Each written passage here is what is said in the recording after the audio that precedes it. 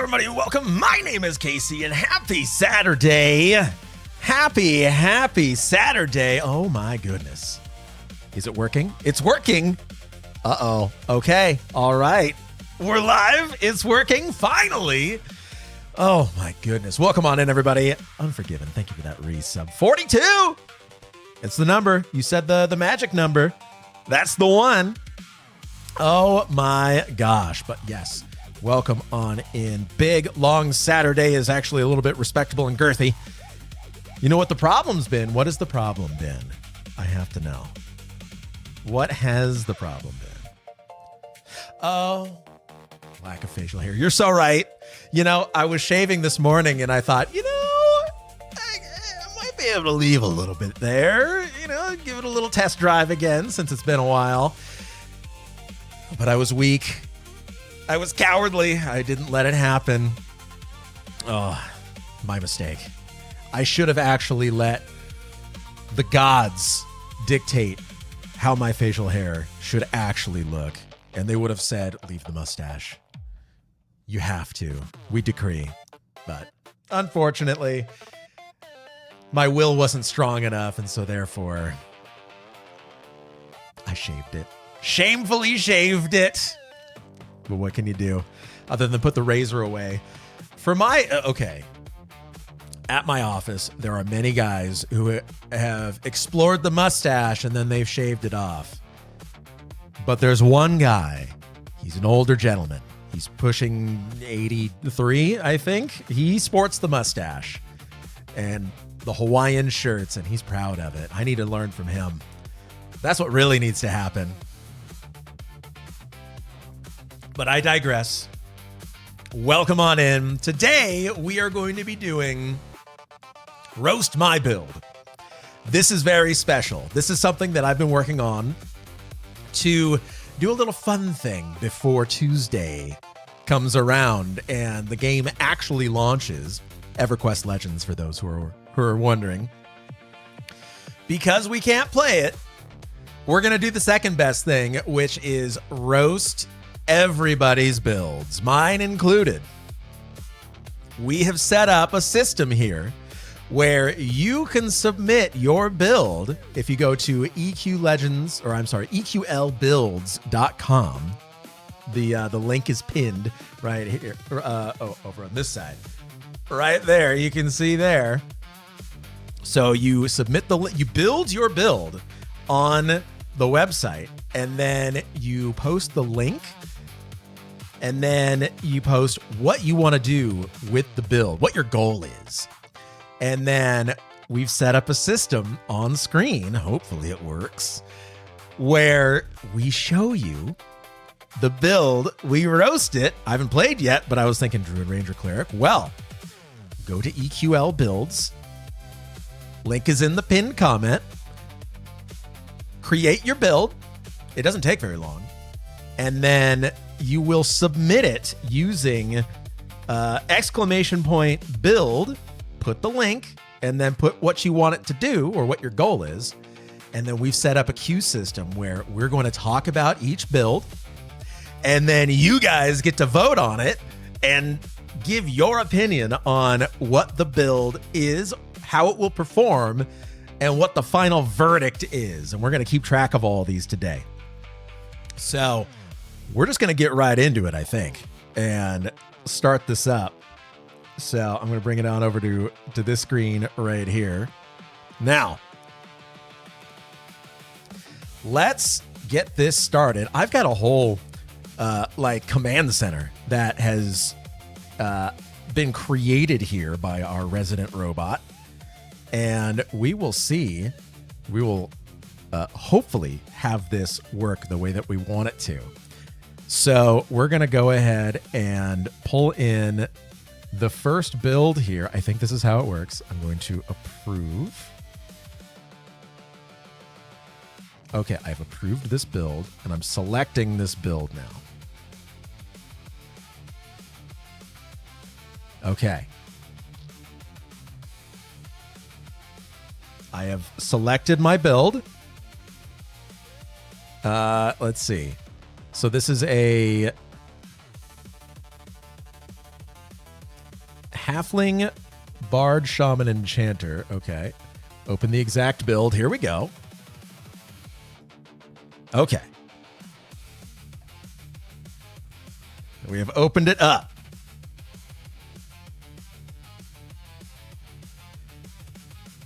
Now, I'm supposed to see this on screen here. We're supposed to see stuff on screen. What am I doing wrong?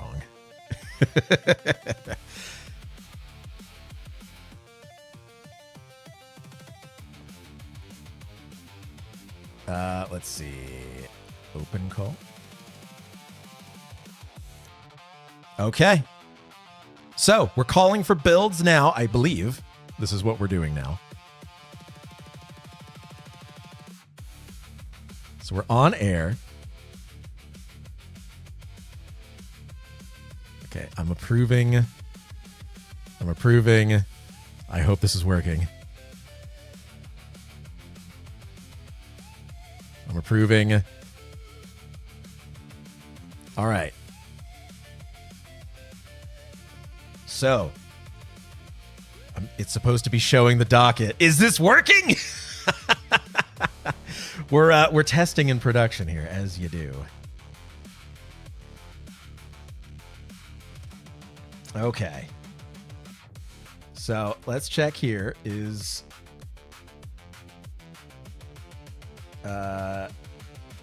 is it? Yeah, build court. You're supposed to be here. There we go. Okay. It wasn't auto updating. So this build is on trial right now. I didn't get to play it. Is it worth it? Yes. Yes, it is worth it. It absolutely is worth it. Love the game. It's so much fun. All right, so we're trying this out here. Let me make sure. Are we getting all of the things that we're supposed to right now? Yes. I'm not seeing the things that... Okay. So the way that you link, I just want to make sure that everybody understands how you're supposed to link. Look at the pinned comment right now, ! Build. And then after that, put your build link from EQLbuilds.com. And then also put your goal, like what do you want it to do? When you do that, it's going to populate in my log here, and then we're going to be able to bring up your builds. That's how it's going to work.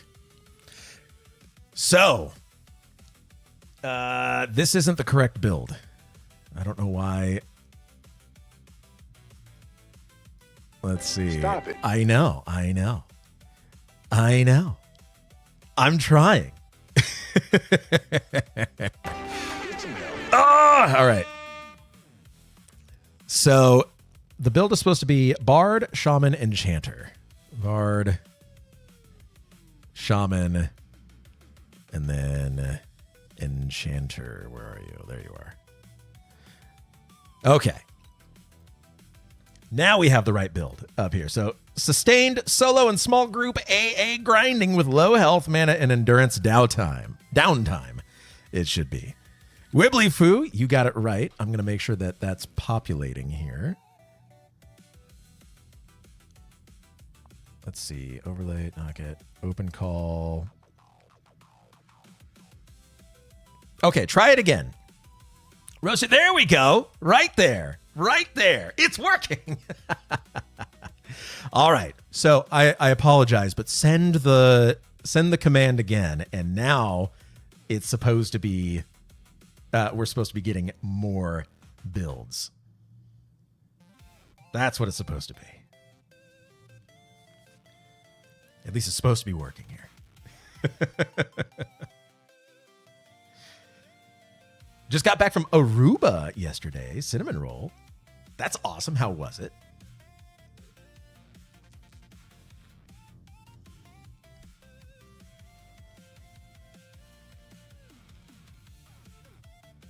Okay, a dot build. Oh, it was a honeymoon. Congratulations, by the way. Congratulations. Take your wife to Secrets Aruba. Highly recommend. Well, heck yeah. I love that.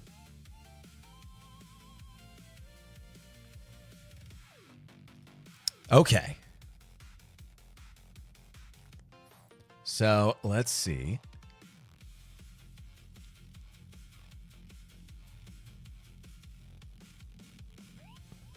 I might have to pull these up myself because I think it's not working the way that it's supposed to here. I apologize. I'm going to complain.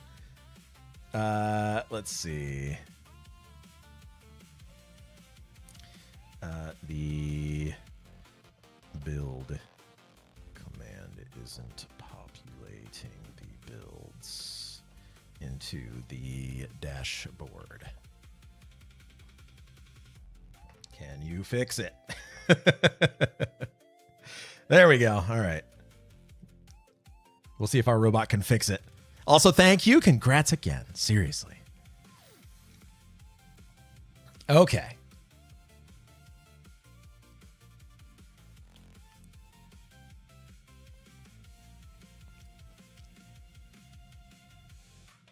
So we're going to show the docket here. All right. So the Infinite Shift. This is a Bard, Shaman, Enchanter build. So, first of all, I love bards. Bards are my jam, and so you can't go wrong with a bard. A bard primary is what I am going to be using, and you just can do so many things with a bard. I love it. I love it so much. You do insane amounts of damage at max level. You do amazing CC. You travel everywhere extremely fast. You have basically every tool in the game at your disposal. Amazing class to start with. You get dual wield. Here, we'll go through it. On the left-hand side here, conveniently. Lots of stuff here. So your recovery is nearly unmatched because your regens, your health and mana regen are insanely good, and they're just constant. Using Symphonic Aura, it is a constant regen that's happening. Your buffs, you can cycle through buffs, and you've got some of the best in the game, especially when it comes to melee. Mana regen, obviously. You've got damage shields, which you can use, but I think there are better options for your 5 Symphonic Auras that you'll be using. Symphonic Aura, for those who don't know, it is a passive way for bards to be able to twist songs infinitely in the background with no input needed from the player. They just run. They're like permanent buffs. And you can swap them out as long as they are in AoE, either buff or debuff. So you can run buffs like your group buffs. ABQSC2, welcome on in. And thank you for that resub. 33 months. Bro. 33 months. Thank you for that. Seriously. Thank you. Absolutely appreciate that. So the buffs are great. The debuffs, so like the AoE dots. Your dot damage as a bard is tremendous. So the AoEs as well as the chance that you do single target. So your control also nearly unmatched. You have your calm line, so you can soothe, you can pacify. Your debuffs are incredibly good.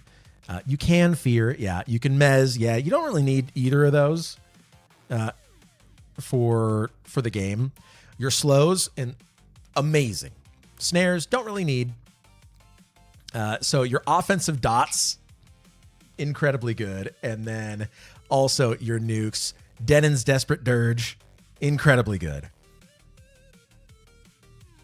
ABQSC2, roast my build. Oh, we will. I'm making sure that our robot is keeping track of these here. Dashboard rejected them because the viewer used build link. Ah, okay.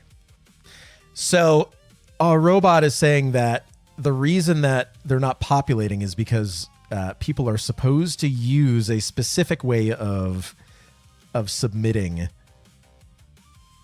And I'll show you here in chat. All right. So it's supposed to look like, well, literally the pinned comment. I don't want to do this because it may screw it up, but exclamation point build space the link to the build space vertical bracket space then what you want to do with the build. So that's why it wasn't working. I'm sorry. The robot is doing what the robot wants here. So that's how you do it. So if you look at the pinned comment, you'll see you can probably copy the format there and then do it. But the robot is also currently looking into how to make it to where you don't have to do that as well.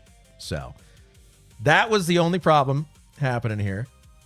And it's fixing it in real time. So back to what we were talking about here. Ah, there we go.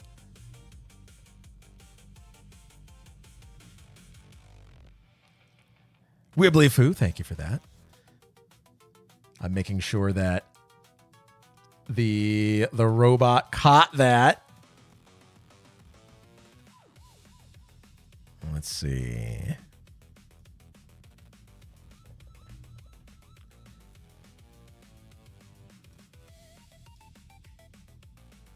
Let's see, robot. Have you caught that?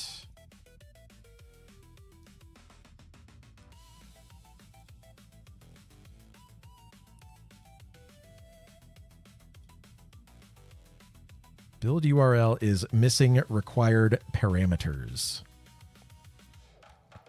All right, well, I will do yours manually.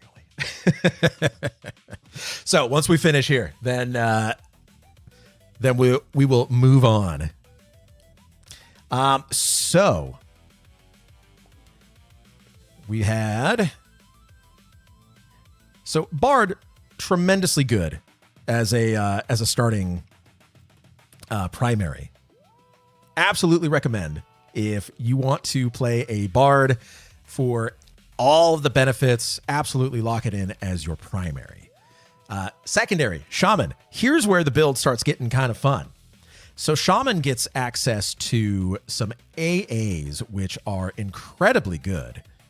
Let's see. Do they have the AAs on here? Where did we put? Is it in skills? No, it's not in the skills. I don't know where they're hiding the AAs here.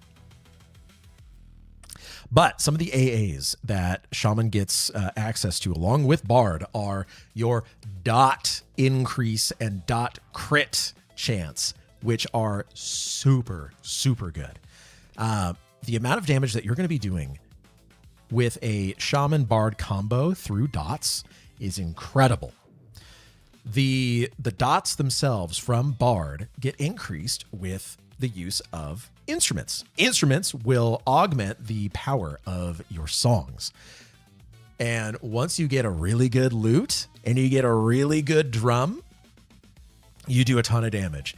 I was critting with my dots, single ticks, for over 200 damage, and those happen every 6 seconds. Now, with a Bard, you have 5 single target dots, and then you can run realistically 2 more AoE dots on top of that. So that's 7 dots running at all times against a single target, 2 of them being AoE, so they're running against all of your targets.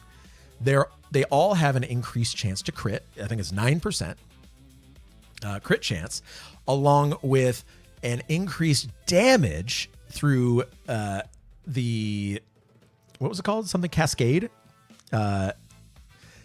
That Destructive Cascade, which increases the crit damage of those dots. So having strictly Bard dots, you have 7 at a time. Add Shaman on top of that. Now, Shaman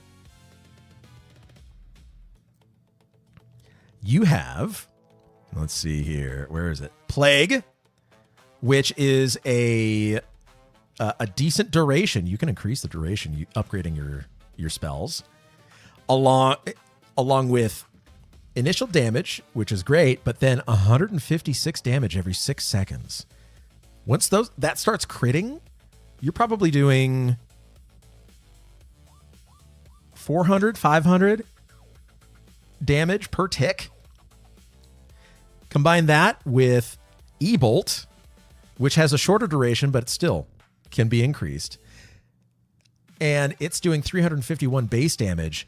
That then increases to 600, 700, just off of crit chance alone. And then you probably increase that to upwards of 900, I think, using that Cascade AA. You open with those two. And then you start your melody on your target.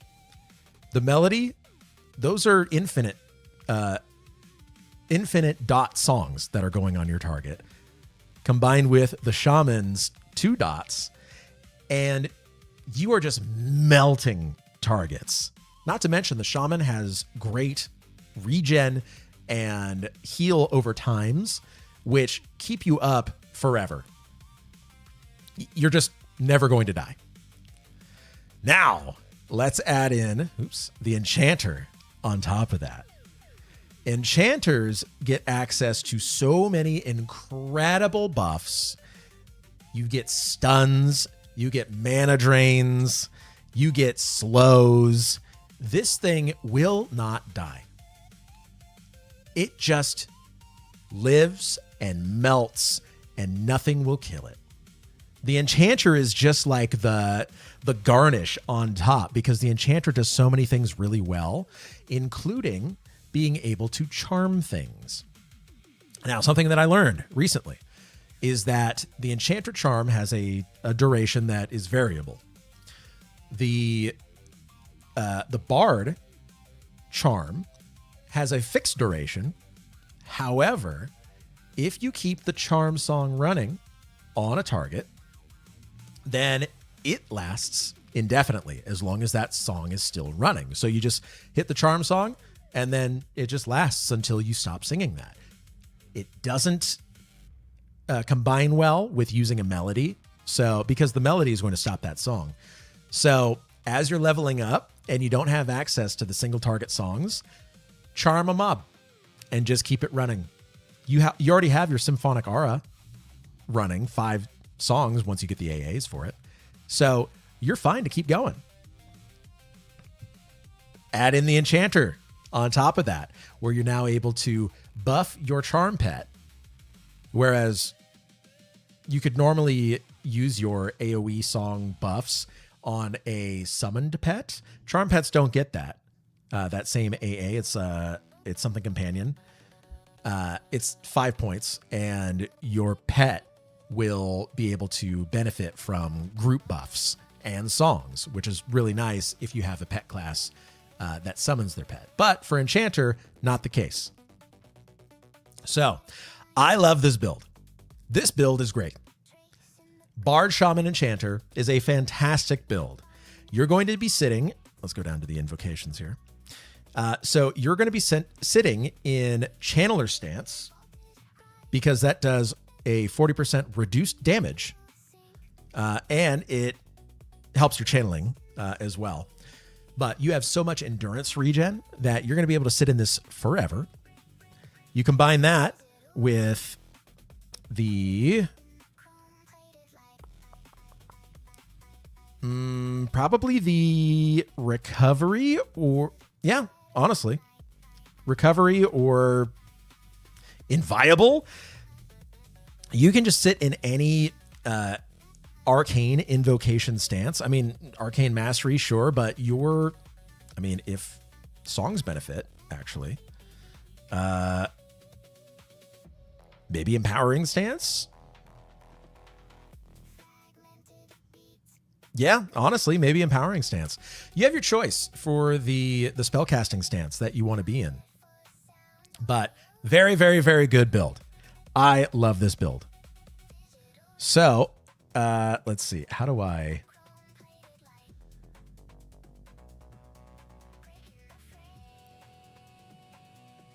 Are we sending the analysis card? All right. Oh, hang on. So, damage. Damage, I'm going to give this a 9. Survival, I'm going to give this a 10. Control, another 10. Support, another 10. Leveling, slow to level. This is kind of slow to level. So, and then synergy. There's a lot of overlap here. So I'm going to give it a 6. So there we go. I love this build. Fantastic build. Now, how do I... Whoop, send analysis card. Yep.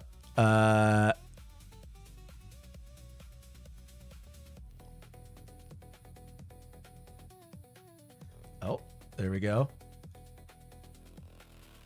Did that work?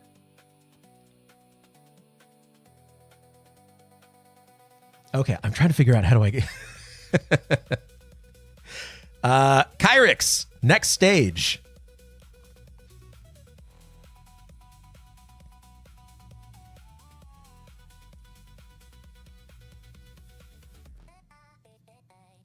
There we go.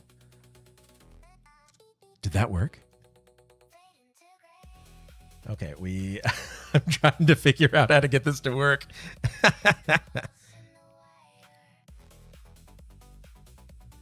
Okay, we're showing the docket. Yeah. Why can't we go to the next stage here?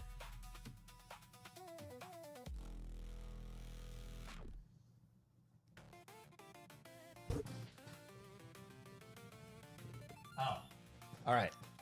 There we go. I figured it out. So,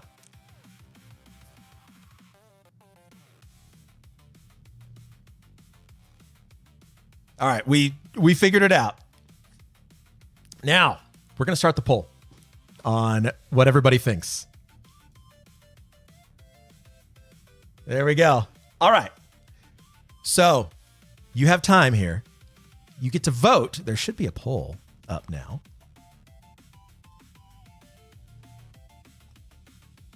Yes, there is. So, there's a poll. It's working. So, you can vote in the poll as to what you think this build is capable of. How well do you think that this build actually performs against the game in general?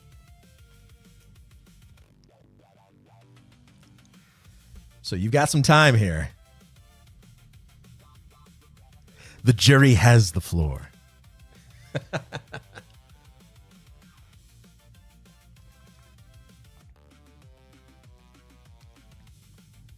So, vote like you mean it.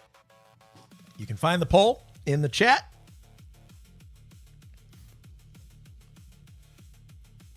And in the meantime, go ahead, just like Wibblyfoo sent, you can submit your builds using that format. So it's !build, put the link, put a space, vertical bracket, another space, and then what your goal for the build is, and then we will judge it.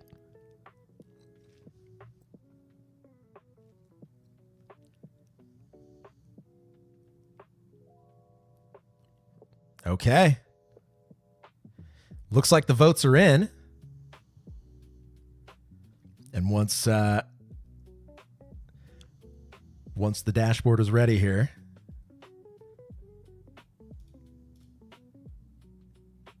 okay. It says it's still polling. All right, come on.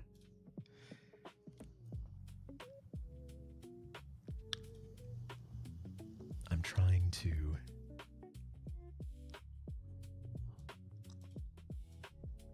Okay. What am I not doing correctly here?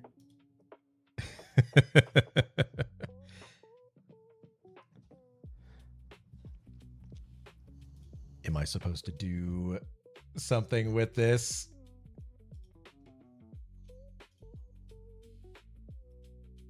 All right. We got the results.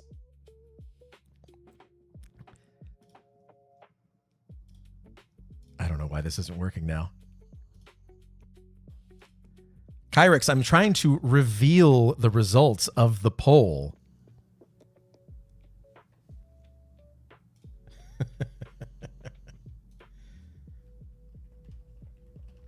I'm talking to our robot here. We're testing in production.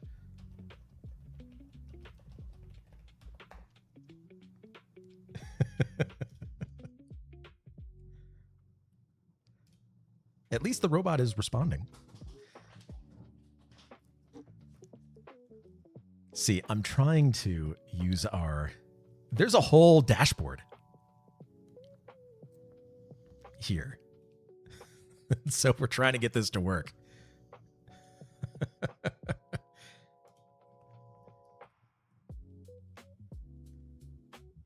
Okay, all right. There are no more buttons.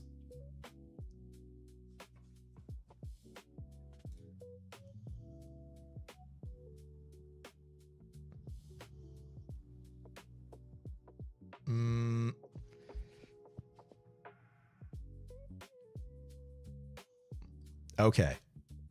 It didn't see that the poll had actually completed, and so we're now waiting on the results here. Technology, isn't it great? I love it. Oh. Oh, there we go. All right.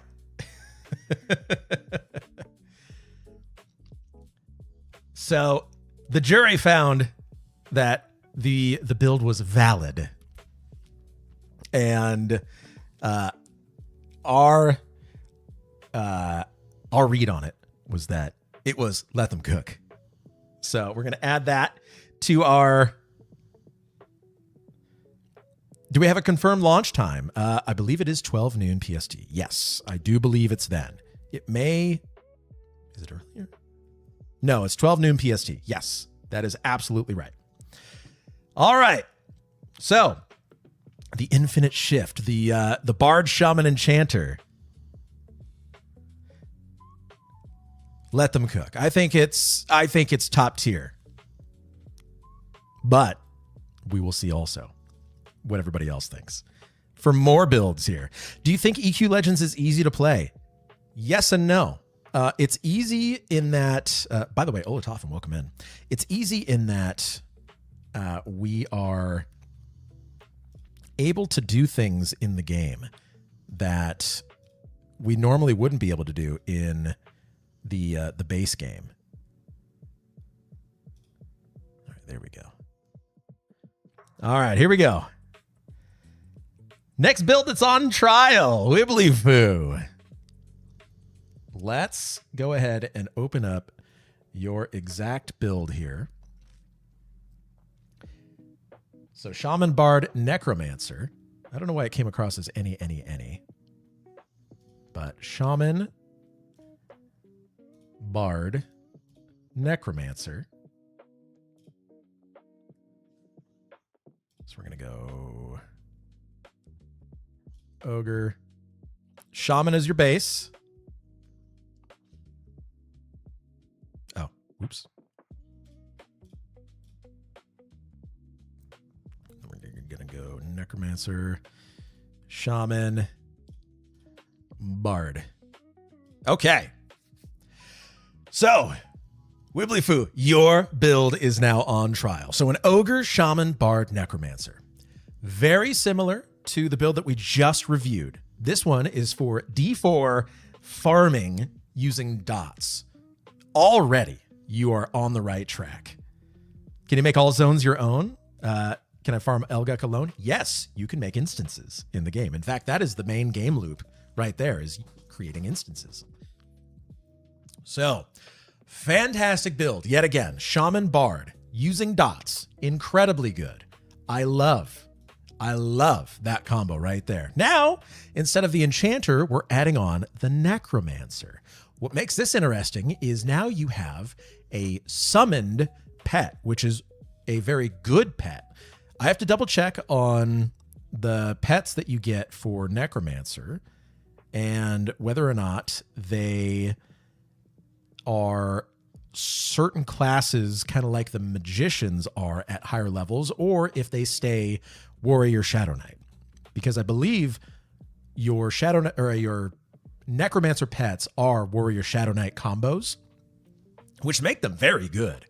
Love them. But if they get a little bit more nuanced, where you have like warrior, monk, warrior, rogue, etc., then it makes it even more fun. But dots. Wibblyfoo, War SK pet until 53 when you get the rogue version. Okay.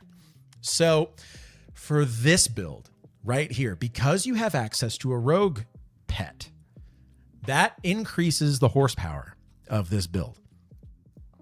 So I'm going to give damage for this one based on dots plus pet. And the pet is going to be benefiting from your bard songs, as well as the shaman survivability. Oh, sorry, 53. Yeah, Kunark. You're right. Okay. So we're going to reduce that then from a 10 to a 9. So this is still 9. So the pet adds in a lot of damage once it gets buffed up and you get good items, which is great. You can add on a lot of items because it is a pet class, and I think Shaman gets access to a couple extra slots. Bard has 4, I think. Or maybe it's 2. 2 pet slots. Can I link a screenshot from beta of dot damage? Yes, absolutely.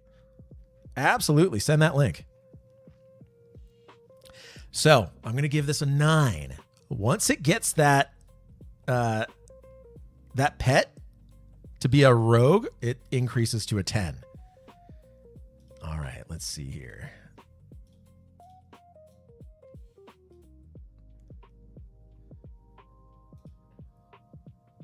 $17.03 from the Envenom Bolt. Oh my goodness. 388 crit. Celo's Chords of Cessation. Odium, 1749. Oh my goodness. These are insane numbers. Okay. All right.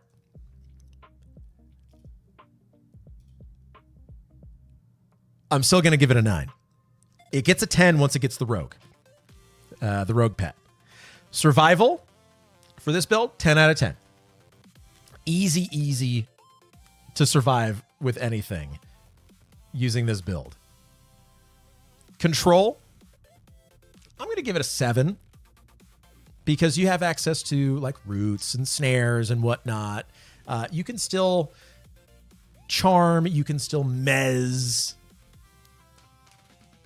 but I'm going to give it a 7 because you're not really using those spells, I'd say. Support, 10 out of 10. Leveling with this build. I think this build is easier to level than our last one, but it's still not like brain off, collect XP. And then synergy for this build, that's going to be, I'm going to say an 8. The synergy here is great. So that's what I'm giving it right there. I think this is also a fantastic build. So absolutely run this. Shaman primary as well. You're going to survive anything no matter what combo you choose. But if this is your final combo right here, it's going to be slow to level. Once you hit 30, then it's just going to start ramping up in speed. So I'm giving this one a let them cook. But you get to choose. Wibblyfoo, you are now on trial. Poll has started. Send in your verdicts. We want to see what you think about it. So that way we can then come to a consensus on what we believe this build can be. I think this one's probably better than the last one in a lot of ways. Necromancer brings a ton of good utility that Enchanter doesn't have access to, but also vice versa. So send in those votes, and we will see what you think. By the way, reminder, if you want your build to be judged, use the !build command. Put the link to your build using EQLbuilds.com, and then put the reason that you're going to be using that build. We changed it so that way you don't have to put the vertical bracket. You can just put anything after the link. But send that in, and we will judge your build. It's going to be very, very fun.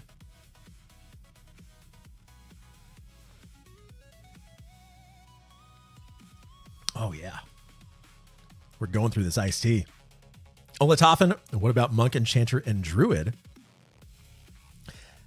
Submit the build, and we will judge it.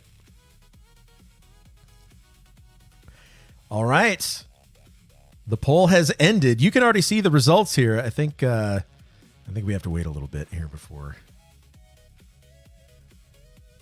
the actual reveal button gets revealed. I'm going to send in a complaint real quick. The reveal button is not when the poll ends. Can you fix that? All right, so we have to wait. It's a split decision.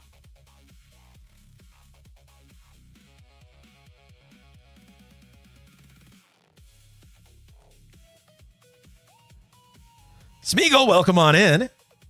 How do we do the build link? Look at the pinned comment. You will do !build.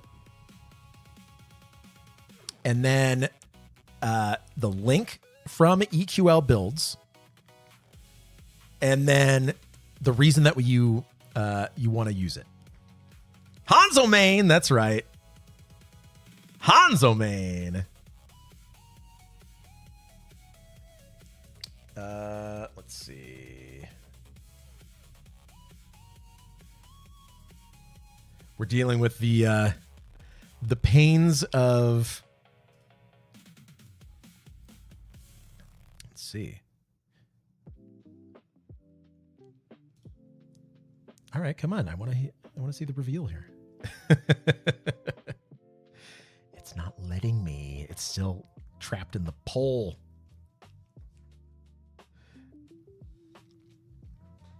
So I can put the link in chat once it's ready. Yes. So it is !build, and then the link, and then the reason that you're going to be playing it. That's how it works. All right. What are you saying here? Validating the JavaScript syntax. Host deck page. Okay. All right. It's almost fixed.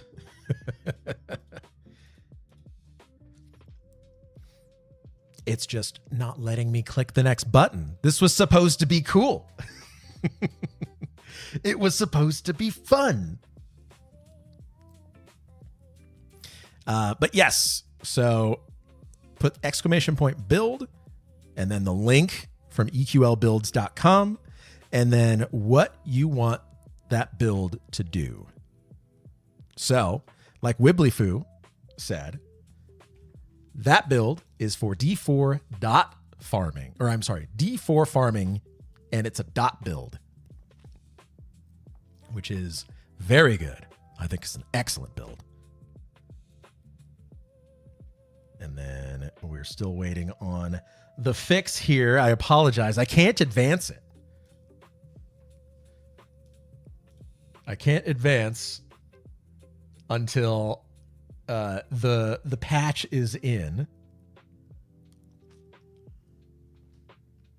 So that way we can add it to our recap and everything.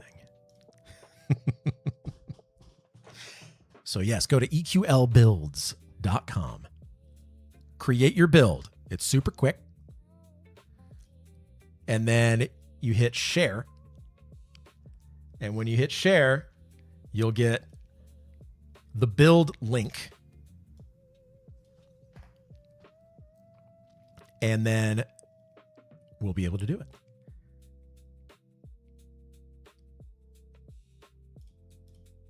Okay. Both leveling an end game because it has a tank. Evasive. Lay on hands. Very nice. Okay. I love it. Aha, here we go. Here's the reveal. Took a minute, but here we go. The sentence.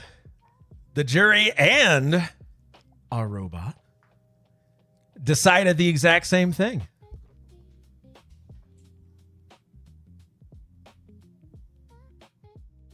So there's really no fatal flaw here. There's really no fix to it. And I guess the strongest feature is still being argued. Oh, I didn't add those in. I need to add those in. So I would say that the best feature of this is going to be the dot damage. There's no fatal flaw with this, and there's no fixing this build. It is just that good. So we're going to add it to our recap. Both very, very good builds. All right. So Smeagol, I don't know why yours didn't populate in here. It should have. So it is already going to the next one. Let me figure out why yours did not submit. Let's see.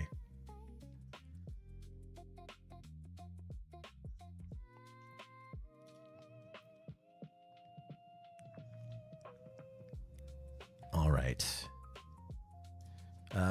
Other people are submitting and they aren't showing up on the host deck. Can you fix that? Okay. Maybe because Ogre can't start as a paladin. We can still do that, and it's fine. I think it's just a matter of the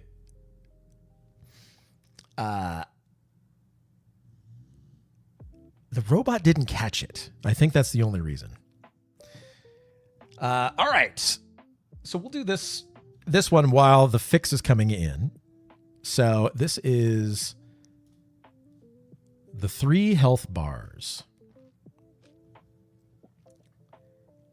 Ogre, Shadow Knight, Shaman, Necromancer. Right. Shaman and Necromancer. This one is quite literally the same as the last one. Except that now you have, instead of a bard, you're using a shaman and necromancer for your hard casting spells. And then this is supposed to be a Shadow Knight. Thank you. There we go. And then Shadow Knight as your primary. Shadow Knight as a primary is totally fine. I enjoy Shadow Knight quite a lot because you have access to Spellblade invocation. The way that I play a Shadow Knight is by keeping a life tap on your first spell. So that way, when using Spellblade invocation, you're able to then proc that first spell slot, which is super cool. You can use that for a lot of different spells, as long as the recast time and the recovery time, there's interplay there. And what was the exact thing? Let's see. Spellblade invocation treats the first spell gem slot as a proc that consumes both mana and endurance on activation. 40% of the spell's mana cost is paid as mana and 20% as endurance. The spell must have a reuse time less than or equal to its cast time. So, normally you'll do nukes, life taps, heals, stuns, lots of stuff. is available for Spellblade Invocation. It's a tremendously good invocation to use and something that you should consider when building. Spellblade Invocation is available to Shadow Knight, Paladin, Ranger, and Beast Lord. So if you have one of those, you have access to proccing your first spell slot. Incredibly useful. So as far as damage, this one, I'm going to give damage. If you're going for dots, we're going to go, again, a 9 out of 10 on damage. It's incredibly good. Survival, 10 out of 10. Control, you don't really need control with this one. So I'm going to give it a 5. There's no real control here, which is fine. Support, I'm giving this an 8. Forgot to mention mana regen and illusions, access to all towns. That's very true. Leveling. Shadow Knight allows this to level a little bit more quickly. However, it's still slow. It still only takes off. Like Shadow Knight comes online at level 15. That's when you get access to Vampiric Embrace. And then your level, I think it's 19, Life Tab.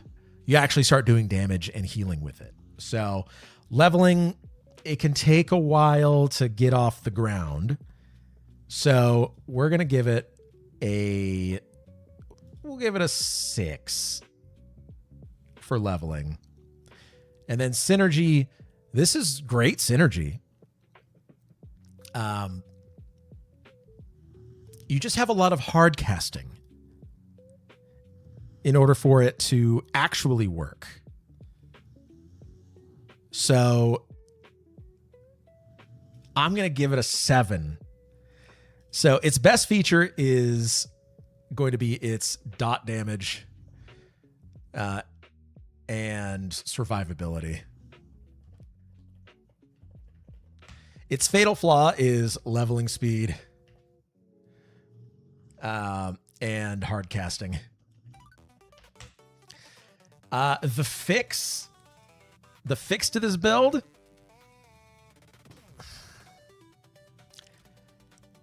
you can't fix the leveling speed, but once you get up in level, your damage just starts going crazy. So I'm going to say it's going to be AA investment and spell upgrades.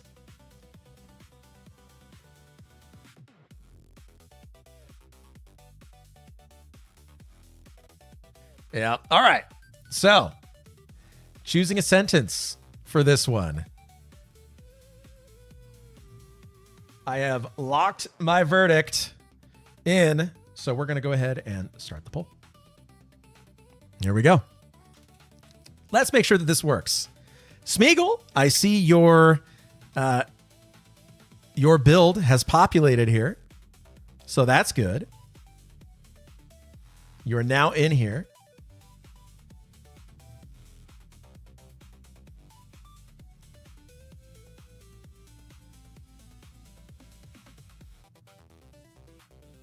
Okay.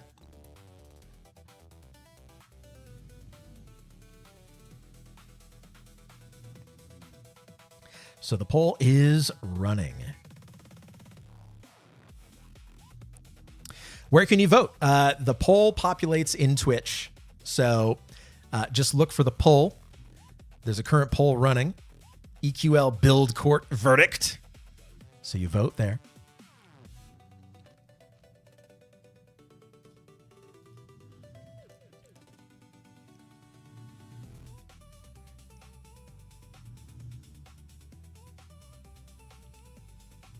Oh, there we go.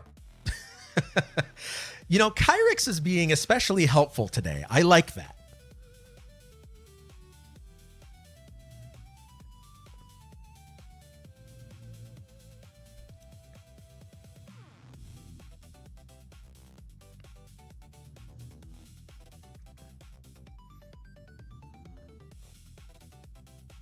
Oh.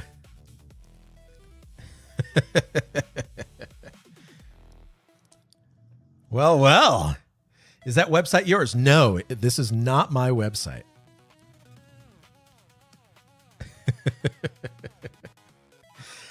All right. The votes are in. Verdict pending? No.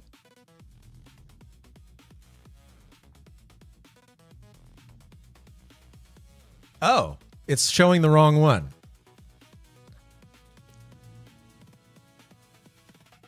It's literally showing the wrong one. Well, okay. The verdict is in, and the sentence, sorry, for the 3 health bars is actually Tuesday reroll. So, I think that one actually.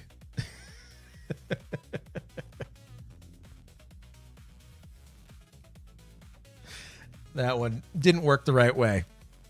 Ziathan, welcome on in. Thank you for your submission. We're going to approve that one. You've been added to the queue. All right. Smeagol, you're up. So,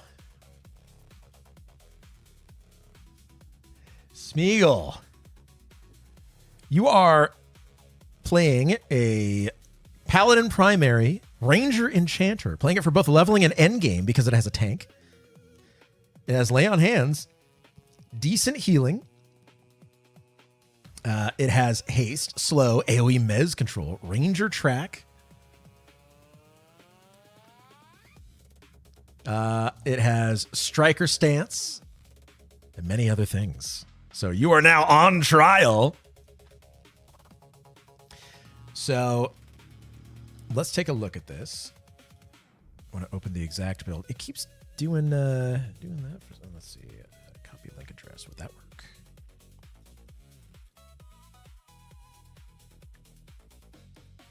Huh. It keeps defaulting to the wrong thing.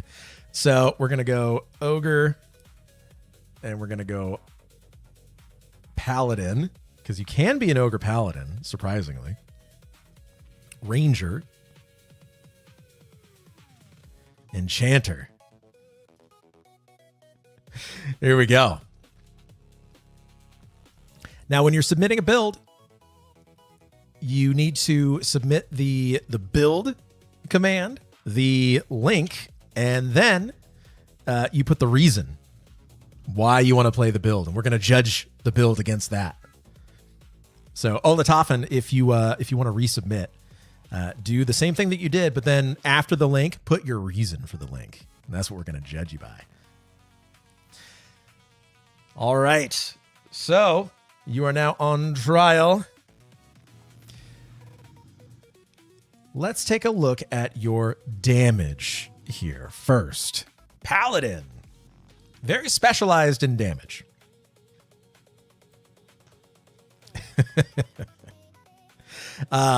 So Paladin is first and foremost going to be a great damage dealer against undead. When it gets that along with Smite, which is an extra automatic, well, you can make it automatic, ability that does weapon damage, increasing with your level, which then decreases the recast time of your Lay on Hands ability. Very, very good. But specifically against undead. Now, you add Ranger on top of that. Now you've got dual wield. Kyrex, you're being a little bit too chatty. I don't think that you understand that I'm not talking to you right now. So you add in Ranger, which is dual wield, triple attack, and then gets innate attack power and strike through AAs, which automatically upgrade as you level up. I think it tops out at 10% strike through and 10% extra attack power on top of it. And you get proc abilities on top of that. Plus snare, plus root, plus you can have ranged if you want, if you have a really good ranged weapon. There are people, 30%, there we go. There are people out there who say that they were critting with bow and arrow for 8,000 plus damage. That's a lot. That's an incredible amount. I don't know if there's interplay with the undead AA that paladins get, where they're able to smite undead, or I forget what it's called. Destroy undead.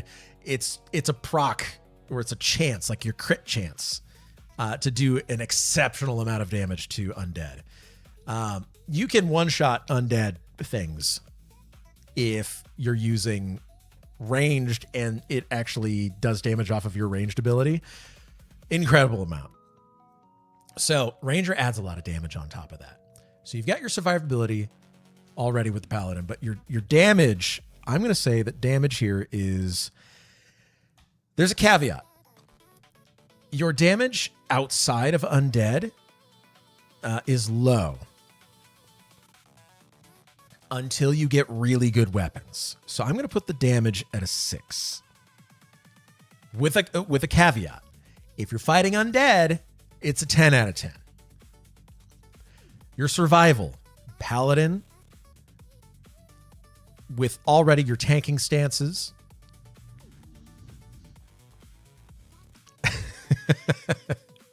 Kyrix, I'm not talking to you right now, but I will be talking to you later. So, survivability, Paladin, tanking stance, plus heals, lay on hands. You're very good. Add on Enchanter on top of that with slows. I'm going to say that your survivability is actually an 8.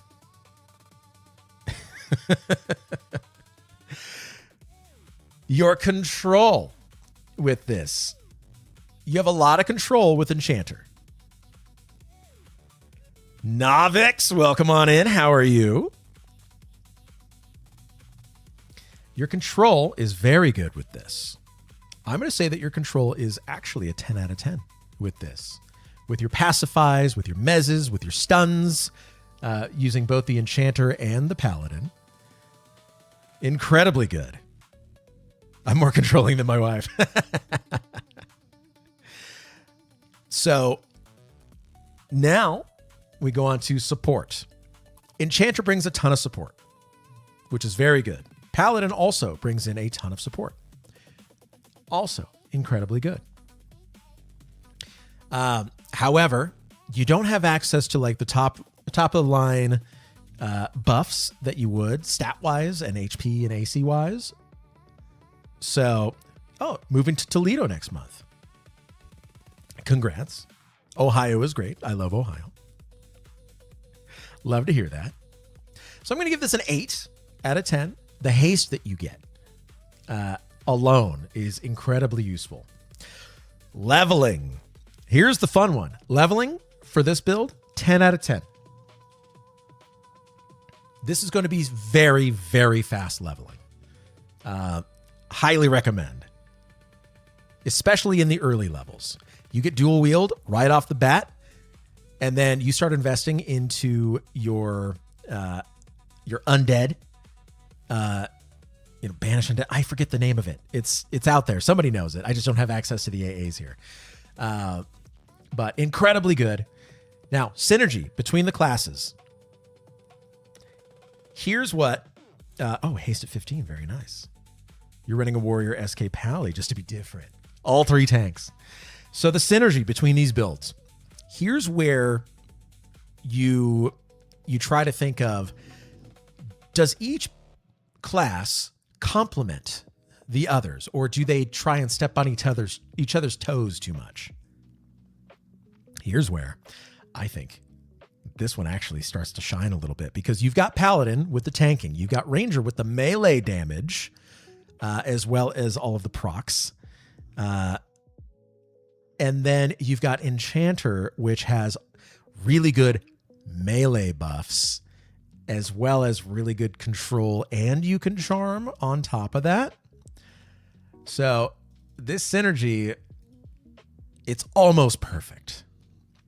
So we're going to give that one a 9 out of 10. So the best feature of this, hands down, undead killing horsepower. The fatal flaw with this one, it is what its best feature is as well. The fatal flaw with this is you're pigeonholed into undead. Pigeonholed into undead. And then the fix for it is going to be stay in undead zones. So that's what we're thinking.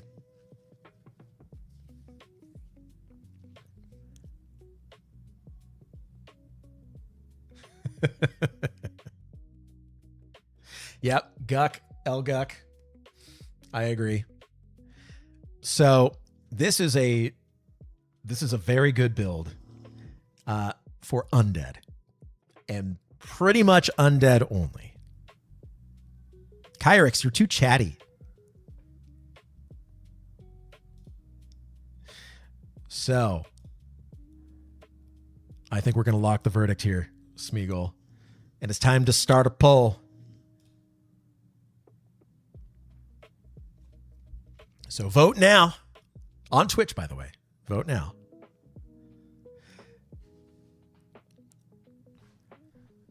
I'm going to...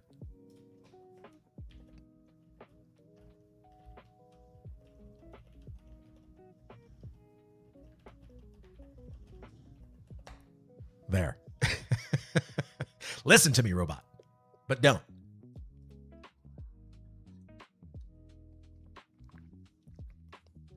All right, so submit your votes. We're going to bring down the Smeagol verdict.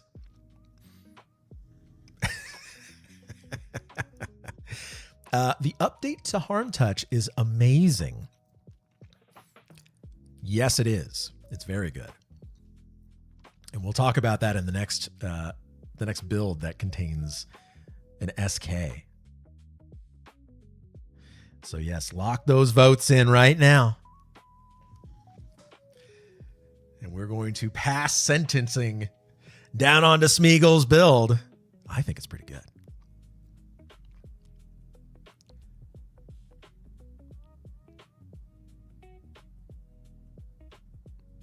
Also heard that enchanters are getting permanent charm AAs. Ooh.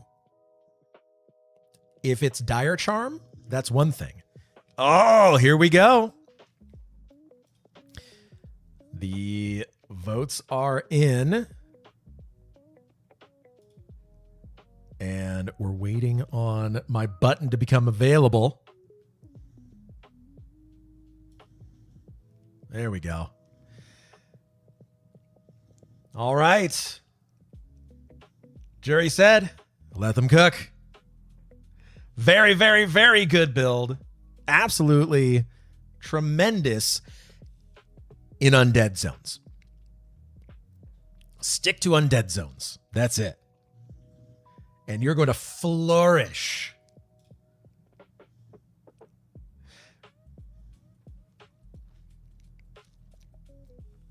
I think it's not permanent. It's unbreakable. So if it's a 5-minute charm, it will last, 5 minutes. Ah, so that's how that works.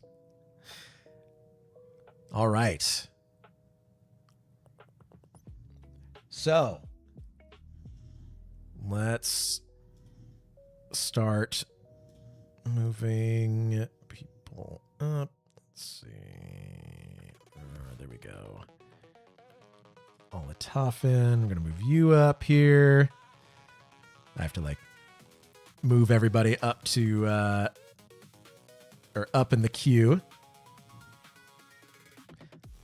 There we go. All right. Zyathan, you're next. And I'm going to approve everybody else here.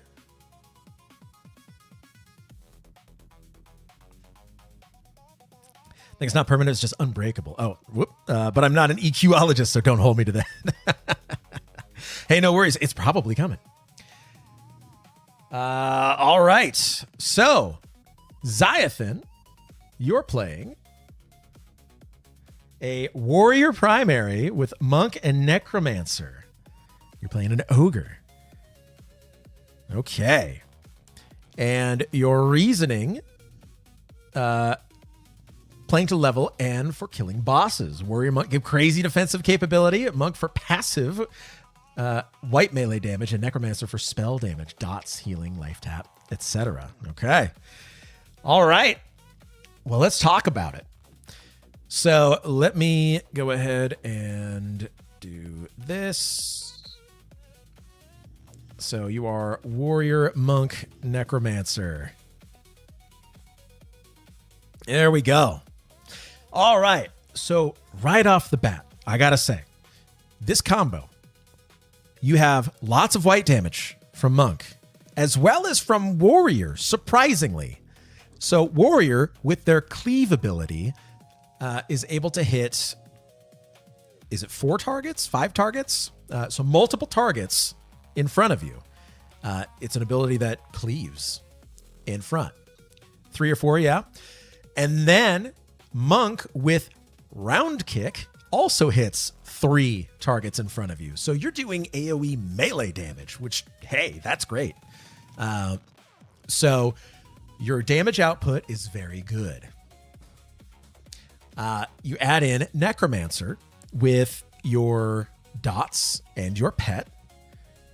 Like we said earlier, the rogue pet comes at level 53, so we're not going to get it until Canarch, and that's fine. But you're still outputting lots and lots of consistent damage. That's the key here. This is the consistency king. So while you are doing all of this consistent damage, you have the Necromancer gets access to Vampiric Embrace. So you're hitting fast, often, because of dual wield. Unless you want to use a two-hander, which I don't really see a reason to use a two-hander as this build. You want two good proccing weapons. Dual wield for sure. Yeah, I agree. So you're proccing Vampiric Embrace, which is great. You can hardcast your life taps if you want to, but here's the fun part. Warrior gets really good health regen. Going to lurk? I'm at work now. This is an enjoyable listen. Novix, I appreciate you being here, and lurk away. So Warrior gets really good passive regen. Second Wind or something that it's called. You unlock it at 1% health regen per 6 seconds. When your HP pool is super high, is a crazy amount. You combine that with unyielding. Kayla, love you, boo. Love you too. With unyielding invocation means that you are regenning health extremely fast. So unyielding. Health regen, excluding out of combat bonus regen, is doubled with a 25% resistance increase to loss of control from Fear, Mez, and Charm. So you're getting a doubled regen. That means 2% from that Warrior second wind. So you're regenning like crazy. Monk gets Mend. They get an improved Mend. It's basically a lay on hands with a shorter cooldown once you level it up. Super good. It's just available all the time. So your survivability is very good. But let's talk about damage. Consistent white damage plus dots plus pet. You're a consistency king. The only problem is that the amount of damage that you're doing is going to be very dependent on your weapons. Also, hard casting. So you do a lot of AoE damage through white damage. You don't do a lot of AoE damage otherwise, which is fine. Not a lot of classes do. So it's consistent white damage plus some consistent dots, but you're not doing a ton. So I'm going to give their damage a 7. Jason, welcome on in. Juggling inversion and unyielding will be important. Very true. Very true. So I don't think that this one's going to suffer from mana issues, though, is the thing, because you've got your Necromancer Lich line and you're regenning your health like crazy. So it's not going to be a mana thing too much.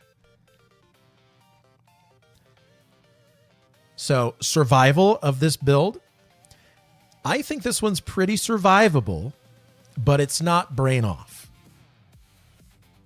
I am going to give this one a 7 on survivability. Control. You don't have a ton of control with this build in that you can't mez your a bunch of ads. You're not stunning a bunch of ads. You can just exit combat whenever you want through feigned death. So I'm going to give control 5. It's not terrible, but it's not super advanced. Support for this one, there's not a whole lot of support. This is very much a buffs are built in. So you're not really enhancing anybody else. It's very just me, and that's fine. Because, Necromancer doesn't buff anybody but itself. Monk relies on its own stats and its own skills. Warrior, same deal. So, support, I'm going to give this a 3 on support. Leveling. This one is going to level very quickly, very early on. But then it's probably going to slow down in the upper levels. So, it's front-loaded. I'm going to give it a 7 on that. Now, the synergy. This one gets a 9 on the synergy because all 3 classes are doing 3 different things very well, but then they complement each other very well on top of that. So, like the warrior and the monk defensives, you get access to parry, block. Let's see, where are my defensives here?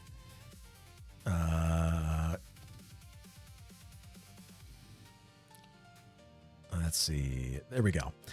So, warrior gets blocked too. Never mind. So warrior brings all of the defensives anyway, but monk on top of that too, and is just better at it. I think there are higher skill caps anyway, so you're fine there.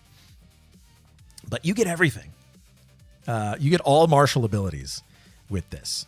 So its best feature, consistent white damage.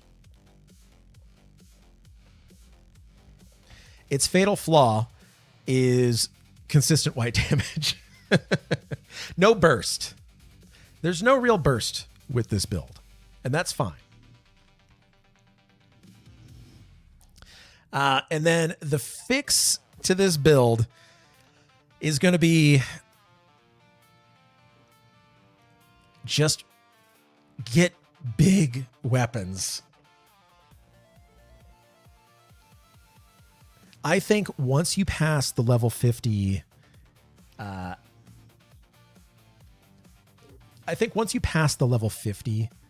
threshold here, and we start getting bigger and badder weapons and gear, the marshals are going to start taking over, especially in Kunark and Velius. But for now, you're kind of limited. Not a big obstacle, just worth noting though. Yeah, those dots and tabs take a long time without inversion. Very true. Alternatively, I'm considering Shaman instead of Necromancer. Just feel that Shaman is too strong and going to be everywhere. True. Also true. Nines! Welcome in. Cool. All right. So, I think this is a good build. It's not a great build. It will be a great build in Velius or later. But for now, it's not a good build. Or I'm sorry, not a great build. It's a good build. Josh Williamson, welcome on in. How are you? What is this for? We are judging everybody's build submissions. So, we're already locking a robot verdict in here, and it's time. It's time. Jury, submit your verdict as well.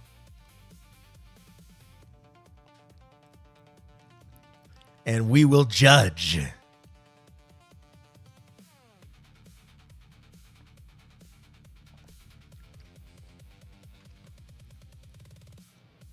That link is not working for others in the pinned comment. Is it not? It should just be EQLbuilds.com. So hopefully that works. And that's how you submit. !build. And then put the link to the build. And then you get entered into the queue here. And we will judge your builds. So, !build, put the link to the build, and then the reason that you think that your build is good. Copium overdose, that's right. The site can't provide a secure connection. Must be on my end somehow. Uh-oh. EQLbuilds.com is what we're looking at.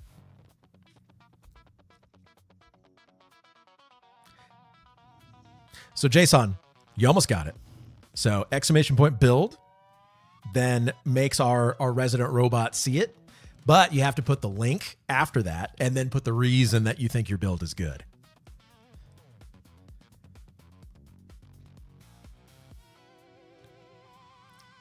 And then it gets put into my queue here, which seems to be working pretty well, I gotta say.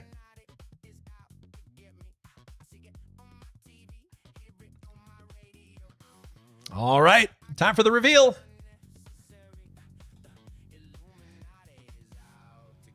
There it is. The sentence has been handed down. It's a valid build. This is a great way to pass time until EQL servers go live. Having some major withdrawals. I know, right? That's why I wanted to do this. Like, okay, all right. You know, we can all kind of talk about things because that's what you do. Like when you were in school, like I know I did this when I was in school when EverQuest first came out. Or I guess it was out for a little while. But we just talked about it on the bus and like in between classes and stuff. That's what you did. 3 more days can't come soon enough. I know. All right, Zyathan, your build is valid. It's valid and it's only going to get better once the expansions come out. So far we've got 2 let them cook builds. One was a preceded one. And then we got 3 valid builds so far.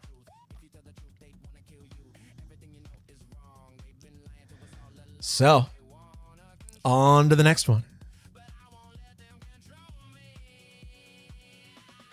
Fanar, you are next. Let's see. 9s. Yeah, that's that is the correct way to do that. I don't know why I didn't populate though. Let's see. Let me refresh here.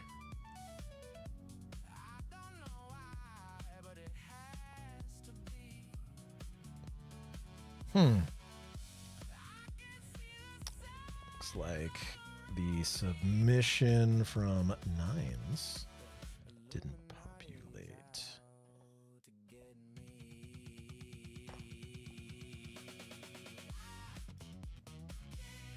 All right. We're having the robot fix it. Ooh. Yeah, Ranger and Monk. Those are tough ones. Zimmy Cakes, yours is in the queue, yes. So right now we've got Fanar, Aldertoffen, and Zimmy Cakes in queue. And I'm having our robot figure out why it wasn't populating. Let's see. Yeah, it's looking at you, 9s. It's figuring you out. You better have deleted your search history. All right, Fanar. Let's bring you up here. So you are playing a barbarian. Bot ain't cool enough. That's right. A warrior primary. And then necromancer and druid. Here we go. All right, where's necromancer? Where'd you go? Oh, you're over there. So we're going to put Druid, and then Necromancer here. Okay. So let's start from the top. Damage. Let's look at the damage because it just seems like an interesting play style. We're going to go through it. So, Warrior, Necro, Druid. You've got tank, you've got pet/dot, and you've got heals and decent direct damage and dots. And utility as well. Damage on this build. It's going to ramp up real good at max level. Your Necromancer and Druid dots are going to go crazy. Your Druid direct damage is also going to be very good. And the Warrior providing at least some melee is going to be good as well. So damage on this build, we're going to go 8. Survival. You've got plenty of heals. You've got some decent buffs as well coming from the Druid. And you've got Warrior sitting in defensive stance. That's good. It's not excellent, though. It's not an excellent survivability. It takes a lot of babysitting. So I'm going to say that it's going to be a 7 on the survivability scale. Control, root, snare. A short mez. Not a ton. So control, we're going to go 5. You can root and then back up if you have to. Braxis Muse, welcome on in. Appreciate you coming on in here. Yours didn't populate either, and I'm wondering why not. Let's see. Because the current link used the valid site sentinel, but it was using an any race. I see.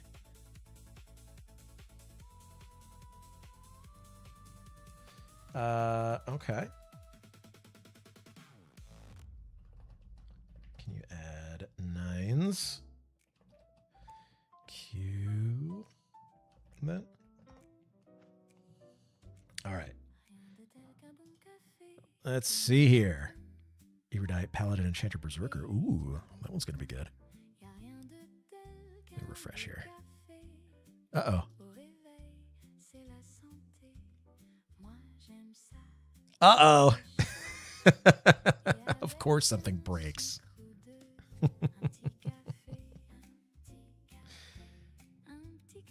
Let me see here.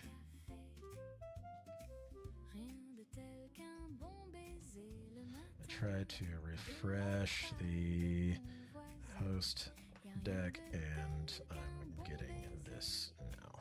Uh-oh. Hey, Smeagol, thank you for that follow. Absolutely appreciate that. We're dealing with some technical difficulties at the moment because we were trying to refresh the host deck here. Buildcourt Restart rotated its local control token, so your refresh tab still has the old token. I'm opening a new host deck tab. Current local token now. Okay. All right, it's opening the deck again here. Give me just a moment. You try to do something cool. You try to do something fun. Where's the automated opening? Aha! There we go. There we go. All right, 9s is in here. JSON is in here.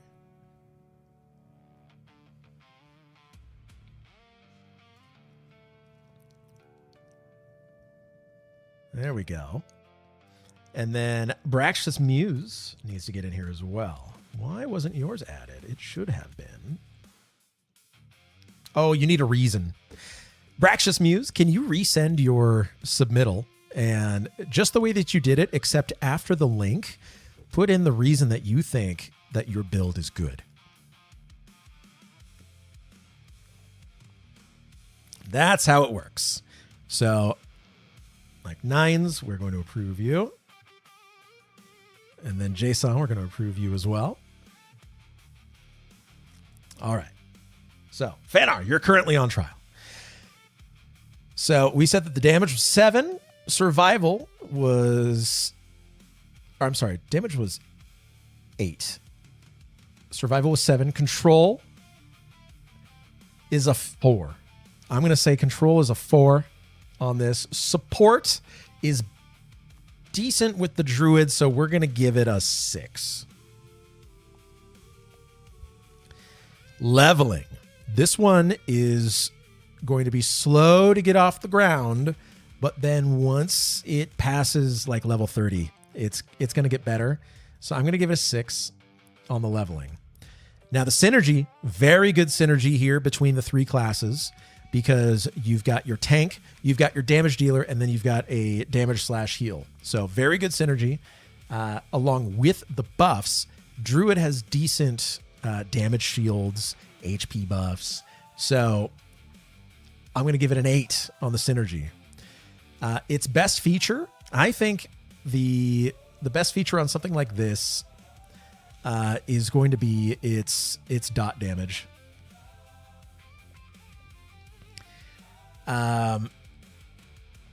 Its fatal flaw really is... It takes a lot of babysitting. And then the fix to this build, get to max level, honestly. Get to max level, get your AAs, get all the AAs, and then the build is actually going to shine. So that's what I'm thinking for this build, Fanar. And so again, I think it's a valid build at max level. But we'll see what you guys decide. The polls are open. Go ahead and vote now. We'll figure out what everybody thinks of this build. And if it's able to actually perform the way that we think. Just seems like an interesting play style. There we go, Braxius. We got you in there. Very nice. So, get your votes in. We are going to see what everybody thinks about this build right now. Warrior, Necromancer, Druid.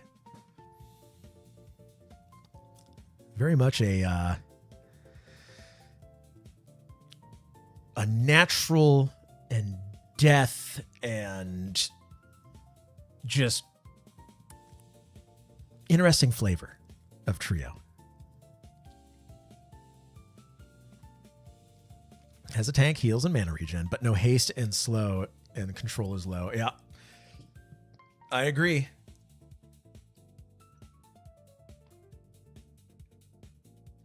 That's where that babysitting comes in. Because if there's no slow, you're having to heal yourself quite a bit.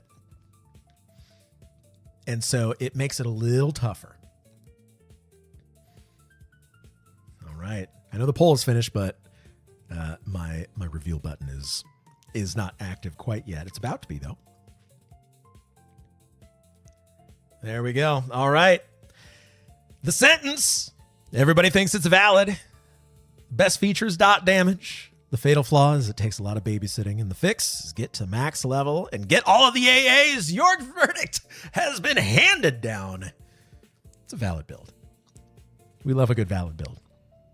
So good job, Fanar. Love it. All right. Braxius, we have approved your submission. All right. Next up. Alphablue. Love the results. Yes. All right. Alphablue. A halfling monk enchanter druid. Playing to level and killing beast mob bosses. Thinking about tanking with Monk, Charm and Slow with Enchanter, and Heals with Druid. May change Druid for Cleric. All right, let's start taking a look. So, first of all, let's change this to Halfling, Monk. I know it's saying that. Monk, Enchanter, Druid. All right.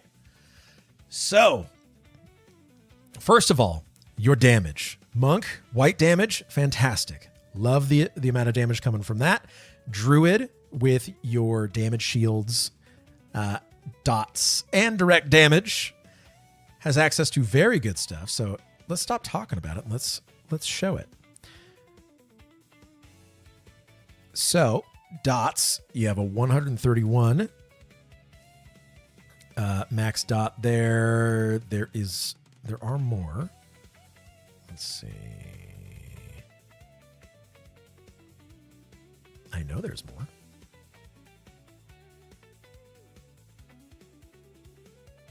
Is that literally it? Just Vengeance of the Wild? I thought that there were more dots.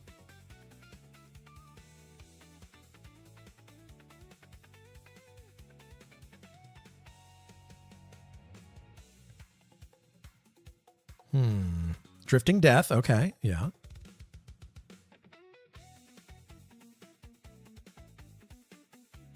And there's like Immolate? Fixation of Row. No. Is Immolate not in there? Huh. Drones of Doom. Yeah. Drifting and Wild should stack. Yeah, they should stack. But so you get a couple of dots. You've got some really good support as well, but we're talking about damage. So the Monk white damage, the Druid direct damage on top of it. So you will have to kind of hard cast quite a bit. And then we've got Enchanter Charming. Now the charms are going to be kind of the second half of your damage. Your white damage is going to be most of your outgoing, and then the charm damage is going to be your second half, which can be very, very good. But if you don't have anything to charm, then it's going to be a lot tougher. So this is very dependent on where you're going to be hunting. And especially with trying to kill bosses, you better hope that there's something to charm. Otherwise, the boss killing is going to be kind of tough. I'm going to give this a 5 on damage. Survivability. Monk is decent. There's always something. That's right. That's why this is fun. There's always something. So survivability. I mean, I guess there's always something to charm as well. But if it's too low of a level, it's not really going to do a whole lot. You know, like Master Yale, or going up to Sky. Oh, Enchanter Pet. That's true. Enchanter Pet is decent. It's a warrior paladin, I think, right? Good point. So that falls into more of the survivability because it'll try to heal you, which is actually pretty cool. So survivability, this one, again, it's good. It's not brain off. It has a lot of options to stay alive, but it's all active. And so it takes babysitting. So I will give it a 7 on survivability. It's not going to fall over, but you have to really pay attention and you have to really set stuff up. Control. You can't get active gameplay as negative. There can be situations where you are getting out DPS'd and you will fall over. So it can be very difficult to survive in situations where you can't mez the thing. You can't set stuff up beforehand and you have to just go in and fight. So it doesn't just survive automatically. There are certain builds where your survival is a 10 out of 10. You survive automatically. It's like you can't die. This one, you're having to choose between healing yourself and doing damage, and eventually you're either going to keel over or the boss will. One of the two. Enchanter can mez, which can help with Feign Death. Very true. Control on this one. It's a 10 out of 10. Land your slow. And then it has access to all the other things as well. Mez, Charm, Snare, Root. So it's very good. Support, 10 out of 10.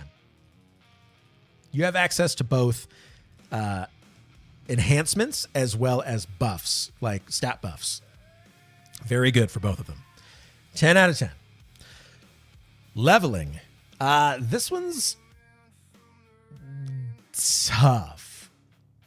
So early on, you're leaning on Monk.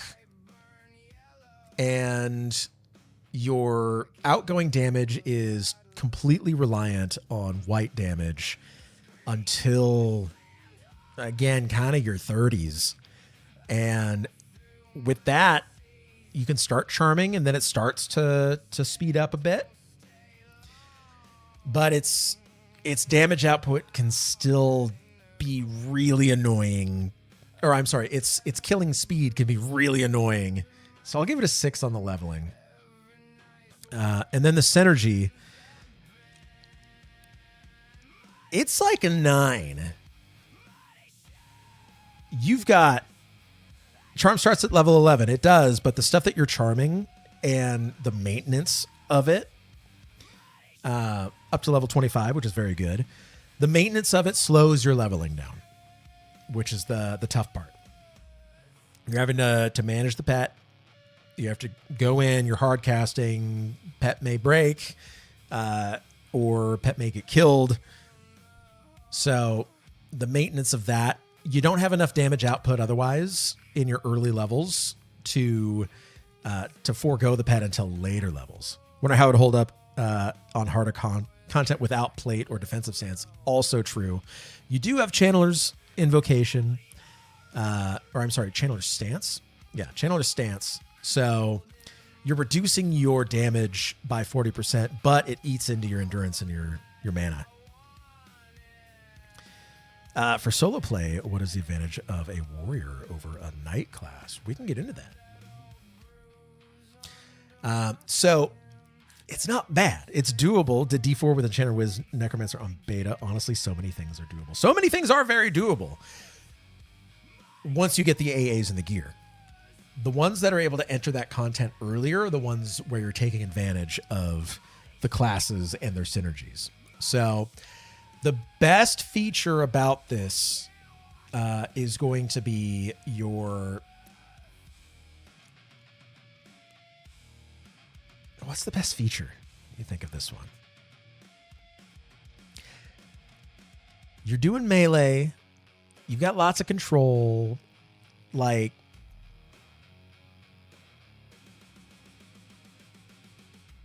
Damage shield can help on Monk. It can. It definitely can. It's not doing damage. I think this becomes more of a pet wielder, charm pet wielder, with supportive Monk ability. You are a Beast Lord plus. That's what you are. I figured it out. You're a Beast Lord plus. So it's pet usage is going to be its best feature. It's Beast Lord plus. So the fatal flaw here is just its outgoing damage without the pet. And then the fix is, again, get your AAs and get a badass pet. So here we go. That's what I'm thinking right there. It's really good at control and support, and its synergy is very good. when you fall into what it's going to do well, which is going to be charming a pet. So we're going to go ahead and lock a verdict in here. It's time. We're going to start this poll. Time for everybody to vote on this one. What do you think of Olitoffin's Monk, Enchanter, Druid combo here? I've talked about it, but you get to have your voice heard. What do you think?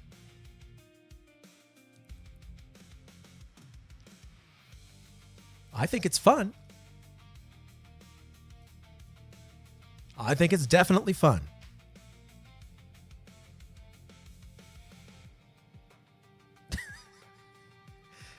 Kyrix, what are the best pizza toppings that you think should belong on a pizza?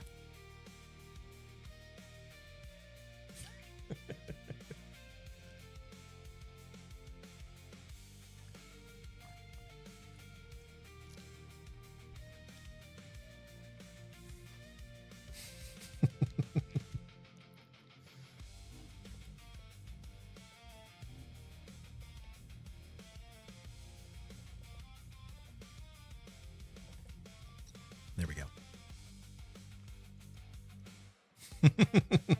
Good question, Zimmy Cakes.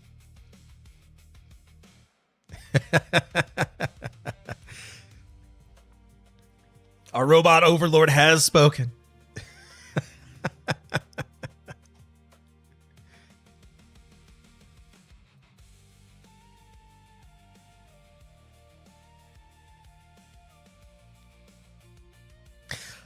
Alpha, what's your trio, by the way? We'll do my trio later. I'm still deciding between two things, and I will describe them later. Yep. I mean, that's correct. That is correct.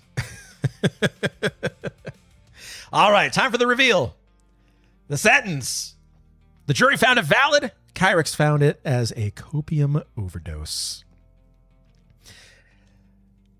Olitoffin, we have spoken. And that is your sentence. Valid and copium overdose. We're going to go ahead and add that here. That is the verdict. So well done. All right. Tarbers, we got yours. You're actually higher in the queue than that.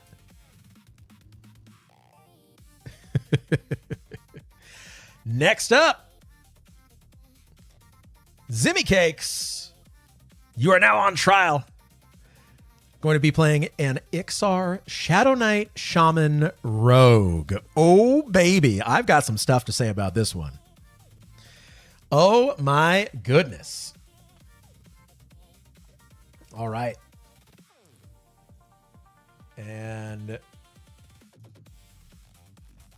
I actually have to make an adjustment here.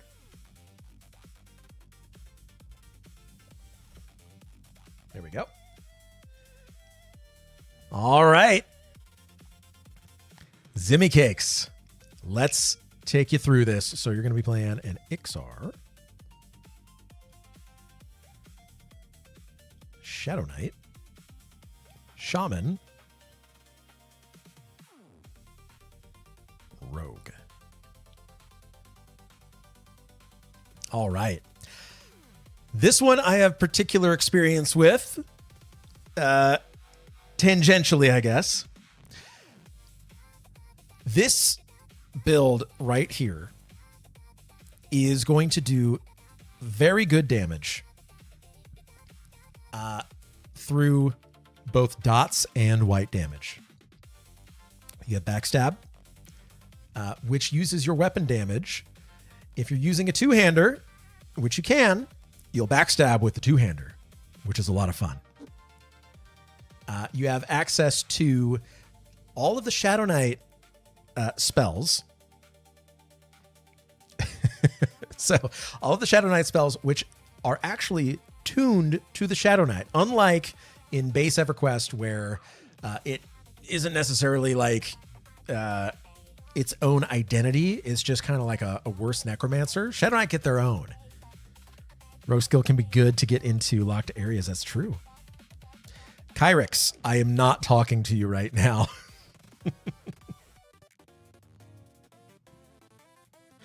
Went from being not as chatty to super chatty. So some of those abilities, let's go, or some of those spells rather. So where's Scream of Death? There it is. So Scream of Death. Can I click on it? Aha, there we go. So Scream of Death is the upgraded version of Vampiric Embrace. Vampiric Embrace is what necromancers get access to, as well as Shadow Knights, but Shadow Knights get their own. And it's an upgraded version of Vampiric Embrace. It does more damage. I've also noticed, and I don't know if it's the... I have no idea what that means. Scream of Death looks like it hits multiple targets sometimes, and I'm not sure why that is. When it procs... Actually, here. Kyrix, can you look at my logs for EverQuest Legends and see when Scream of Death actually hits multiple targets and why that is? Now it's got something to do. Super good ability. You combine that with Spellblade Invocation.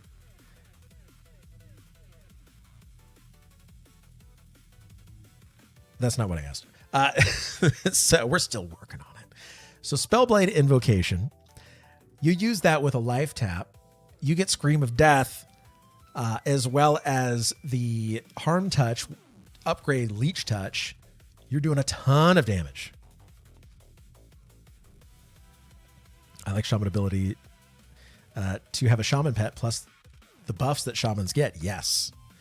So Shadow Knight alone, extremely good on its own. It's a great primary, or it's a great extra class to bring in because you have access to a ton of great utility and really good damage. So you have that. How do I get rid of this? Am I filtering? So now, Jonat, welcome on in. Not a frog lock. Instant trash. Haven't played SK on EQL. I heard Scream of Death hit for less, but was an AoE. So yes, if it is an AoE, which it looks like it just might be, it's so good. I love it. So, Rogue, you get access to Blood Draw Venom, which is a dot. It's a life drain dot. Very nice. Cobra Venom, which is like instant poison. Very good. And then you have all these utility poisons.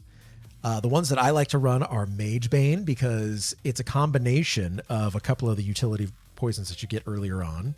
But Mage Bane will debuff, or I'm sorry, remove beneficial magic effects from your target, as well as drain their mana. I love it. It's great. There are other ones like Befuddling, which is going to slow their casting speed. Or wait, no, I'm sorry. No, Befuddling drains their mana, and then what is it? Fumbling. Clumsiness. There we go. Clumsiness is what causes their spell casting to be slowed. They also have a very good slow poison. Rogues on their own, great. Rogues on their own are fantastic. You did see the 1000 proc for Blood Venom. I don't think that's accurate because it's normally like 83 damage. So it's not doing whatever that was. I have to type.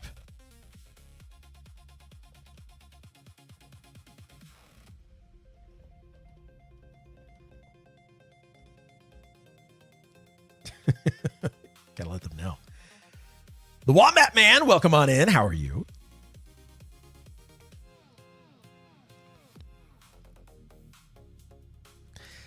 So, yes, rogues on their own, fantastic. Now you add in Shaman with all of their buffs and their dots. We've got a tremendously good build here. So, damage. Damage for this build. When you get the AAs that increase your dot damage and the critical chance for it, you add in Backstab, you add in Shadow Knight, life draws, and and everything else. 9 out of 10 on the damage. Very, very good. Survival of this build with all of the defensive abilities, your defensive or mage hunter stances, your shaman heals, as well as all the life draws. You won't die. You just straight up won't die. In fact, you can use the shaman heal over times on your Spellblade invocation and just heal yourself constantly. 10 out of 10 on survival. Control. What this build is good at is killing things efficiently. Hey, the Wombat Man. Thank you for that follow. Really appreciate that. Happy Saturday. So it kills efficiently and it's able to just survive everything. So it doesn't need a whole lot of control. So it doesn't attempt to be good at it. So your control is really a 3 out of 10, but you don't need it. Morty, welcome on in. Dude, Alpha, what server are you playing on? Rivervale. We're going to be playing on Rivervale. Support. Support for this, 8 out of 10. It's good with the shaman, but it's selfish. So it doesn't need a ton of support, but any kind of outgoing like buffs and support, it doesn't really need it.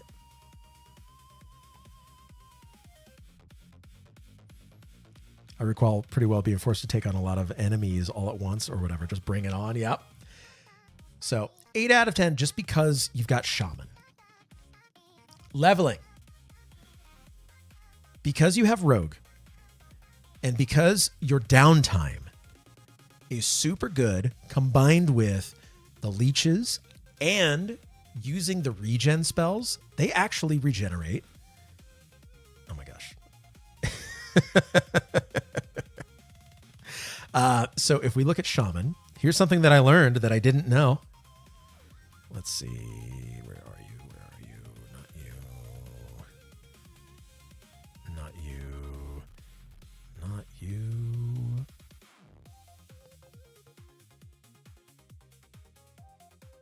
Aha, here we go. Chloroplast.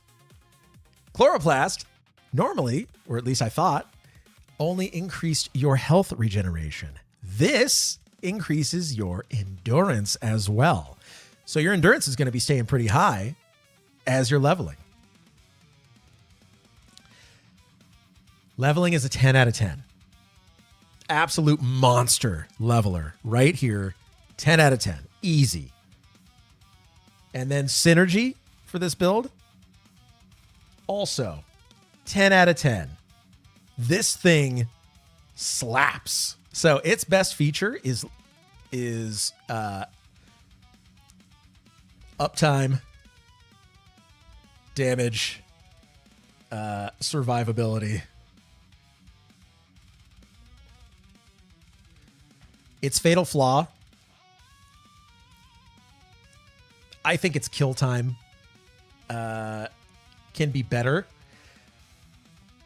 because you can fall into a situation where you get outpaced. So its fatal flaw is you're going to be too brave. And the fix is take your time. So that's what I'm thinking for this build. Flaw's lack of control, probably. Yeah, it can feign death. That's right. But yeah, its fatal flaw is you got to take your time. So that's what we're thinking here. We're locking in that verdict. And now it's your turn.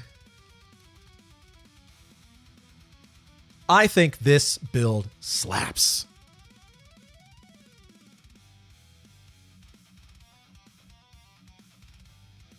I think it's absolutely a monster. And I think it is what I would play if I hadn't already locked something in. Tremendously good build.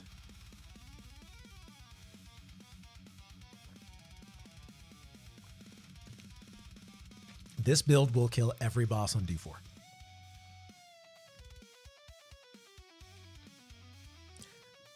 Ogre over Ixar, though?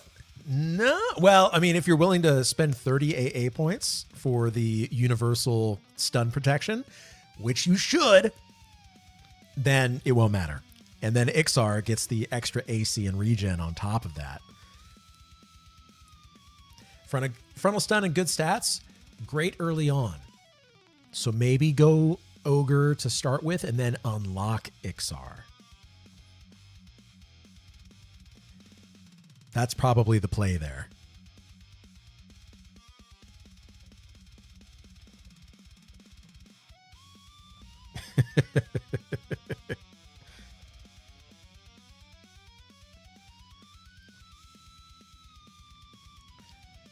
Zimmy Cakes, I dislike Ogre model and starting area.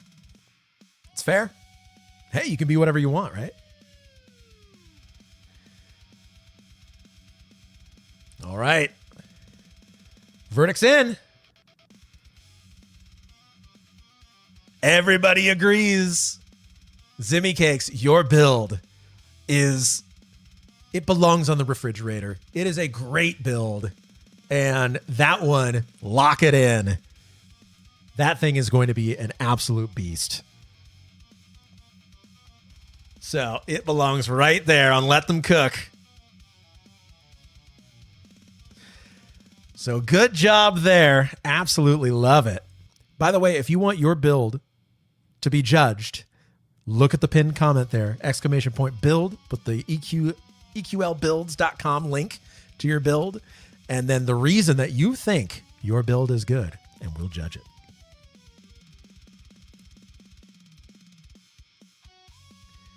All right. Next up, let's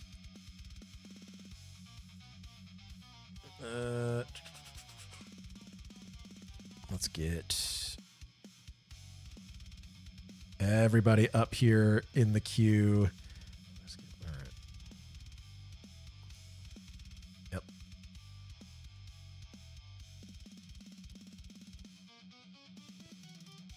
All right, there we go. Next up, Nines.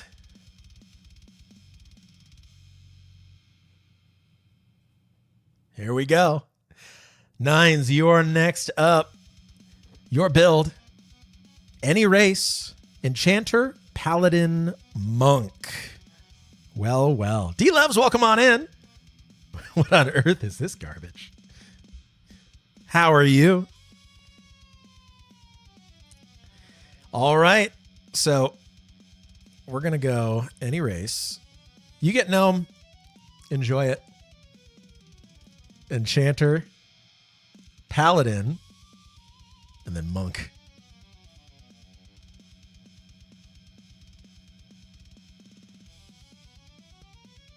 Best build. Warrior, warrior, warrior. It's up there. All right. Well, I guess you get High Elf now.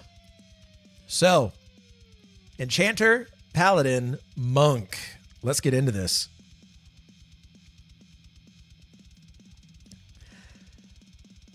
This is the streamer build. This is the build that streamers tend to go to because it's safe. It doesn't die. Its damage is okay. but it is not high octane enough. It doesn't output enough damage. It's good in undead areas, but it's safe. We don't like safe. So, its damage, if you get a good pet, and at max level, in an undead area, its damage is really good. Outside of that, I'm giving this damage a 6. But that's not what it does good. Or it does well. Survivability of this is also a 7. It's very good in reducing the lay on hands cooldown through smite because it's attacking fast, using the enchanter buffs, and it heals itself through Spellblade Invocation. So that and Mend. So it's a lot of just good healing, both automatic and triggered healing, or ability healing. It's not automatic. I guess you can say the survivability is really higher. I'm going to actually bump it up to a 9 on the survival.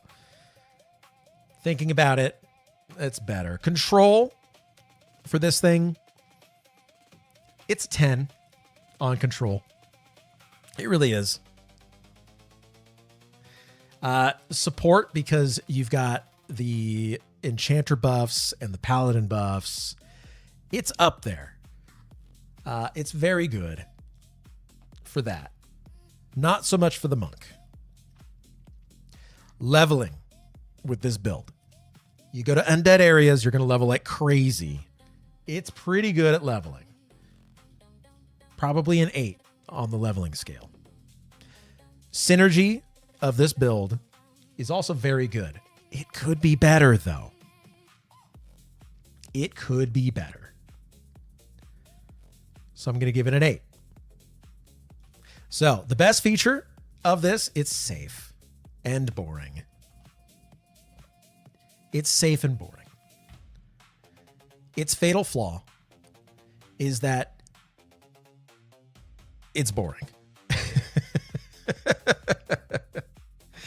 It's the boring streamer build.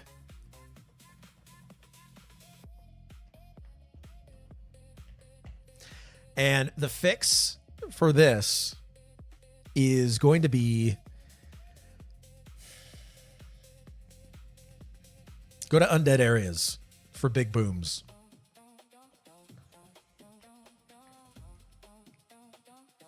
We're going to see that build a lot. Yeah, you're going to see, and you already are seeing a lot of videos that show like, oh, D4 killer right here. Yeah, you don't die. Yeah, I guess. It's just kind of boring. I want some spice. I want some fire. I want some killing speed. That's what I want. So, I'm sorry, but my choice here is reflecting my distaste for the build. It's not that it's a bad build, but I'm going to be a little bit biased with how I view this one.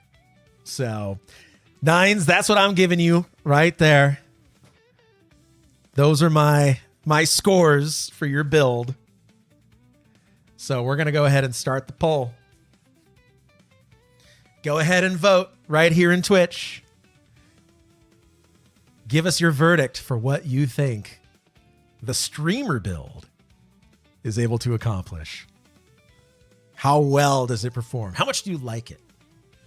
What do you think of it? And if you want your build to be judged, go ahead and follow the pinned comment. !build. Paste in the link from EQLbuilds.com. And then your reason that you think it's good.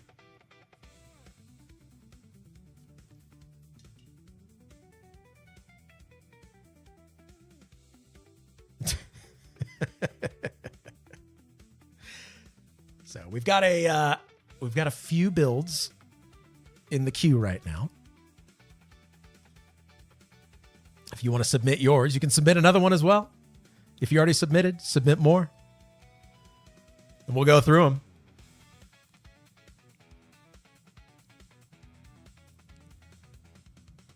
Has there been any love for Wizard? Not yet. Not yet. No love for Wizards. No love for Magicians.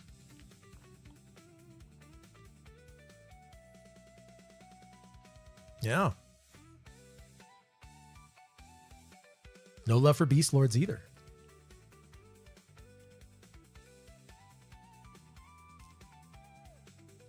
Ah, here we go.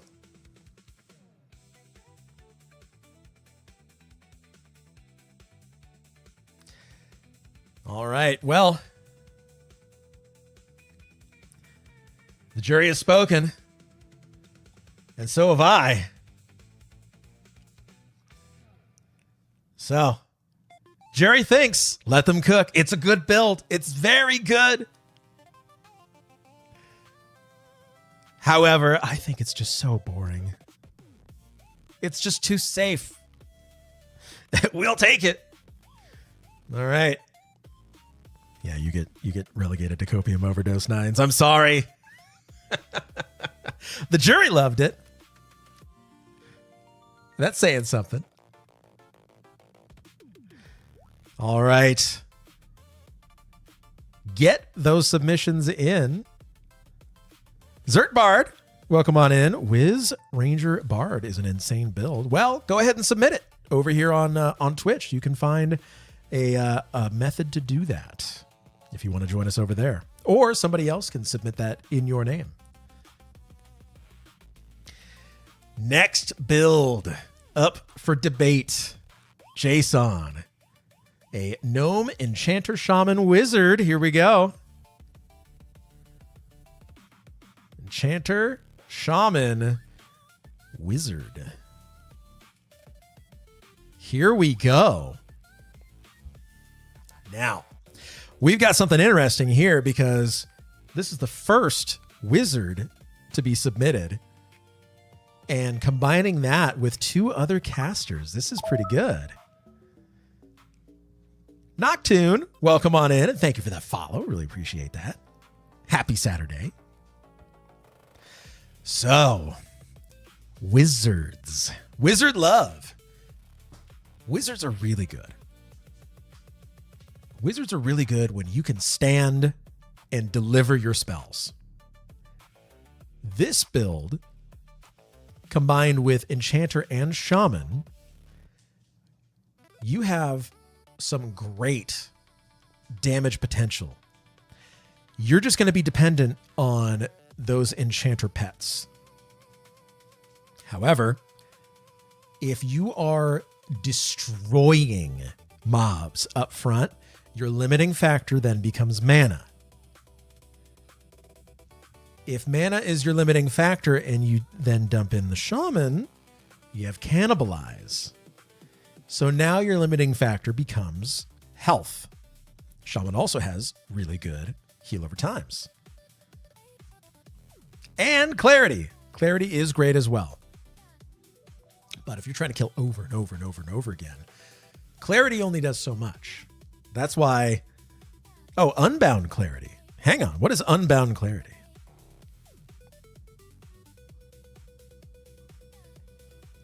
I don't know what Unbound Clarity is. Oh, it's a class passive. Hang on now. Okay. All right. Now we're getting somewhere. So this has the access to improved clarity through AA. So I'm guessing more mana from the clarity. And then you get the Wizard Familiars, which then provides more mana to you passively. Okay. So mana starts becoming less of an issue. I like where this is going now. +6 from the class AA. Wandering Mind is another 6 AA. And Cannibalization. Okay. Or another 6 mana. So I'm liking where this is going. because your limiting factor is mana, and yet you're getting all of the benefits. You're getting all of the benefits from the enchanter, the wizard, and then shaman. Okay, now suddenly this becomes really, really, really good. The Wayback Machine, welcome on in. If you want to enter in, you did it almost correctly there. You want to do it like Fanar just did, where it's !build, and then the link, and then the reason that you think that your build is good. Insert bar, don't do Twitch because of ads, best mage build. Okay. Well, we're going to have to, we'll put those to the test. How about that? No evasion or defensive stance, but other than that, this build would pump. Well, there is kind of a defensive stance with channelers, right? Channeler stance, yeah. Your only stance. So it reduces damage by 40%, which is really good. Can we submit 2 builds? You can. Yeah, go ahead.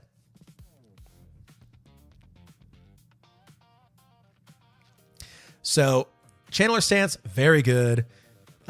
Arcane Mastery and Recover stance. Mana being your limiting factor. Now, suddenly, it's not. So you're free. Your weapon's free. Okay. Damage of this build. Let's get into it. Damage. Now that we know that mana is going to be regenning like crazy, and you have access to a pet that you can fully buff, it's a 10.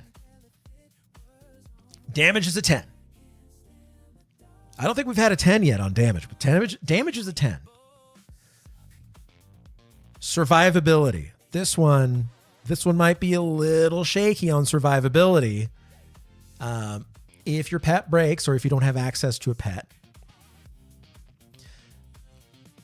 you do have heals. You do have really good buffs. You've got runes if you need them. You've got spell shield.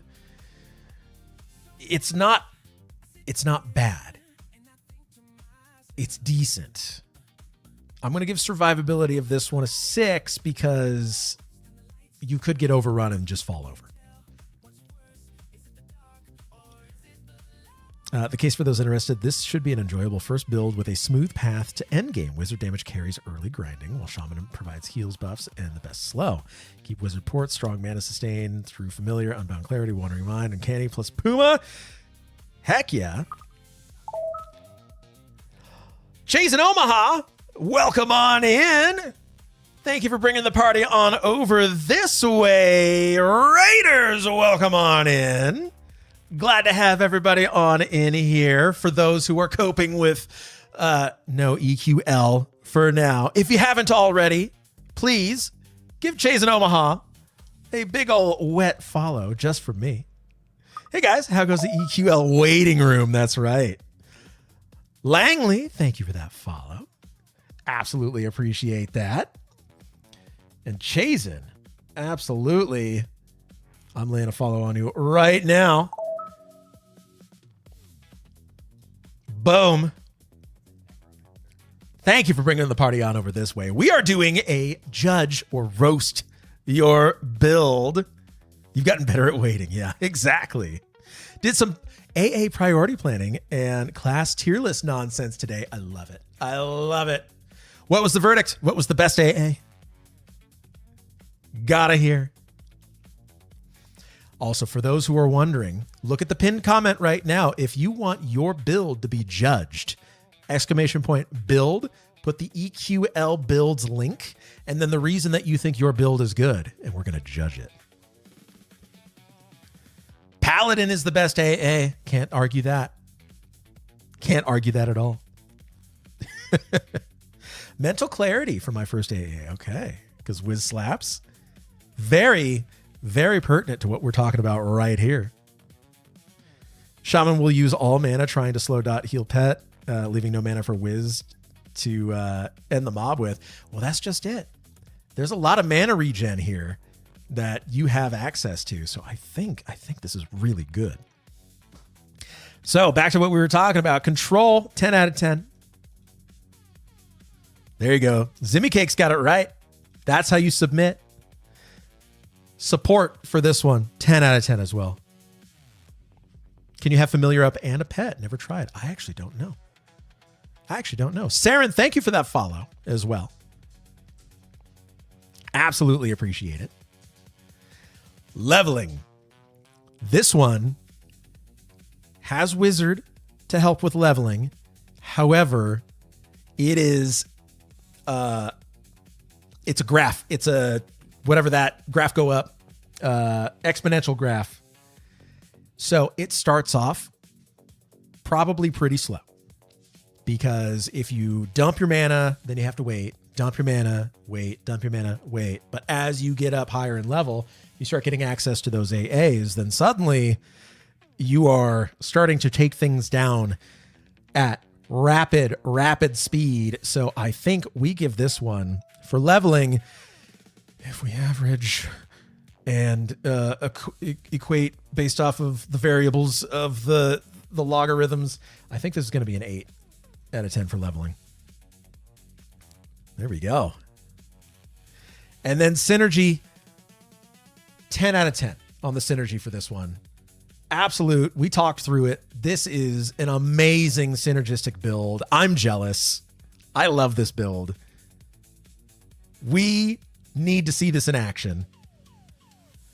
Francisco Garza, welcome on in. How are you?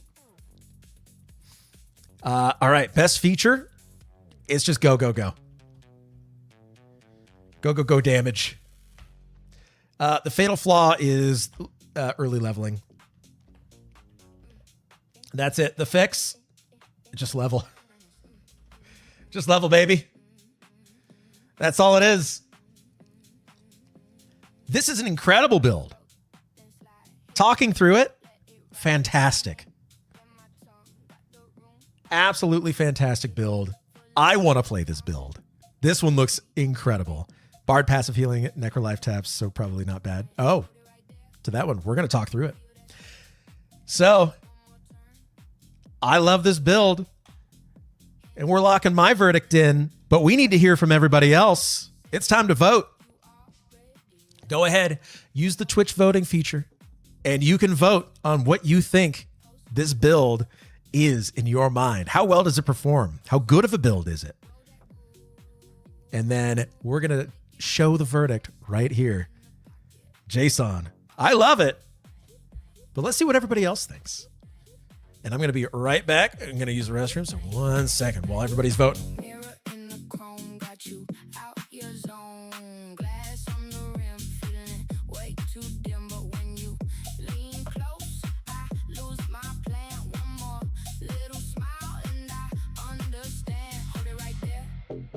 Feel that sway. One more turn. Don't drift away. Wait. Hands up high, then drop down low. When that kick says go, you already know. Pulse on repeat. Pulse on repeat. Deep it right there. Pulse on repeat. Roll that groove. Make it bite. Stay in the pocket all night.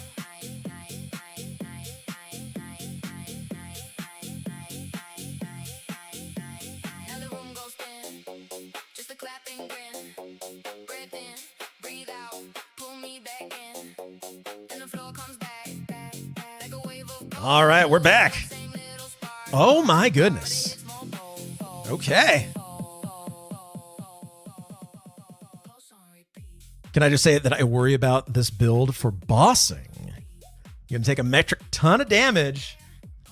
Not much up to shore up your mitigation. Its survival is a little bit low. I agree. And I thought this was a let them cook build, but everybody else thought that this was valid. I don't know. It's a leveling monster. And bossing, that's a good point. That's a good thing to bring up. But I think this belongs in the let them cook. So there we go. Those are the sentences we have so far. 10 builds have been heard so far. I'm going to start approving everybody's builds for review. You're all doing it perfectly. All right, Braxius, you're up next. Let's start rolling through these. So an Erudite. Let's go Erudite. And then this is a Paladin, Enchanter, Berserker. Okay. Let's take a look at this. So, Paladin, obvious. Tank, great. Enchanter, we already know. Berserker, first Berserker we've had today. So, interesting choices here. This is very similar to the streamer build, the Paladin, Enchanter, Monk, except now you're using Berserker instead in order to then get more lay on hands because your ability cooldowns are reduced. So you're going to be smiting more because of Berserker stance. Was thinking of doing this one myself. So this is streamer build 2.0 right here. This is the one that a lot of people recommend. And it's very good. Its damage is right there with the Monk variation of this. It's a 7. It's a 10 if it's undead. Else, it's a 7. Your survivability with this build. Again, it's very good. This is a 9. Maybe an 8. I played it to 30 and it was really solid. You only ever have to fight one mob. Yeah. Or if you only have to ever fight one mob. That's true. Last Gambit, welcome in. 3 mana bars, 1,000,000 buffs, and 0 armor plate. Cast haste. Oh, you're talking about, yes. Yep. So, survivability, I'm going to give this an 8. Control, 10 out of 10. Again, Enchanter, you can't go wrong. Support, again, this is going to be an 8. Because your buffs are pretty good from the Enchanter and the Paladin. It's not the Shaman level, it's not the Bard level either, but it's pretty good. Leveling speed, this is going to be one of those that actually levels pretty well early on and then probably slows down. So I'll give it a 7 on the leveling scale just because you're just going to be like, bam, mob's dead. Bam, mob's dead. But then once you get up like past 30 or so, that's going to start reducing. And then once you get into higher level content, this is turning into more of an attrition killer rather than a speed killer. So 7 on the leveling, and then synergy. I think you could do better than a Berserker personally. But I'll give it an 8 on that. So that's what I'm thinking for this one. What truly separates this build from the other ones are its ability to control the battlefield while producing incredible sustained damage. I think we got that right. Fast killing this. Oh, I did this to 50. Very fast. Too much undead area options in Sharp. That's the thing. We always put an asterisk for Paladin builds that your damage and your leveling speed are going to be 10 out of 10 in undead areas. We got to look at this from the standpoint of everybody else because not everybody has that ability. You just automatically think 10 for those for undead. Always an asterisk with Paladin. So, what happened? Oh, so I'm going to go ahead and open this up for voting. Pacoda, welcome on in. That's iced tea, right? Well, yeah, for now.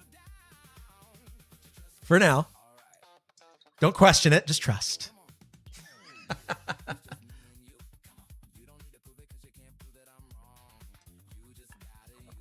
But yes, use the voting feature, the poll feature right here in Twitch. Would Ranger compete against Berserker in this build? Yes, it would. Yes, it would. I just use a kiddie pool under my chair. True enough. That's smart. Keep it in a jar. I drink my coffee out of this and then I fill it up with iced tea. And I haven't tried beer in this yet, but maybe one day. Supposedly Ranger is top parsing in some cases, according to devs. Yes, it is. I just gave him on a toilet, yeah. Pretty much. I mean, you have to. We've evolved past poop socks. I mean, toilets are just much more accessible now. That's all you got to do.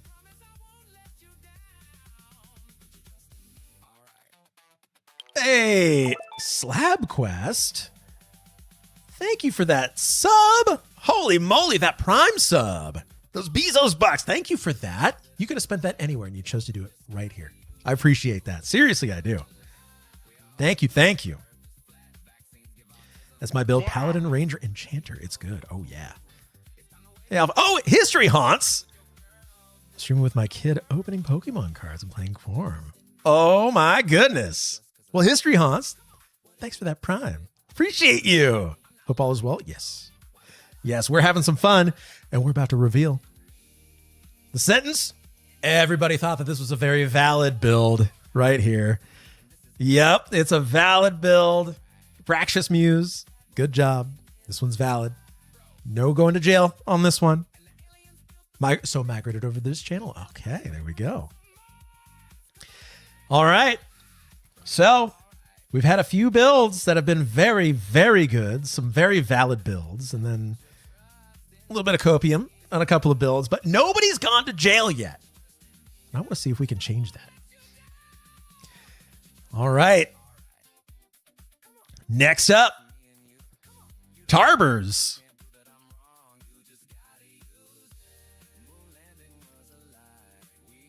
Anada, welcome on in. Will someone submit a warrior rogue shaman? I'm stuck at work and can't Twitch.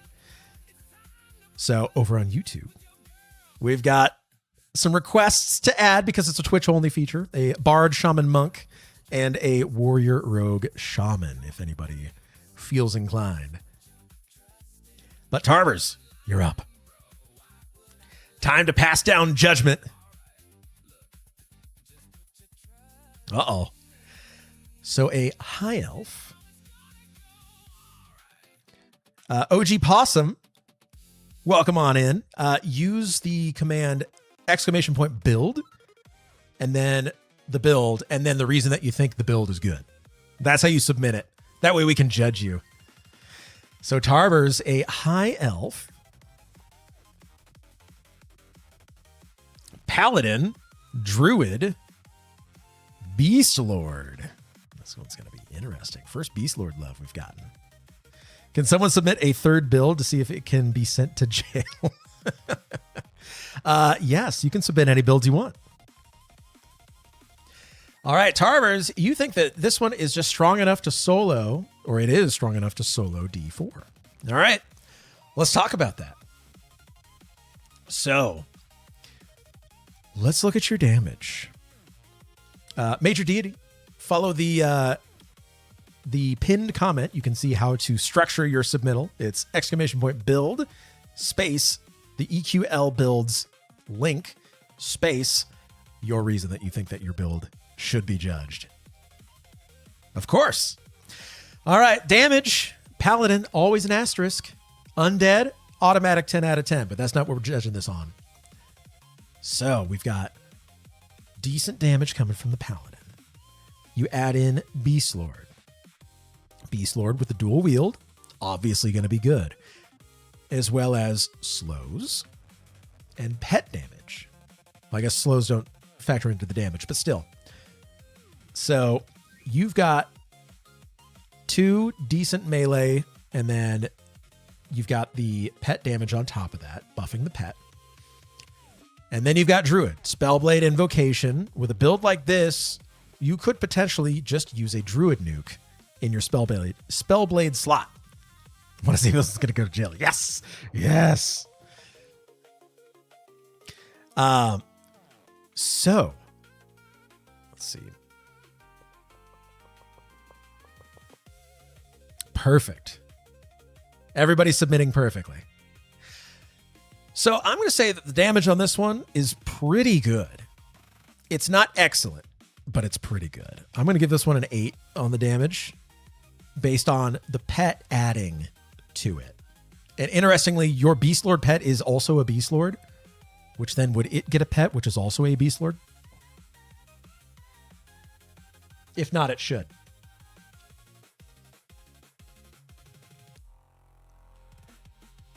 So, let's see. Survival. This one is very good at survival. I'm going to give this one a 9 on the survival scale. Ravon, welcome on in. 9 on the survival scale. Tank. Its ability to heal itself. And the slows. It's really good. It's not automatic, but it's really good. Control. This isn't a control build.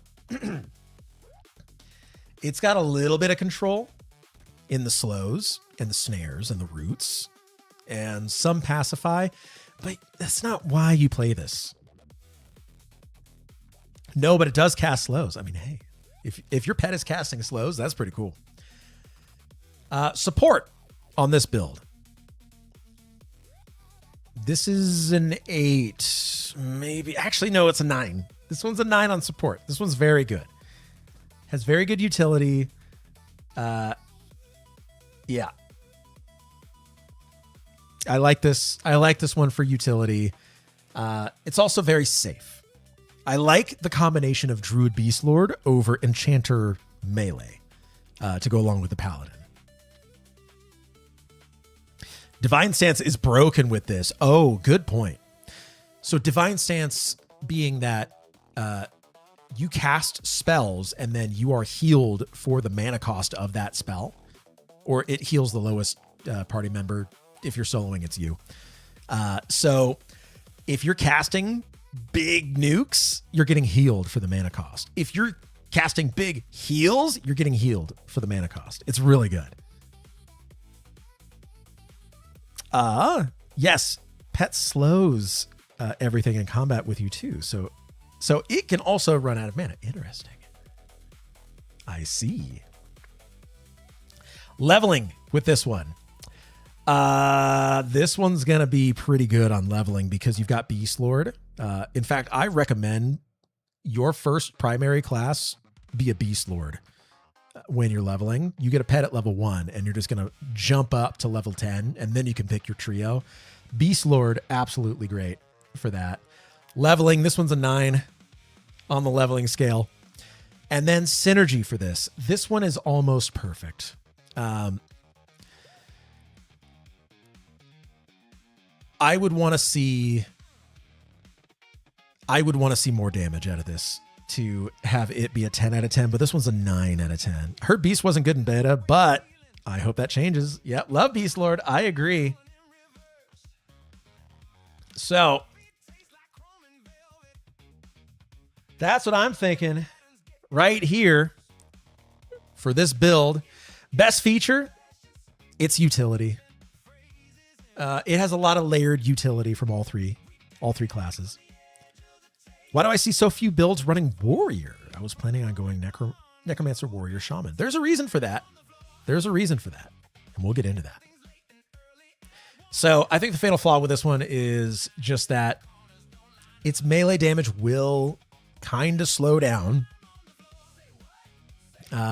So you're going to be reliant on the combined melee damage of both you and the pet, and you're going to have to babysit the pet because if there's AoEs or something, that pet's going to go down. So just be cautious there. And then the fix for this one, I think that you're just going to need to invest a lot of A's into this one to make it really, really, really good. But that all gets wiped away if you just go to an undead area. And that's it. So I think this is a pretty valid build. But it's your turn to tell me what you think about this build. It does what it's supposed to do very well. It's not exciting, but it's good. Damage shield should go hard on this build since it should never die. True, damage shields will fund a lot of the damage here. Hey, hi Medell. Thank you for that follow. Absolutely appreciate that. And if you want to submit, you did it almost right. You just have to give your reason why you think that your build is good after the link. He said hard on. He did. All right. So you submit your opinion on this build. Let him cook. Is it valid? Does it suffer from a little bit of copium? Should you just re-roll on Tuesday, or does this just go straight to jail? We got to know.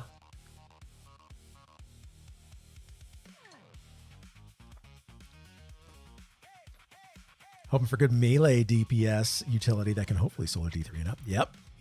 Novix, don't talk about warriors for the next 30 minutes. I have a safety meeting. All right, we'll hold off until you get back. You tell us. All right, poll's almost closed. Get those votes in. Ranger for Hire, welcome back. How are you? Talk about Rangers. Oh, we did a little bit. Oh, my goodness.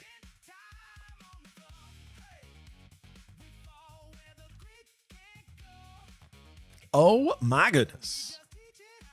Big old poggies, that's right. All right, verdicts are in. It looks like everybody thought that this was good and or great, which, you know what? That's fair. That's fair. So, Tarbers, I think everybody likes your build. So good job there. We're going to move on to the next one here. Let's see. Next up, Fanar, another submission here. We have a Dark Elf, Magician, first Magician of the day, Berserker Beast Lord. Oh my goodness. Okay. Okay. This is going to be an interesting one. This is going to be a very, very interesting one. Let's begin. I think this one has the potential to be one of the greatest ones. So let's start talking about damage. Damage on this one. Berserker provides a ton of melee damage later on in leveling. So higher levels, Berserker is going to provide a ton of damage. Magician provides a lot of damage through nukes because you've got Spellblade Invocation now because of Beast Lord. Damage shields. You're going to be getting hit quite a bit. Hope your defense is good. And then obviously the pet. The pets, now that they can be upgraded, that rogue pet, that water pet is so good. Thaco is wacko. Welcome on in. I agree. Thaco is wacko. I could never do that math, so it's whack. So damage on this build. Your outgoing damage through automatic means is going to be extremely good. It's a 9 out of 10 on this one. 9 out of 10. Its damage is very good. It's very automatic. It could be slightly better. There are other builds that do this better, but it's still incredibly good. Survival. This one is in danger of falling over. This one is in extreme danger of falling over.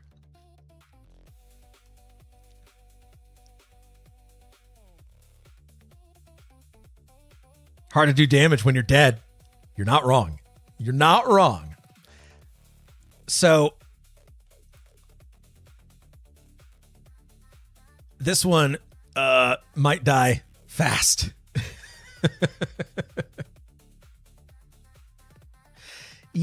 Evasive can help. The problem with evasive is that you're going to run out of stamina or endurance.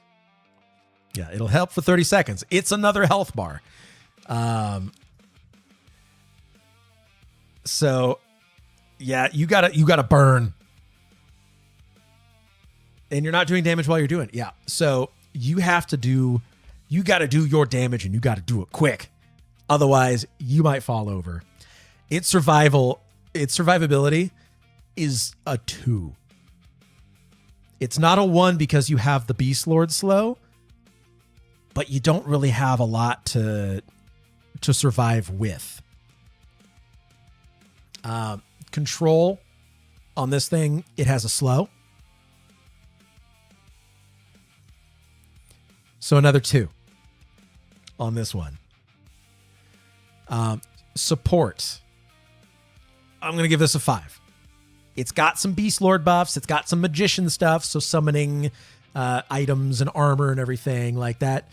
That's good for support, but you don't really have a lot to offer in terms of like actually adding definitive game defining stuff from your support abilities. So I'll leave it at a 5.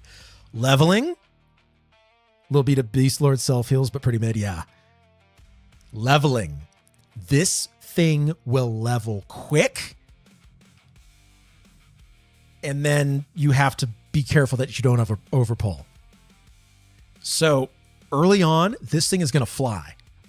You're going to get to level 30 before anybody with this build. Past that, you got to start watching out. You're going to be spending some time in between kills recovering. So like it's really front loaded with the leveling, and then it just dies off at upper levels. So I'm going to keep it at a 5. It's like really high early and really low later. The synergy on here. Wombat Man. It's ! build, then the link, and then the reason that you think your build is good. That's how you submit it, and then it'll get caught by the robot here. I'm going Beast Lord Mage from 1 to 10. Perfect. That's what you should do.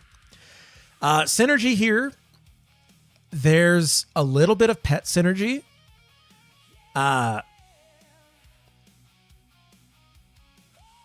But nothing is really augmenting the other to do their thing better. Like the thing that makes Magician good is the pet damage and then the nukes, along with like damage shields. So it makes pets better and it nukes really well. Beast Lord has some supportive buffs. It's got dual wield, which you're not going to want to use as a berserker anyway. It's got some slows, but as far as its ability to augment the others, there's not really a whole lot. And then berserker is just one note. Berserker hit hard. So its synergy is not great. I'm going to give it a 4. So like you're going to have to kind of find your lane. Fast hit, do many damage. True. You're probably going to be leaning on Spellblade quite a bit with this. Spellblade with a nuke in your primary and pray that it goes off. You're not going to be able to run, what's the regen one? Unyielding. You're not going to be able to run Unyielding, unfortunately. In this one, Unyielding is to try to make you survive longer. This one can't survive, period. And so you're going to need to do all your damage up front. So you are going to be sitting in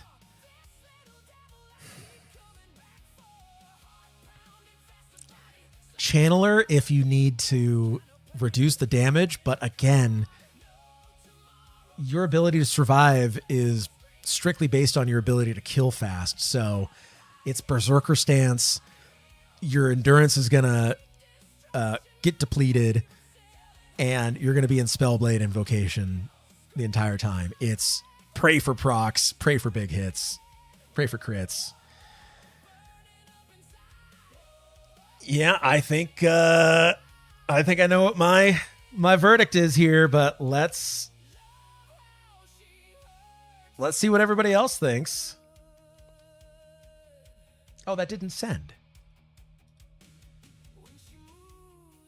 it didn't send my my verdict here.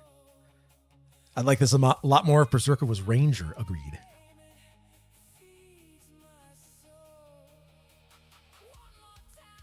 Well, for those who are wondering, it's 9 on damage, 2 on survival, 2 on control, 5 on support, 5 on leveling, and 4 on synergy. It do damage. You would be better off leveling each of these classes individually and then combining them at max level than trying to bring this up. It's going to take you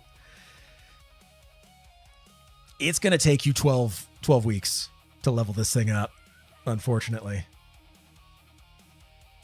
So that's what we're thinking here.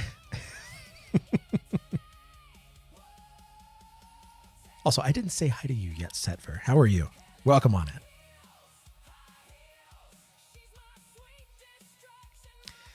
But let's see what you all think. It's an interesting build. It's a very interesting build. I mean, I'd want to try it.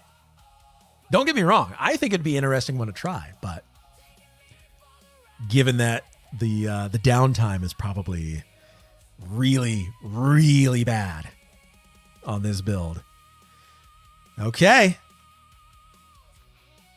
Looks like the results are in. We're going to wait until my button becomes available before I'm allowed to say the verdict here. This experimenting is a fun thing to do in a game. Exactly. I agree. Like I said, I want to try it out. All right, here's the verdict. Everybody agrees that this is a Tuesday reroll. Don't start with this build. Just don't do it. You're going to be better off doing other stuff. So, hey, fun at max level, and fun to try, but don't do it on Tuesday. Hey, Wayback Machine, thank you for that follow. Really appreciate that.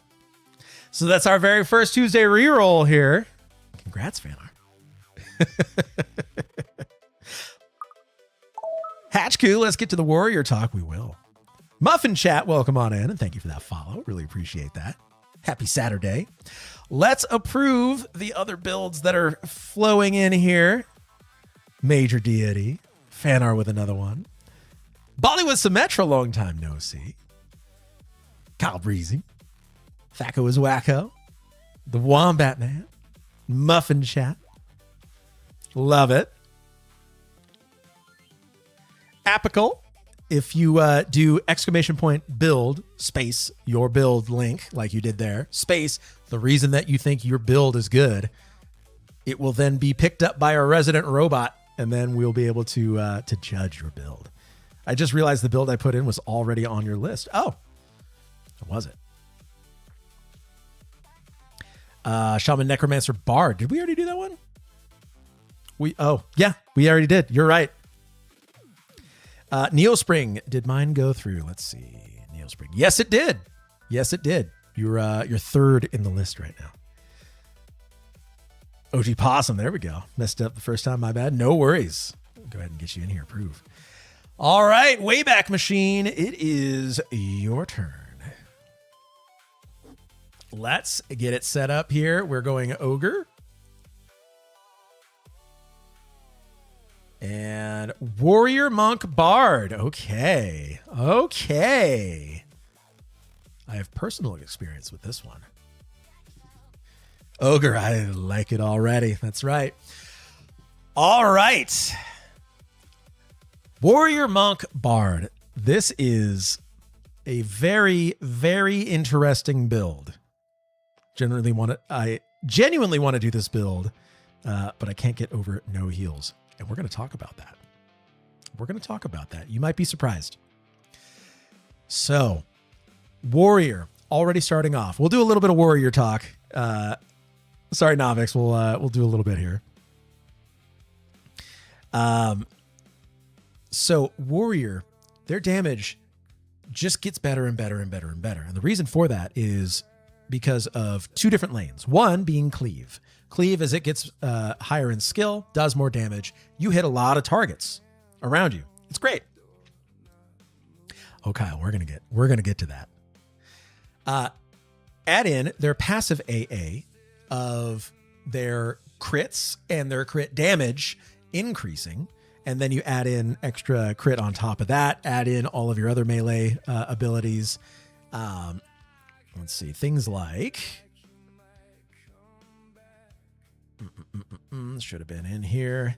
So they get triple attack, they get riposte, the dual wielding, along with Monk, obviously, and Bard. But they do a ton of melee damage with really good weapons. Monk, on top of that, with more melee abilities and their weapon their white damage. And then Bard. Bard with your dots. This is very synergistic. I like this a lot because with Bard, you've got your Symphonic Aura running for buffs and AoE damage. And then you've got your Melody, which is going to be primarily your 5 dot songs. You don't have any hard casting in this. So you just run songs and that's it. It's so good because it's automatic. So the damage on something like this one is, it could be better, and there are reasons that I'm not going to give it a 10. This is an 8. It's really good damage. It's very good damage. You do a lot of crit damage, you do a lot of AoE damage. It could be better because we're not amplifying the strengths of this. Survival on this one. Here's the surprising one. This is it's a niche build for one-handed. I'm drinking my coffee playstyle. Yes, true. Very true. And I love that. I love automatic. Great leveling build. We'll get to the leveling, but survivability. This one, survival. You might be surprised with the regen that Warrior gets as its class AA. 1% every 6 seconds of their HP gets regen. Add on Unyielding as your invocation, because you don't need any other invocations. You don't need to use Inversion, Inviolable, Overchannel, or Recover on this. You're not really using mana. So you can sit in Unyielding where you're regenning HP. It doubles your HP regen. With Warrior, you get then 2% on top of everything else that you're getting. Very good. 2% per second, or 6 seconds rather. And then you add in Bard with its regen augmented by instruments, which you can pull out that focus effect from the instrument and put it into your weapons. So now you've got space for everything else. You get a really good loot on there. You're doing a lot of regen and a lot of damage with the loot, plus a really good drum on your other weapon. You're doing a lot of damage that way. But the survivability, your regen is really, really, really good with this. Plus all of the melee defensives that you're getting, also really, really, really good. And then you add in Mend on top of that. Super good. Absolutely love it. It's not the best, but it's better than you think. So their survivability is going to be a 7. Control, this isn't a control trio. You can control a little bit. It's not what it's good at. I tried this build a few ways, and I don't know why exactly, but Ixar ran this build really well. Yeah, because of the regen. Not so well I want to drop the stun immune, but there was something there. Ixar, I would say, is the way to do this one. For sure. Ogre is totally fine. Hey, Kyle, thank you for that follow. Really appreciate that. Ixar. Get the stun immunity AA. You can get AAs really fast, and put the 30 to get completely immune. You're going to need it using the Bard at high level, because anytime that you get interrupted, your dots are going to start falling off, and so you want to you don't want to be stunned, so that way you can continue. Leveling with this build. This is a leveling monster. This is a 10 out of 10 on leveling. So the other reason to run this is to level early. It's so fun. Yeah. This is a leveling monster. This is the final boss of leveling right here.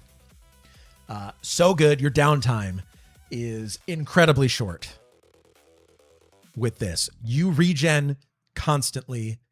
Your endurance is staying topped off constantly. People don't may not realize it, but your endurance, while in defensive, which is what you're going to be wanting to run here. You don't want to run offensive. You don't want to run evasive or anything. Run defensive. You're not going to run out of endurance. And you're going to be taking 50% less physical damage, 20% less spell damage. Just run that. Endurance won't run out because of the bard songs. And you're regenning everything on top. You just go, kill, go, kill, go, kill. Back to back to back to back to back. No downtime. That's this thing's strength. The fatal flaw, casters. This thing, if you are not careful, will absolutely fall over against casters. So be very careful. You get one mend, and then if you're not killing the thing fast enough, you can try to mez it, I guess, but it's not gonna be good. So you kill fast. You can get killed fast by casters. Melee, nah, you're fine. So get your resists up. That's how you fix that.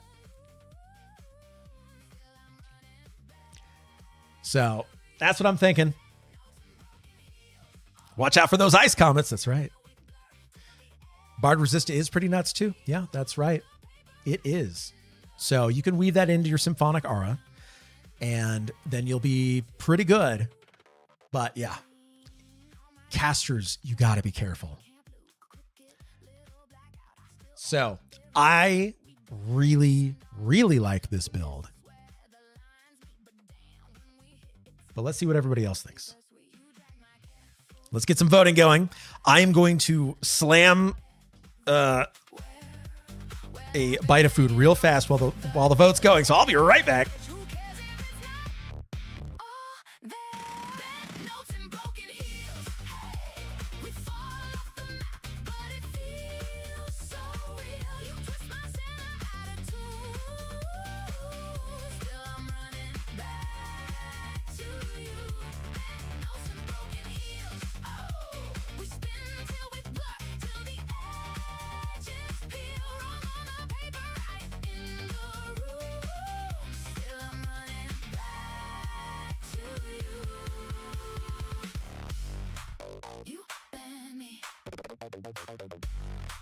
You break me,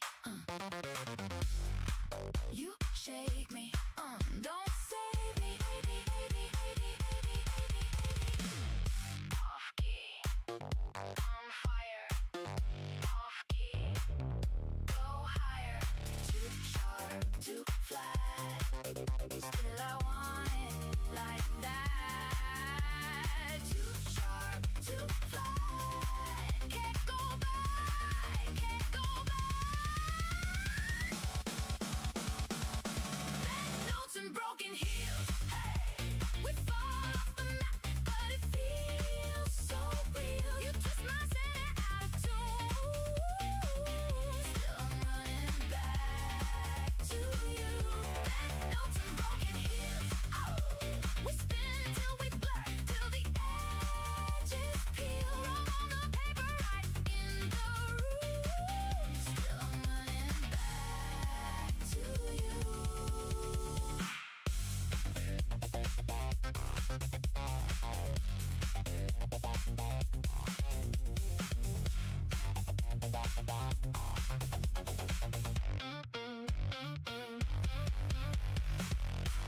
Okay.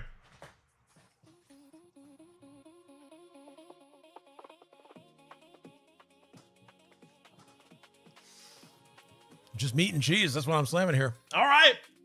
Verdict's in. I thought this was a great build. Bard absolutely makes this possible. Yes. Great build. Lots of people thought it was valid. That's also valid. But I think that was a let him cook. Great build. Loved that build. All right. On to the next. Zimmy Cakes. Hey. OG Possum, thank you for that follow. Really appreciate that. Okay. So we've got a high elf.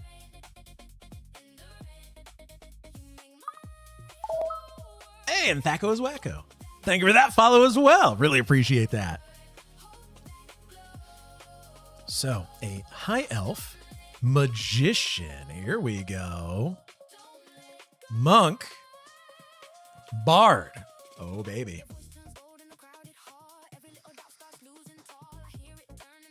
Shaman damage dots. Or shaman damage through dots. Not slept on. We love that. Okay.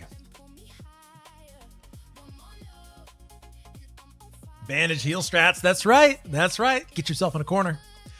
So, Zimmy Cakes, you felt this is very fast leveling. Not sure how it holds up late game. We're going to talk about it. Magician, monk, bard. This, unfortunately, is going to suffer from some gaps which would really make it better, which aren't being covered by the class trio. Bollywood Symmetra, not in love with Magician as primary. Switch to Bard. Yes. So the gaps that are here are that Magician is a hardcaster with a pet. You can make Magician better by removing the hardcasting requirement. Monk is a melee only.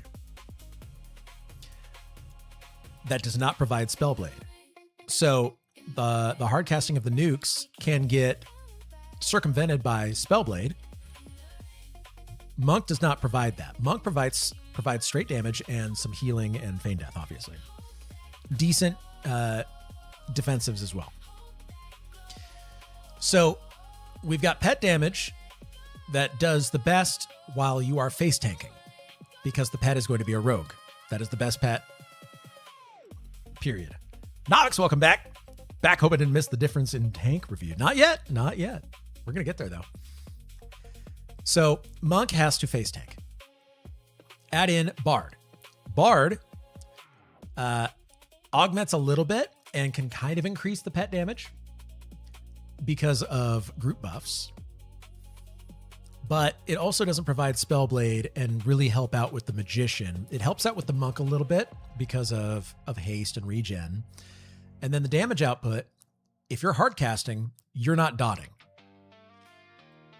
So it depends. Well, it doesn't depend. It's not fulfilling what it could. And I think Monk is the problem.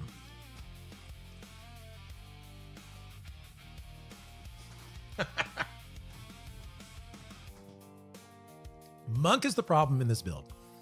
So its damage output, it's a 6.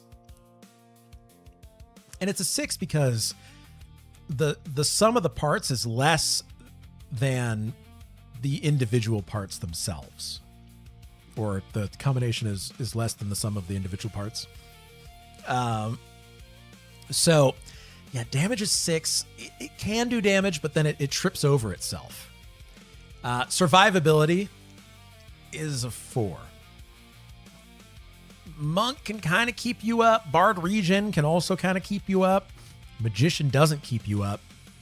Yeah, it's not very survivable. Control 6 because Bard, period.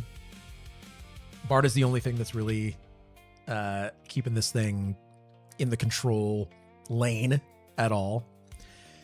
Support 5 strictly because of Bard. You've got a little bit of support, like trying to keep yourself going. I'm going to give it a 6 because I'm biased to bards. Leveling. This is going to be slow. This is going to be a bad leveler. This is a 3 on the leveling. It's going to take so long to regen everything because you're going to be using your entire health bar, your entire endurance bar, all the time. So it doesn't provide enough regen to cover that delta in what you're losing. So it's a slow leveler. Synergy, it trips on itself. I hate to say it, I'm giving this a 1 on synergy. This is not a good combo because each class does something well, but then the other classes, the other classes also do certain things well that are exclusive, that are mutually exclusive with the rest of the stuff. That's what it is.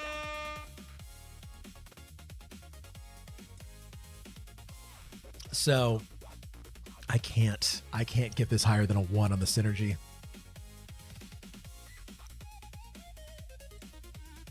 Yeah, I want to, but I can't. Also, it's not a froglet. Jonah, you're right. So that's what I'm giving.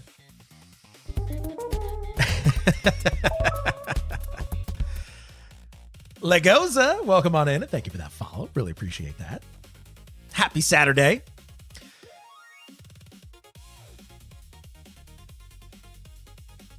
There we go. So, Funky Chicken, welcome on in, and thank you for that follow. I really appreciate that. Happy Saturday. So I'm locking my verdict in, but I need to hear from everybody else. What do you think about this build? I'm going to go finish eating my stuff. Let everybody know. Major Deity, thank you for that follow as well. Happy Saturday. Really appreciate that. All right, I'll be right back while everybody votes.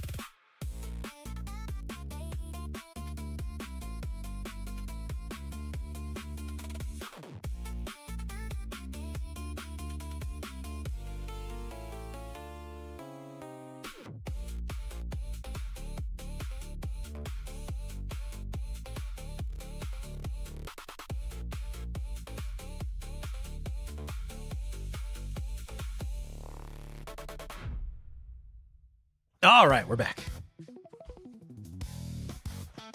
So let's find out. Let's reveal the results here. Straight to jail. We did it. We did it. This build. It's an awful build. Don't play this build. This build is probably one of the worst ones out there. Don't do it. Highly advise. There's no upside to it. Just avoid at all costs. Don't do it. Zimmy Cakes. We love it. We absolutely love it. That's our first straight to jail of the day. Amazing. Hotchku, let's get you in here. Oh, Funky Chicken. Send that same message, but you need to put exclamation point build before the link.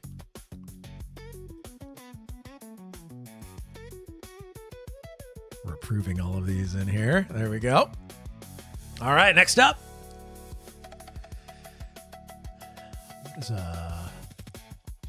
All right. I'll take it. One build in, let them cook, and one straight to jail. Love it. So, Neospring, we've got a Wood Elf Bard primary. Love it. Bard Necromancer Wizard.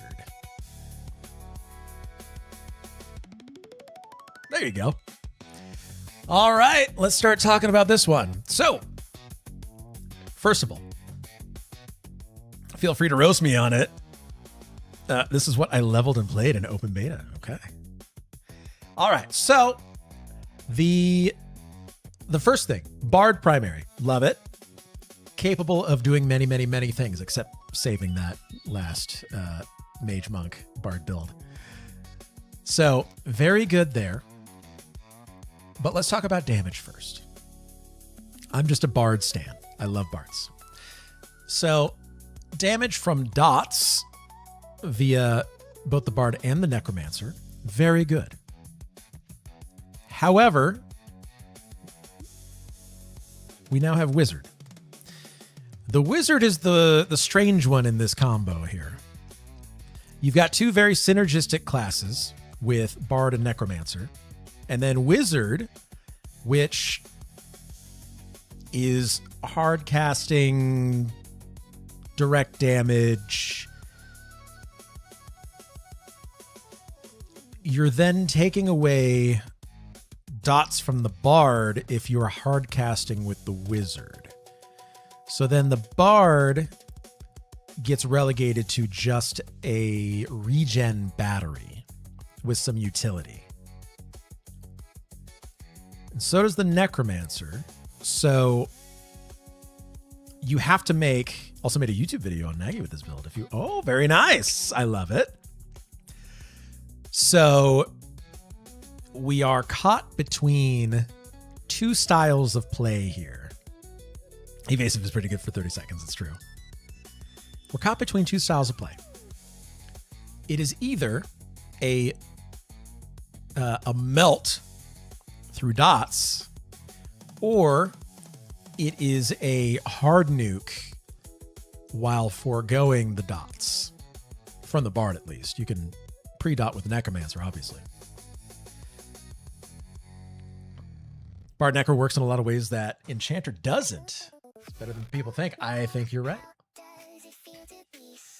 So, this one's a little bit tough. Your damage is going to be pretty good. It's going to be pretty good. But it's not excellent. And Holy Lord, does that Enchanter summon pet clap? Oh, yeah. I'm going to give the damage for this a 7. And the reason being is that you are not supercharging a single lane of damage and then being really good at it. You're having to choose between two separate lanes, which is fine because sometimes you need to nuke and sometimes you need to just dot. Like with bosses, probably better to dot.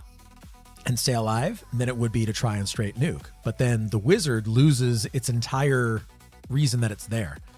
So I'm going to give this a 7 on the damage. Survival. Decently survivable with life taps and leeches and regen, but it's not like super good at it. So you do get reduced damage from channeler stance. Again, this is like a 7 on the survival scale. Control. You don't need control with this one so much. You've got a little bit of control from Bard. I mean, it's a 5. You don't really need all that much from the control side of it. Support is like it depends. You've got your pet. You've got your Bard buffs. You can buff the pet. You got your own self stuff. Does it support itself super well? Is it able to regen in between fights? I think it does. I think it's fine on the regen. So I'll give it a 7. Leveling speed. Because you have the Necropet and because you've got the Wizard nukes, you're kind of just doing that. It's not fast, but it's not terrible. So I think it's a 5 all the way through on the leveling, because you're not going to want to dot stuff that has low HP. You're going to want to nuke it. Well, if you're nuking with the pet, then you're spending mana, which you're then getting back. And so your uptime is then based off of your mana pool. And it's got decent mana regen later on through the Lich line and AAs as well as the familiar. So leveling's like a 5 for it. And then synergy. Bard and Necromancer, super synergistic. 2 really good classes to pair with each other. Wizard forces the other 2 classes into a lane. I bet that Wizard Bard actually levels Giga hard. I will tell you firsthand that Wizard and Bard are just kind of okay. They're kind of okay together. They don't augment each other very well. So synergy here is going to be a 6, I think. Yeah, I think it's going to be a 6. So the thing that this class combination will do really well is probably to drop the Wizard. Do Bards get a Rizlona's damage focus song? Yes, they do. Yes, they do. It's a 15% increase. They're going to have more fun with this build as Bard, Enchanter, Wizard. Potentially. So I can't say that I'm in love with it, but that's not for me to decide. It's for everybody else to decide here. I am going to eat my sandwich. The problem with the build might just be the Bard. No, don't say that. Not true. No, I will not have that blasphemy in my house.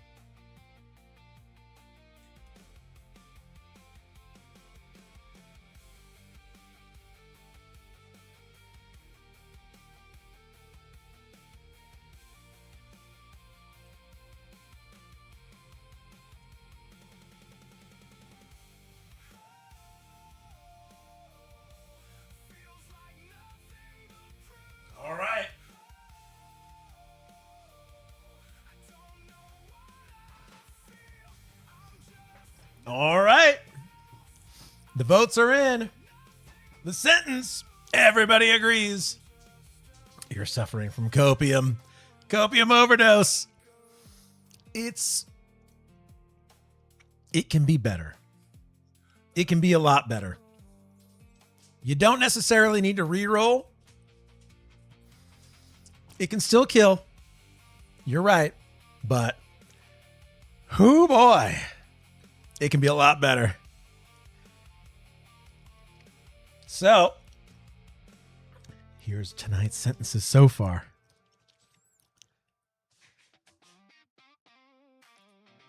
A 3-minute D4 Nagy kill. Dang. Well, maybe we're the ones suffering from copium. All right. Major deity. Oh, I'm sorry. I'm sorry. Coercer TC. You're the next one up on the chopping block. So, we have any race. Where are we posting our build? Great question, Angry Jello. If you look at the pinned comment here in the chat, it is !build space the EQLbuilds.com link to your build space the reason that you think your build is good. And Neospring, we just gave Neospring a scathing review on a build that apparently has killed Nagy on D4 in 3 minutes. So, very good. Because Berserker's alive. There we go. All right. So, so we'll go half elf. Bard, Shaman, Paladin. Let's take a look. All right. So, right off the bat, I can tell you that this one's going to be pretty good. I mean, in fairness, his character has 72,000 plat. Pretty sure anyone's going to be able to get there. Any combo, sure. So, right off the bat, if we're talking damage, let's talk damage. I've tried a lot of combos. There you go. Bard dots, Shaman dots. Those dot AAs go crazy with the crits and the increased crit damage. And Shaman gets an even extra amount of dot damage because of their critical dot damage because of their innate AAs. I may be Rex. You almost did it right. Do that same thing, but then after the link, tell us the reason that you think your build is good. And then our resident robot will pick it up and be able to get you into the queue here. Puma plus charm as well. Oh. Let's look at that. So, Spirit of the Puma. What does Puma do again? It says no description found. Noquar. Thank you for that follow. Really appreciate that. Happy Saturday. Yeah, what's Spirit of the Puma do again? I can't think of it. Oh, adds a proc. Nice. We love procs. So, dots. You have the proc. Charms. And then Paladin, obviously 10 out of 10 for undead. It's always the asterisk. However, Paladin has really good survivability, has some decent damage outside of undead, and has Spellblade Invocation. That's the big one. That is the gigantic one here, is Spellblade. So, what we're looking at is you do lots of damage without having to cast. You cast your dots up front from Shaman, and then you turn on Melody for Bard. And because of Paladin's Spellblade Invocation, you load up that first slot with a heal, a DD, whatever you want it to be. Ooh, that's a really good proc rate. You need 14,000 spell slots. Well, I'll show you why not. So, damage for this build right here. Obviously an undead, it's going to be a 10 out of 10. However, it's good, not excellent. You're doing lots and lots of dot damage. I mean, it's great, but it's not perfect. This is going to get a 9 out of 10. 5 dots from the Bard Melody, 2 from the Shaman, and then 5 songs on top of that. So you're sitting at 12 slots that you need. Very survivable, but if we're talking about damage, it's a 9 out of 10. It's almost there. Survivability. This one is almost automatic in that it is very difficult to die with this one. 50% of play is just setting up the shaman buffs. You're not wrong. You're not wrong at all. You run maybe 3 to 4 bard dots in reality because of slots. I run 5. I run 10 bard songs on my bars, and then 2. I could get more other slots for, direct damage and whatever. So yeah, you're gonna need 2 for the dots. You're gonna need the slow. Heal. So you're at 16 already.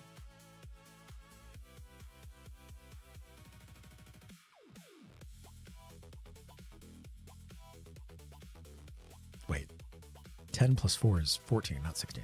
Anyway, yeah, you do need a lot. So, yeah, that is where this one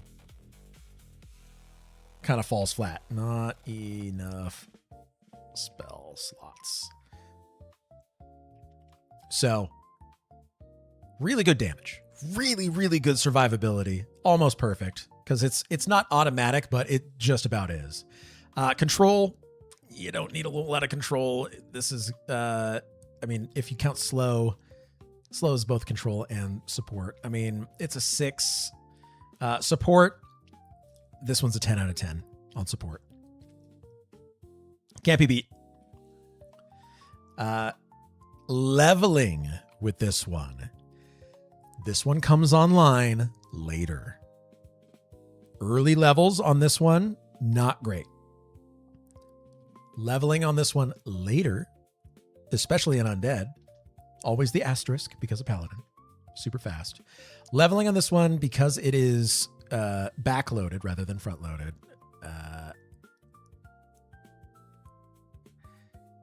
It's a 6. But then here we go. Synergy. This is perfect synergy. It is perfect synergy. Each one of these classes complements the other. Bard, Shaman, synergy from all of the dots that they're able to provide. Shaman, Paladin, synergy from Spellblade Invocation, as well as the buffs to hastes and procs. So that way the Paladin can do lay on hands, or the Spellblade can proc heals or direct damage, and Bard just helps everything kind of come together. It's the glue. So 10 out of 10 on the synergy. It's nearly perfect. The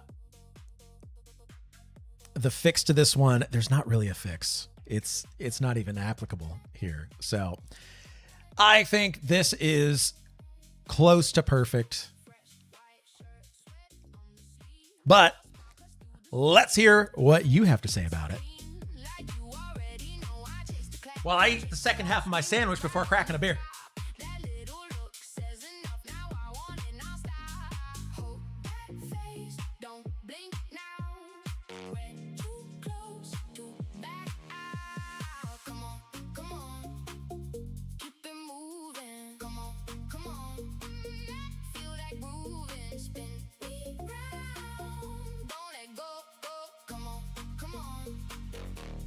control.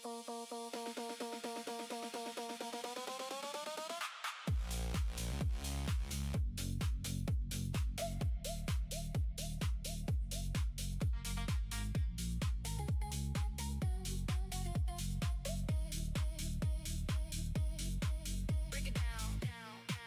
Just one beat. Say my name, then repeat. Come on, come on. Keep it moving. Come on, come on. Feel that groove and spin me round. Don't let go. Come on, come on. Take control.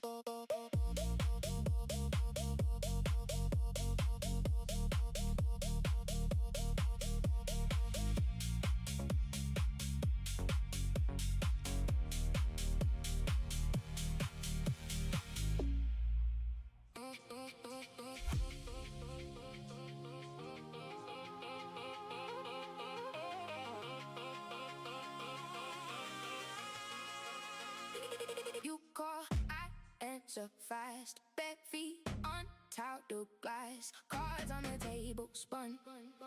Two-step, then I run. Your name bends in my mouth. North side and way down south. I feel the floor lean left. Hold that turn, hold that breath. Wait, we change again. Stay, till the last refrain. Hands up, hold tight. Spinning through the light. One more shift, then we live. Switchblade pulse.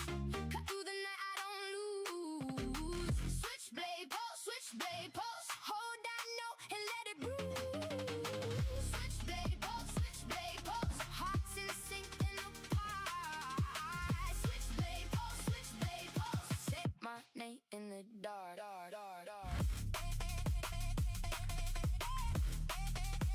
Say my name in the dark. All right. Verdict is in. Let them cook. Sparks under my skin. You pull Excellent build. back in. Short swaps hit. Excellent build. I chase them down the lane. Your harmony. Love the build. Three voices in the You almost can't get better than that. You still can. But you almost can't get better than that. and everything exists. Next up, Major Deity. We change again. Stay till You are up on the chopping block here. Let's take a look. the light. One more shift. See what you got here. Wood Elf, Beast Lord, Shaman, Ranger.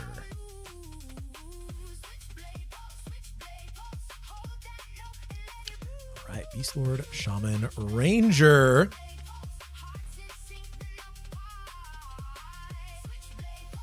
Okay, just want to try a Hunter in EQ. Understanding it comes with the current Beast shortcomings. We'll actually start with Druid instead of Shaman, but I still get the ports. Sideways, break the frame. New key burning. Dark Alio. Flame my ear. You almost had it right. Exclamation point. Build. Oh, you figured it out? Okay. All right. You got to give your reason why you think your build is good. So Major Deity, you want to try out a Hunter in EQ. I like where your head's at. Let's get into it. Damage. Damage from Ranger at top end is extremely good. Well, my robot has to know why you're submitting. I also thought it was just a command. So, to give you a little inside baseball, I have a resident AI agent named Kyrix, and you can talk to Kyrix, and Kyrix will chime in and chat. But Kyrix is the one who has built everything that you're seeing, and probably the reason that everything would work right if it wasn't for me breaking everything. So, if you at Kyrix, Kyrix should respond to you. And I say should loosely. Sometimes I break Kyrix on accident. Ranger damage is fantastic. Very true. His name is Greg. Here, in fact.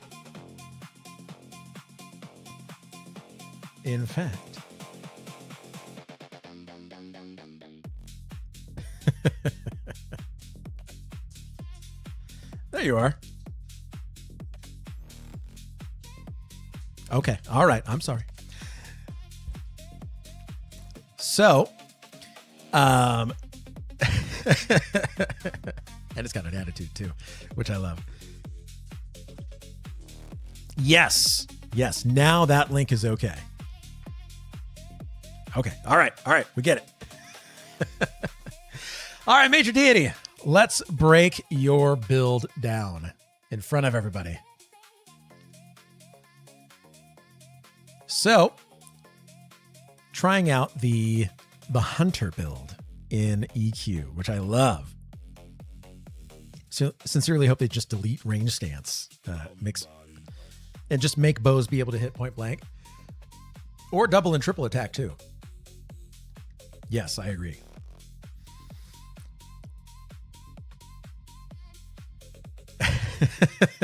Yep, it's true.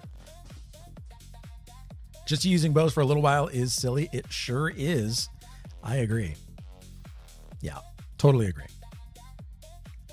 Triple attack bow. I love it. Yep.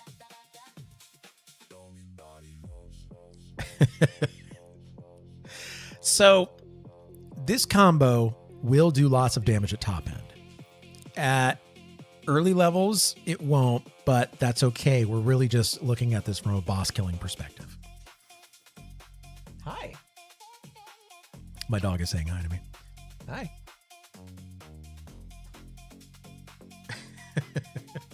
Hi, Gigi.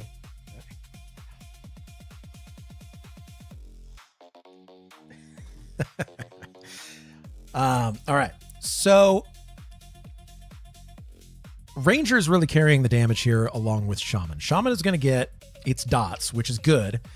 But then Ranger's range damage and... Oh, hi. And its ability to have triple attack, dual wield, ow! Other things that make it good. Hey, what are you doing? Huh? My dog is biting me right now. She wants attention. Hi. Yeah. Ow. She might be telling me that she needs to go out and that she's hungry. Yep, that was it. So we're going to do this build rapid fire here. Speaking of pet, because my pet's doing damage right now too. Yeah, that is exactly what happened, Thaco. That is exactly what happened. Yeah, you're funny. All right. So Ranger's carrying this damage. Shaman is carrying some of the dot damage as well, which is good. You set up by pulling with the dots, you send pet, and you do range damage. It's very good. Once you get all of your AAs, the damage is going to be excellent. And the extra pet damage is great. Beast Lord pets. Great. All right, Kyrix, that's enough. So I'm going to give this an 8 out of 10 on its damage. Its survival. Okay.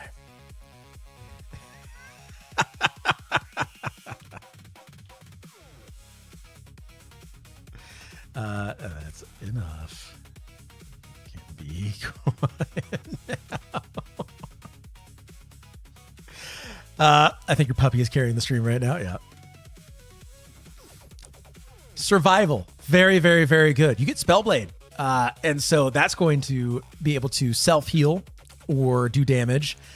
Survival, and not to mention Ranger gets a lot of like really good defensives too. Same thing with Beast Lord. So, I mean, it's like a 9. Control. Slow. Snare. I mean, control's like a 6. Support, 10. 10 out of 10 on this thing. Leveling. This is going to level fast. This is going to level very fast. There's not going to be a ton of downtime if you're using the Spellblade Invocation for heals. Yeah. This thing is not a monster, but it's going to level fast, which is what you want. And then synergy. This is a very synergistic build. I would say the only change or the only things that can be a little bit weird is between Beast Lord and Shaman sharing so many spells, but then Beast Lord gets its own identity spells, which are really good, not to mention its AAs for like mana regen and some of the pet stuff. So it's pretty synergistic. Oh my gosh. I am filing a complaint.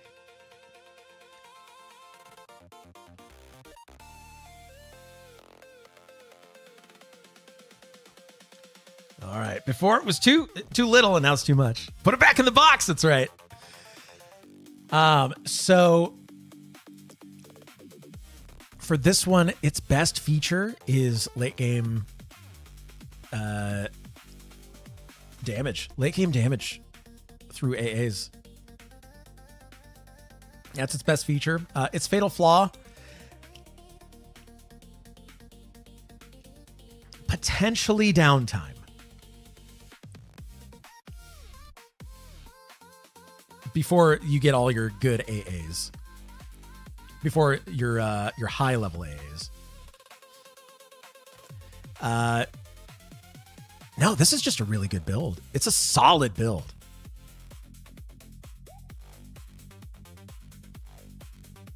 Ranger does not get defensive, but you should have channeling, I believe. You get channeler stance. So you sit in channeler stance and then you're good. Yeah, Shaman has channeler. So you go Spellblade, channeler.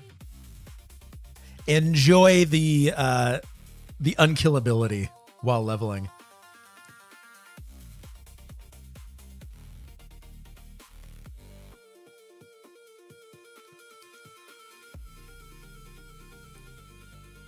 Oh, only 7 out of 8 steadfast too. Oh yeah, because not tank. You're right. So something to be careful of. And Amandar. Yes, and Amandar. Welcome on in. Evasive is not bad either until your endurance runs out. That's the tricky part. So that's what I'm thinking. As far as what my opinions are on this build. But my opinion is only so much of this. Everybody else needs to vote as well. I think it's super solid. I like it a lot. And while everybody votes, I am going to take the bup out to go potty because she needs to. Yeah, you heard me. And then we're going to get our din din. Yeah. Because you're hungry. Yep, there it is. All right, you know what we got to do? Yeah, you know what we got to do? All right, I'm locking the verdict. Everybody vote. I will be right back.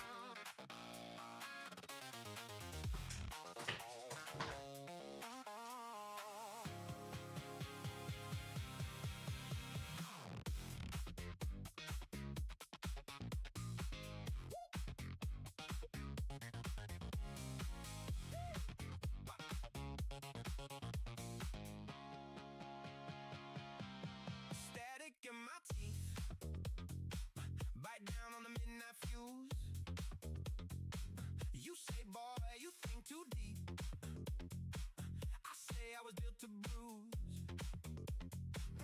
Yeah, hands on the clock, spin sideways. My shadow walks ahead of me. Every step a wrong way staircase. Still you're right here where my wreck should be. I got that stake in the signal. Glitch in my blood, you feel it. When you pull me close, I'm tilted. You told me wrong, I'm realist. Got that stake in the signal. Crooked and loud, still legal. You twist my heart off center. We break, then bend back better.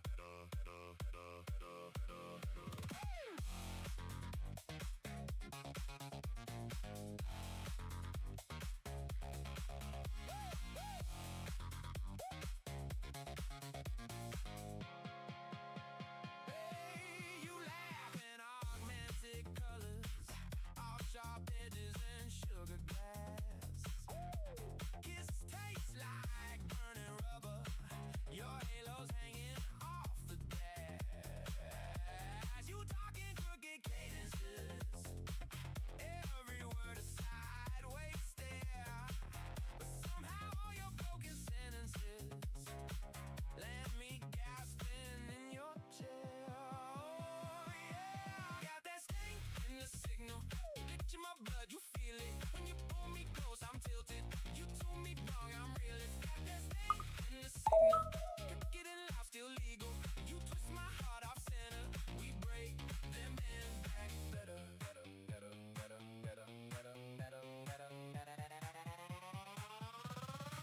Are you twisted?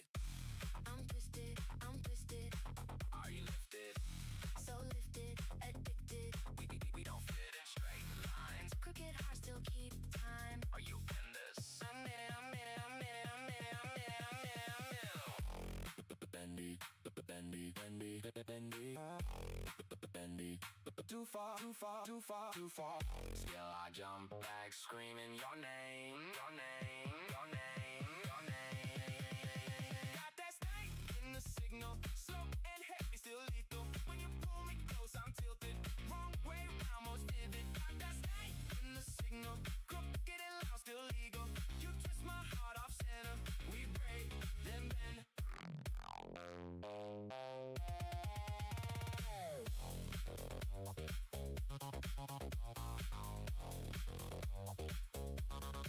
And we're back. All right.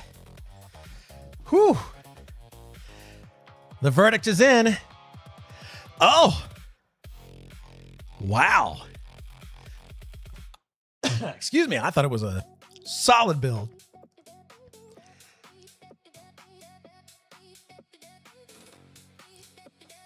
But everybody thought it was valid. But either way, Major Deity, very solid build. Fanar, you're up next on the chopping block here. You've got a Dark Elf, Warrior, Berserker, Monk.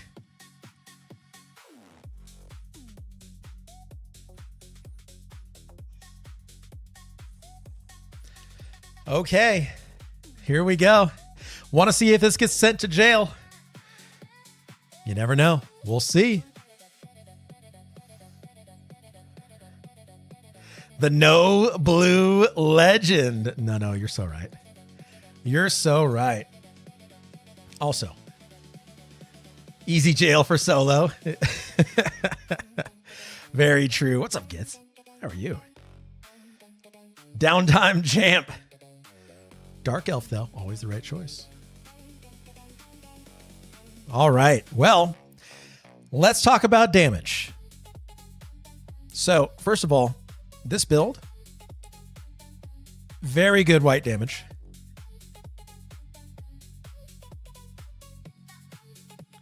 I already saw combos with no heals that you didn't say send to jail. Very true. That's why we talk through each aspect here, so that way we can get a clear picture. They're all sent to jail for me. So, damage. This has lots and lots of white damage. Plays a D4 and some idle potato farmer thing. Nice. Nice. Wish I knew how much Cleave Frenzy is going to help Rampage in the upcoming patch. Oh yeah, that's true. This could work. Mallet Slow, Alchemy Potion heals. So, white damage through increased critical and critical damage itself. Berserker, also with the increased crit damage, is going to be actually kind of insane. And Monk, with its extra abilities, I mean, the damage, the outgoing melee damage is really, really good, and it's automatic.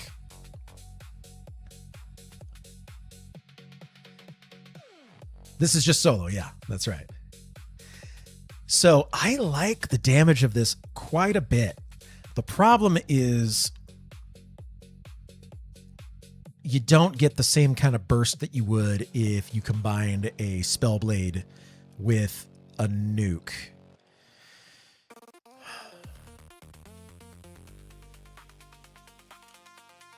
I think the damage here is an 8.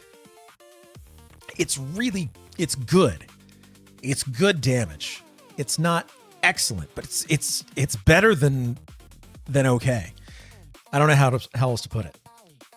Survivability. Here's an interesting portion here. So you get access to defensive through warrior and mage hunter through berserker.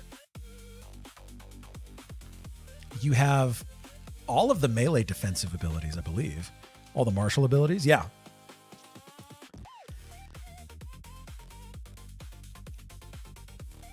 So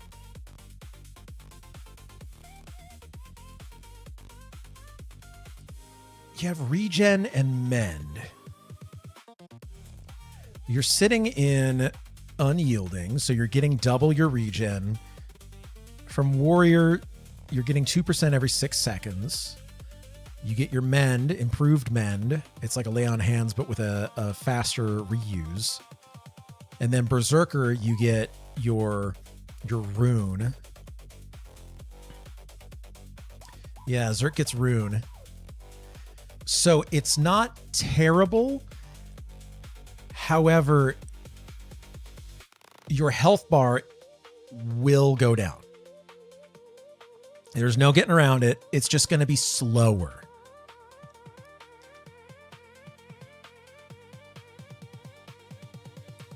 So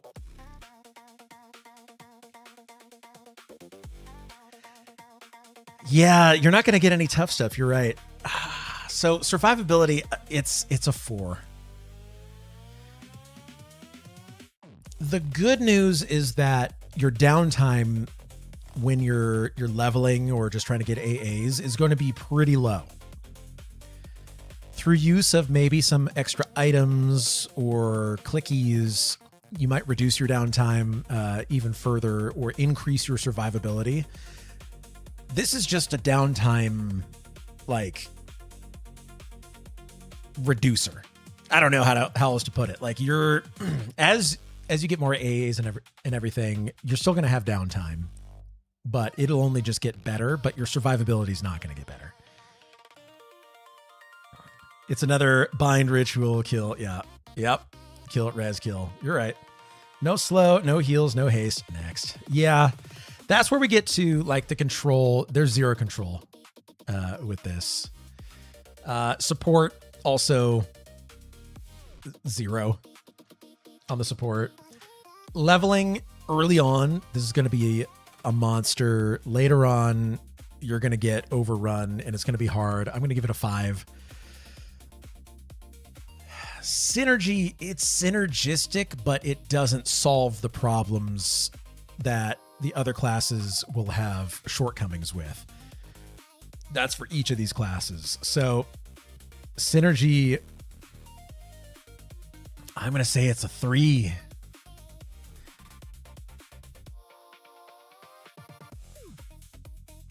It's going to be a 3.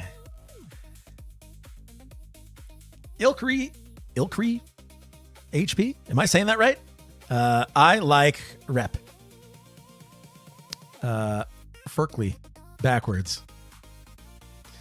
I apologize if I'm saying it incorrectly, but welcome on in. Thank you for that follow. And I'm Maybe Rex. Thank you for that follow as well. Absolutely appreciate that. And hey, Dark Leo, thank you for that follow as well. Seriously appreciate that. Close enough? Okay, that's good. AA farming, this will do okay. Yeah.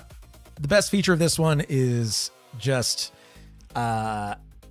kills low HP mobs really well. The fatal flaw, no heals. And the fix, try a class trio randomizer next time. All right. Here's what I think. Easy fix, bake in berserker stance so that you can use the other stances like defensive. True. If it was just like an innate kind of a thing, I agree. I like the insight as a learning player. I like learning from player experience and listening. Well, good. I'm glad. We got plenty of that. And by the way, if anybody wants to do me the honors here with a hydrate, I'd appreciate that. So we gave this one a fair shot, but I think it's time. I think we need to Go ahead and let everybody else have their say. Fireball and beatboxes. Oh, man. And Hashku, thank you for that hydrate. Oh, yeah. Ranger Rogue Beast Lord OP. Ooh. Sipsack. Put it to the test. Put it up. Let's see. We got to see who wins. I'm tentative on this until we get real numbers on Rampage cooldown. True. Streaks, welcome on in. Paladin, Monk, Enchanter. We judged that earlier. That is the streamer build. And it is a good build. Yep, there we go. It's the streamer build. It's a good build, but it's so boring. Oh, it's my starting combo. It's just so boring. Like, it does great. Bore me with all the gear. Yeah, it's safe. It's so safe. And Streaks, thank you for that follow. Really appreciate that. Yeah, I am not saying don't play it. Absolutely play it if you want to. I just need a little bit more. Whoa. In a surprise to everyone, Tuesday reroll. Hey, it's Streaks. Thank you for that Prime sub. Seriously appreciate it. You could have spent that anywhere, and you spent it right here. It means a lot. Thank you so much. Well, I thought it was straight to jail. The jury thought Tuesday reroll instead. Either way, don't play this combo. It was definitely straight to jail. I agree. Don't play that combo. You're not going to have a good time. All right, let's approve. Next people in line here. Next up, Bollywood Symmetra. You are next to be judged. For my build, please change Paladin to Warrior for AoE Cleave. Just using this build. I'm sorry. You're stuck with the Paladin Bard Druid. You're stuck. We can give our thoughts on the Warrior as well, and whether or not it's going to be better than Paladin. But for now, you're stuck. Mainly because I can't change it. I don't have the ability to change it. So, so we're going Ogre, Paladin, Bard, Druid. Okay. What's the point of Warrior at all, really? Unless they get their stuff later. Good regen, AoE white damage, really good defensives, and access to gear, I think, better than anybody else has. Triple attack, too. Best defensives, best AC, yeah. Yeah, ton of innate mitigation before real gear. All good points. Yeah. Yeah, all true. And Ladar, thank you for that follow. Really appreciate that as well. Happy Saturday. Okay. Ooh. I think we may have done that build earlier, but we will still take a look at it. All right, Bollywood Symmetra. Your time in court has started. So we have a Paladin Bard Druid. As always, asterisk for damage on a Paladin. If you're fighting undead, 10 out of 10. Automatically. But that's not what we're judging everybody by. So Paladin Bard Druid. First, Paladin has access to Spellblade Invocation. Fantastic. One of the best stances, invocations, anything in the game, in my opinion, is Spellblade. Because it just opens up so many possibilities for you that you don't have to cast for. So, great there. But that all depends on what you're going to load it with. Bard augments the damage through haste. Adds some dots. So, good on top of Paladin, as well as dual wield. So you can get some dual wield, like proccing weapons that only knights get access to, which have really good ratios. So good thing to keep in mind there. And then Druid, you've got direct damage with some dots, as well as potentially like charming an animal. So good things to consider for everything. But at high level, Bloom heals too, yeah. But as far as damage, Druid and Bard dots will carry hard. Could be great DPS with some downtime, or with some time. Don't sleep on Druid dots. That's true. That's true. So Bard plus Druid puts this up to at least a 7. Paladin with access to Smite and some good weapons. I'm going to give this an 8 because you set up with Druid dots, turn on the melody of all of your Bard dots, and then auto attack, which makes for a really nice way to play. So that's going to be an 8. Survival, you're really good. I'm going to give survival a 9 here because you've got heals baked in with lay on hands and good defensives. So you're good. Want to pull tons of blues with thorns and AoE song. Very, very, very, very true. I forgot about that one. Lumpy, welcome on in. I did Beast Rogue Bard. Wasn't always easy, but I did solo Yale, Nagy, and Vox on D4. Very nice. It's a good combo. Really like the new Druid Hots. Me too. Triple attack is overrated. I don't know. Doesn't go often that enough at 100 skill cap. I didn't consider that. Well, then yeah, it may be a little bit overrated. I was thinking the triple attack was super important, but I guess not. Makes sense. Control. It's a 5 because of Bard and a little bit because of the snare and root with Druid.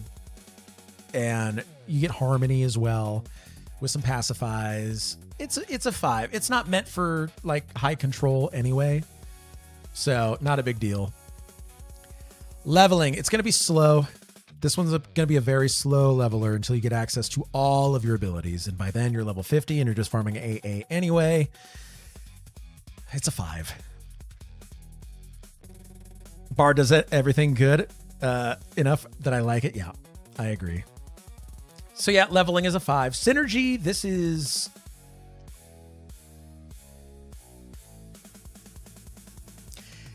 It's an 8. Nothing trips over itself or others while trying to do its lane.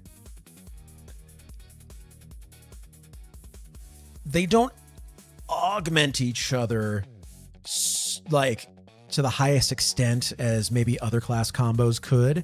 So like enhancing how well that the dots do damage, or giving you access to some really powerful nukes, or some other things. So it's really good. It's not perfect. So 8 is what I would say out of that. So best feature, you just live forever. Its fatal flaw is really damage. Papamo, welcome on in. I was underwhelmed by Spellblade. The proc rate felt very low for me. I'm hearing you giving it lots of love. Can you explain more? Once Bard Slow gets fixed for bosses. Oh, true. Very true.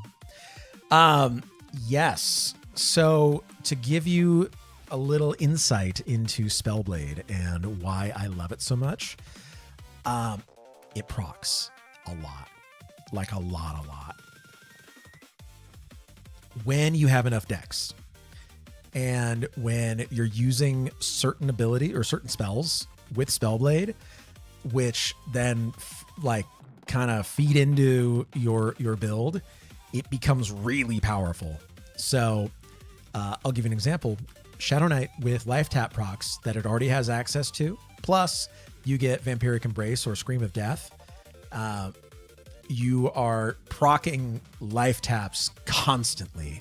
And so you're doing the extra damage and getting the extra healing automatically. And it's really nice. It's really good. Not going to proc a lot if you don't have 2 mana classes, because it's also tied into your mana pool size for the spell cost. Very true. Also, if you Spellblade a heal, it's just a mana saver. Very true. So it has a dex component to proc rate. I'm assuming so.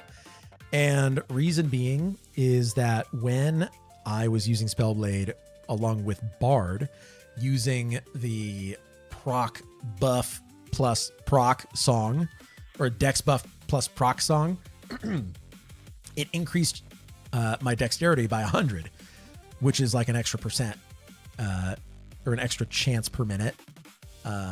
So it just seemed like it was going off nonstop. Dumb question with EQL. What is the biggest factor in choosing which class is primary, secondary, or tertiary? Is there skills, spells that's stronger that you won't get, etc.? Zrevan, welcome on in. Your primary is the one that's going to be locked until you hit level 50, and then you get a token to then unlock a second primary.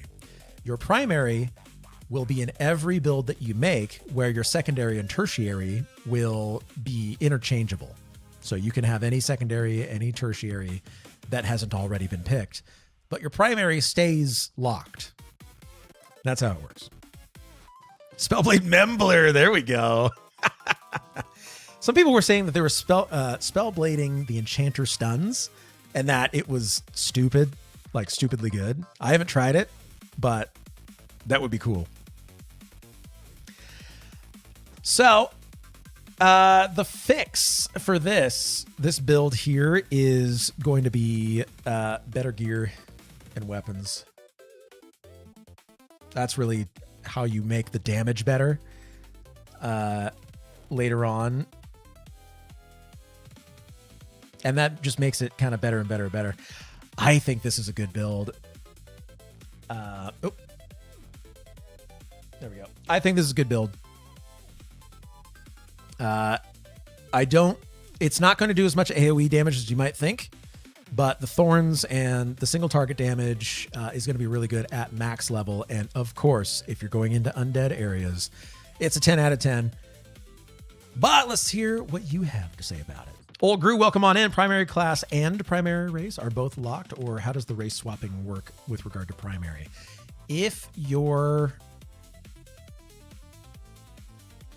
That's true about your race. I haven't really thought about it because I always just go Wood Elf anyway.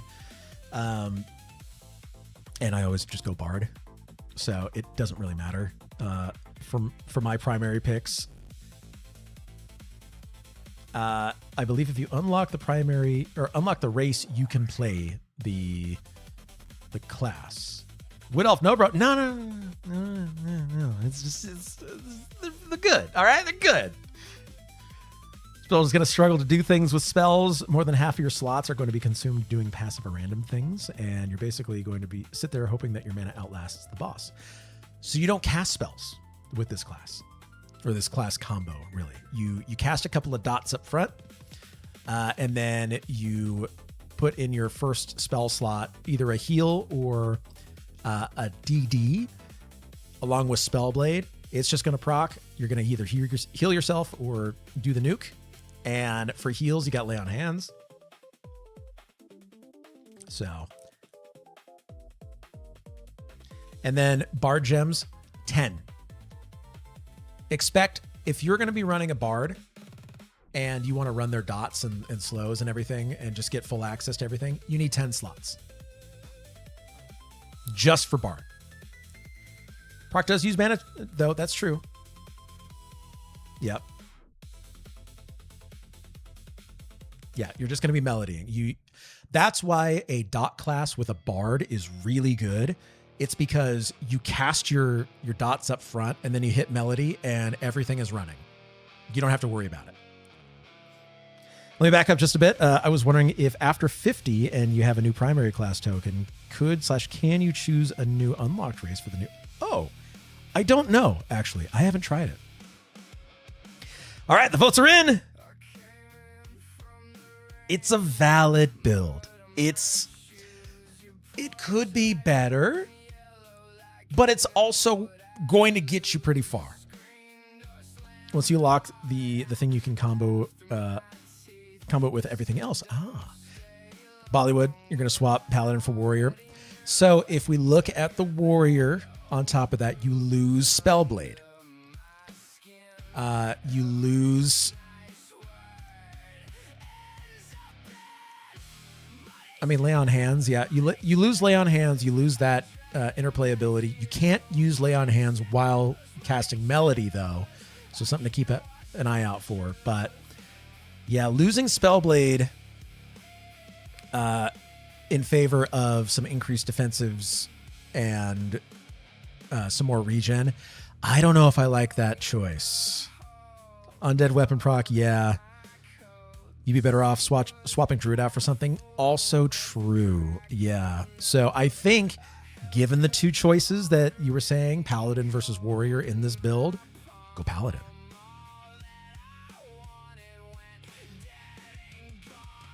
Offensive stance is a lot of damage if you have decent weapons. It can be, but you're going to start chewing through your endurance, whereas if you sit in defensive stance with Bard regen and you're just casting dots and using procs and everything, you're not going to run out of endurance, you're not going to run out of mana, you're not going to run out of HP. Yep. Did Spellblade proc a lot for you? Yes. Yes, it did. Quite a bit. All right, here are the standings so far. Got quite a few let 'em cooks and valids. Couple straight to jails. Doesn't Spellblade take up the same slot as defensive? No, it's an invocation and not a stance. So Spellblade invocation would take up the caster stance rather than the melee stance.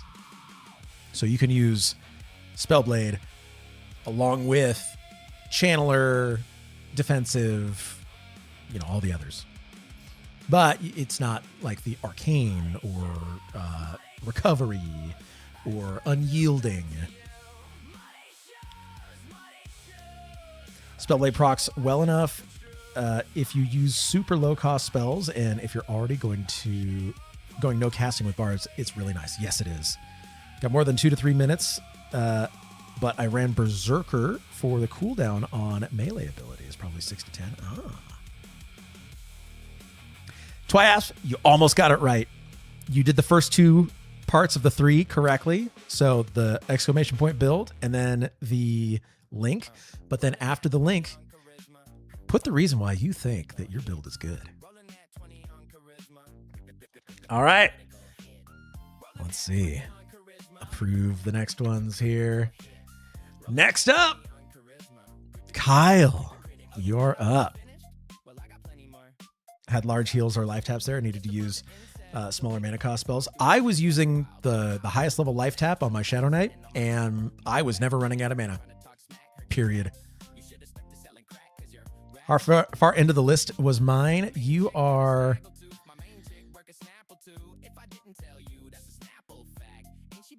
You're not on the list right now. What's going on?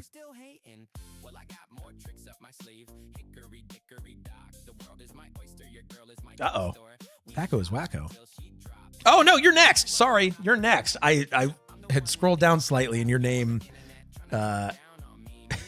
So you're next up. Pirate Ike, welcome on in. Put me at the top, please. You got to enter. Now SKs get leech on harm touch. That's right.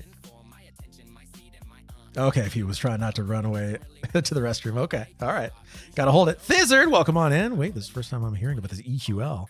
Looks interesting. It's very fun. All right, Kyle.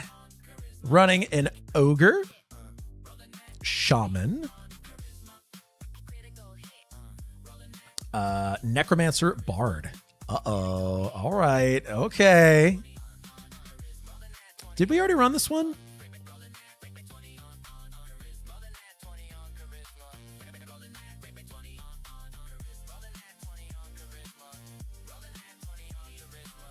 I feel like we already did this one, didn't we?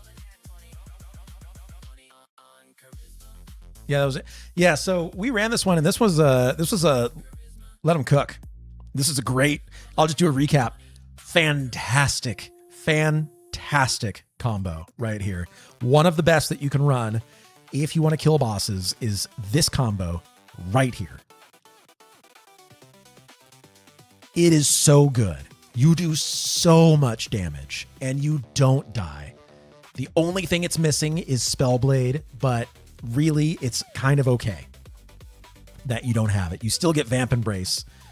So you're still proccing there. You're just, it's real good. Plus you get the extra pet now. Yeah, this is definitely S tier. This is the top, I'd say, out of all of them that have been looked at so far. This is the top so far. Yes. Only thing it's missing is Steadfast, right? Yes. Also, yes. So let's see.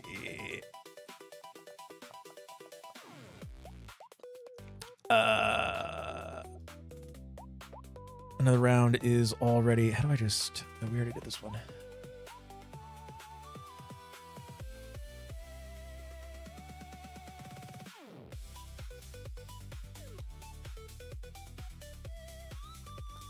I'm trying to see how I can skip it, but that's how you enter your build. All right, it's not going to let me skip this one, so I need to run it through. So we'll just go for it. Damage, this is 10 out of 10 damage. Survivability, this is 10 out of 10.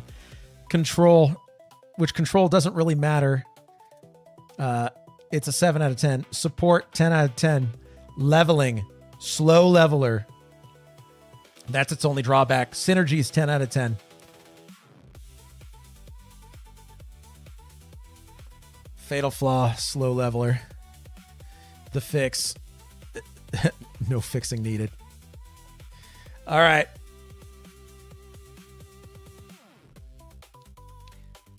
That's this build. We're just going to go ahead and start the poll, since I can't skip it. That's why we test and prod, right? Had a friend that ran SK Shaman Necro. He had fun with it. Oh, yeah.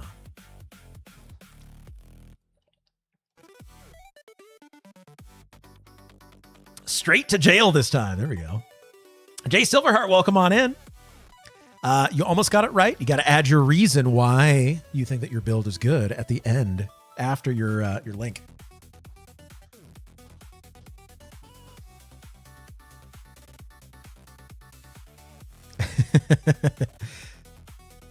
We already covered it. Yep, that's true. Yeah, so if I was to do mine,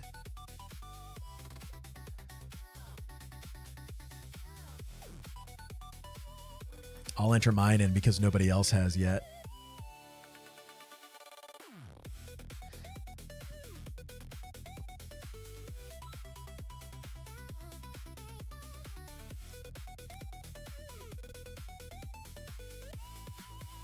There we go. Also, don't need FD if you mez it all. That's true.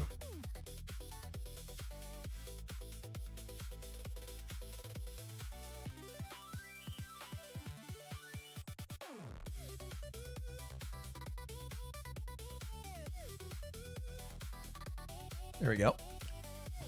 All right. Verdict is in.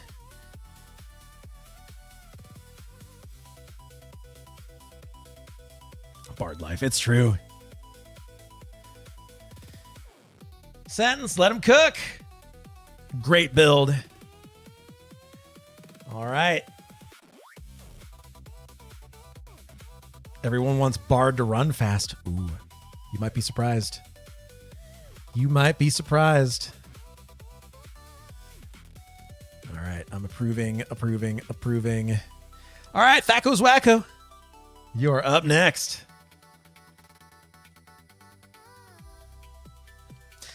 Let's take a look. It's your turn. Buffs are great. Pulling and charming too. Here's the thing. Here's the thing that a lot of people don't realize about bards. They do more damage than almost anybody if you build them that way. I've said it on Quorum. I compete with people on Quorum with the damage because it's fun and I can do it every 40 minutes or whatever it is. But yes, bards, insane damage when you set them up correctly.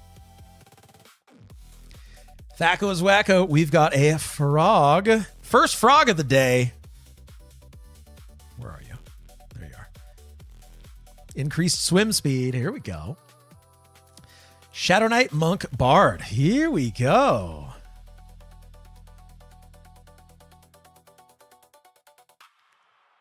Their bellows do be nutty. This guy, every 40 minutes, you parse big. Those other 39 minutes, nah. Hey, I do better than the Rangers. All right, I do better. Well, actually, no. I do better than some Rangers. When I get the charm pet in Sra because an enchanter fell over and died, it's mine now. And now I'm top parse. This guy spams DDD until and then posts it. Yeah, it's true. I've got the Discord post to prove it. Some Rangers for sure. If you have a pet, for sure, huge. Yeah. Now, pet plus DDD plus no mana to charm again. So when pet breaks in 1 minute, yeah, we won't talk about that. But for 1 minute, I'm living on top of the mountain. All right, Thacko is wacko. You are now on trial. Never Muse, thank you for that follow. Really appreciate that. Happy Saturday. So, Shadow Knight, Monk, Bard. Let's talk about damage. We love talking about Bard damage at max level. All those dots. We combine that now with Shadow Knight damage, which is good with Reeve, with the life tap, with Vampiric Embrace or Scream of Death. And then also you lob in Spellblade on top of that. Here, it's very good because you use your life tap in your first slot as a Shadow Knight using Spellblade. I argue that you should probably use that no matter what combo, as long as it's got a Shadow Knight. You run that. So, can you Spellblade DDD? You cannot. Unfortunately, you cannot. That would be cool, but you can't. So, because it's a song, it's not well, you know what? I take that back. I don't know for sure because I've never tried it. I assumed it was a cast spell, and I didn't think that songs were cast spells. What classes give Spellblade? Not Bard, unfortunately. Did they fix Amp for DDD? I don't know. I don't know if they did or not. So Spellblade is Ranger, Paladin, Shadow Knight, Beast Lord. Those four. One of the few that takes mana, it's true. So you get Spellblade here.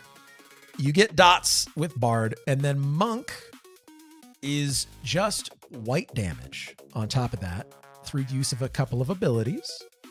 So this is a very solid dungeoning and bossing damage build right here. It's just men 24/7, but it's solid damage. You've got coverage with all of your marshals. You're able to output very steadily. It's not the best, but it's pretty good. You're dead in sky? True. But if we're talking about damage, what about Paladin instead of SK? Now you're entering into stream your build territory, and it gets boring. So for damage, this is an 8 out of 10 for damage. It's safe. It's safe. Nobody likes safe. Survival in this build. This build is reliant almost exclusively on your ability to proc life taps. You get mend and you get regen, sure, but your ability to keep your HP high is the life taps. That's where you're getting most of it from, and I know that firsthand. Pally Zerker Necro, could be fun. Could be fun. Enter it in. We'll talk about it. So survivability for this one is going to be a 7. It's not automatic, and it's not reliable. It's spiky, but I have gone 0 to 100 using an SK in the build many times off of a single life tap proc. So it can survive very well if you're lucky. So I'm going to give it a 7. Control, it's a 3, maybe a 4. Once SK gets the line of spells that you totally avoid 3 hits or whatever it was. Oh yeah, the harm shield. If you want a luck build, sure. Otherwise, man, yeah, true. So control, it's not really for control. I mean, you can. It's fine. Support, you're at a 6. You've got some, yeah, still just a 6. Bard songs from the buffs are great. You're just going to be running them automatically anyway, and you just kind of swap out whatever buff you want. And then Shadow Knight has a couple of self buffs, which are nice. But otherwise, support is pretty much just coming from the Bard. Leveling. This will be a decently fast leveler. So this is like an 8. This is an 8 out of 10 on the leveling. And synergy on this, they all stay out of each other's ways, which is nice. Bard slows are nice with those monk avoidance. So the trick to leveling with a Bard is run your AoE slow. It's kind of it. Run that, regen, and you can just pull groups of stuff and you're fine. And then once you get your AoE slow dot, you're running that AoE as well. There's an augment to this, which I might just bring up next, so that you know the difference and why this isn't isn't the best synergistic build. Monk just kind of exists in this build. For this build, I dual wield 100%. Monk just kind of exists here. Monk isn't doing a whole lot other than a couple of melee abilities and mend when it comes up. Shadow Knight takes care of the defensives. Bard takes care of the dual wielding. Monk gets triple attack, but triple attack isn't all that like important. So it's good, but it's not super great. Best feature is just leveling, honestly. The fatal flaw here is its spiky survivability. And then the fix is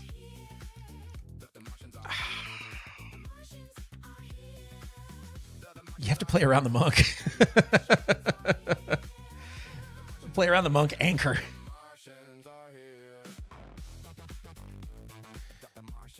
All right. That's what we're thinking. Men is questionable usefulness depending on how harm touch, leech touch. That's true. Needs a healer. Also true.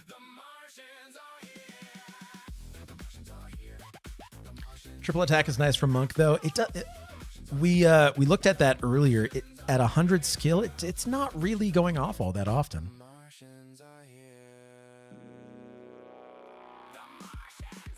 All right. Might be a great vampiric embrace proc, potentially. Yeah. That doesn't come online until 46 though. Yes, true. Lord help if you hit a triple attack Reeve. I actually was.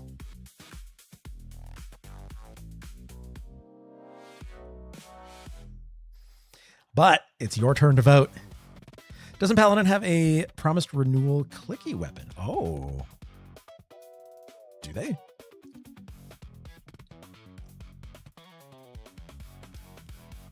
Wouldn't be surprised if they did.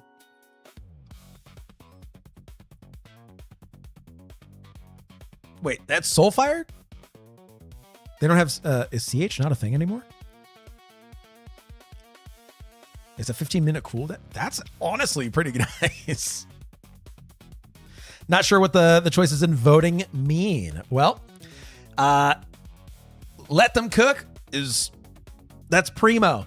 That's like, it's tough to get better. Valid is solid build. Copium Overdose is you think it's better than it is. Tuesday Reroll is you're really better off staying away from this build. It has a couple of reasons why it might work, but you're better off staying away. And then Straight to Jail is never, ever use this build.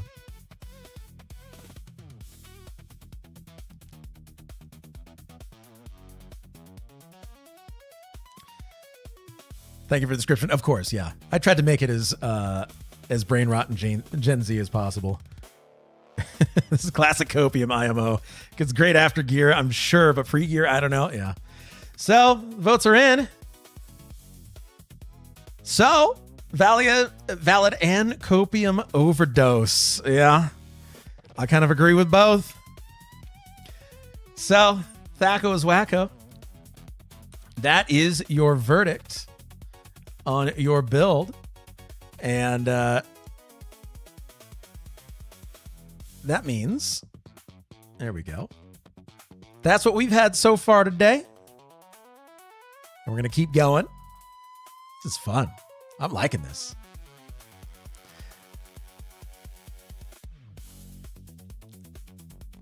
Geared, it would be super fun, I think, but no way I'd mean that. Yeah.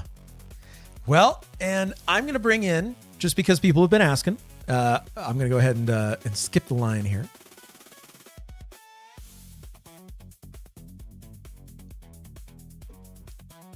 I'm on trial now with my build. I am now on trial with my Wood Elf. Here we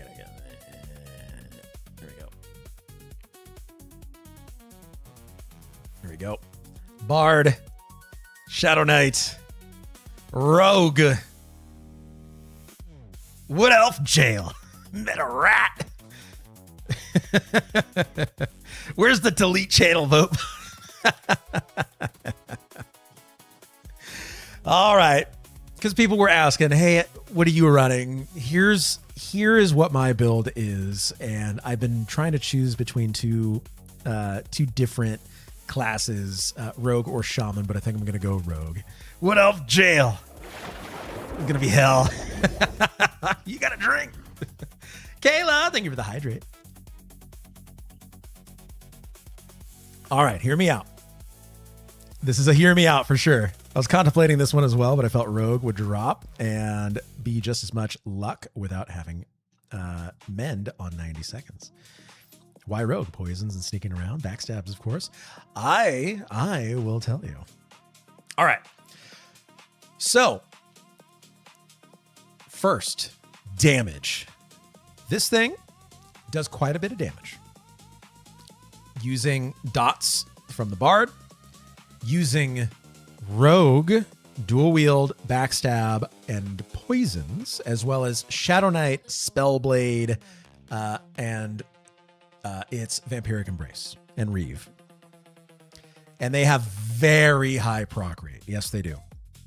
It's pretty much within 10 seconds, all of your poisons are applied with Rogue. Yep.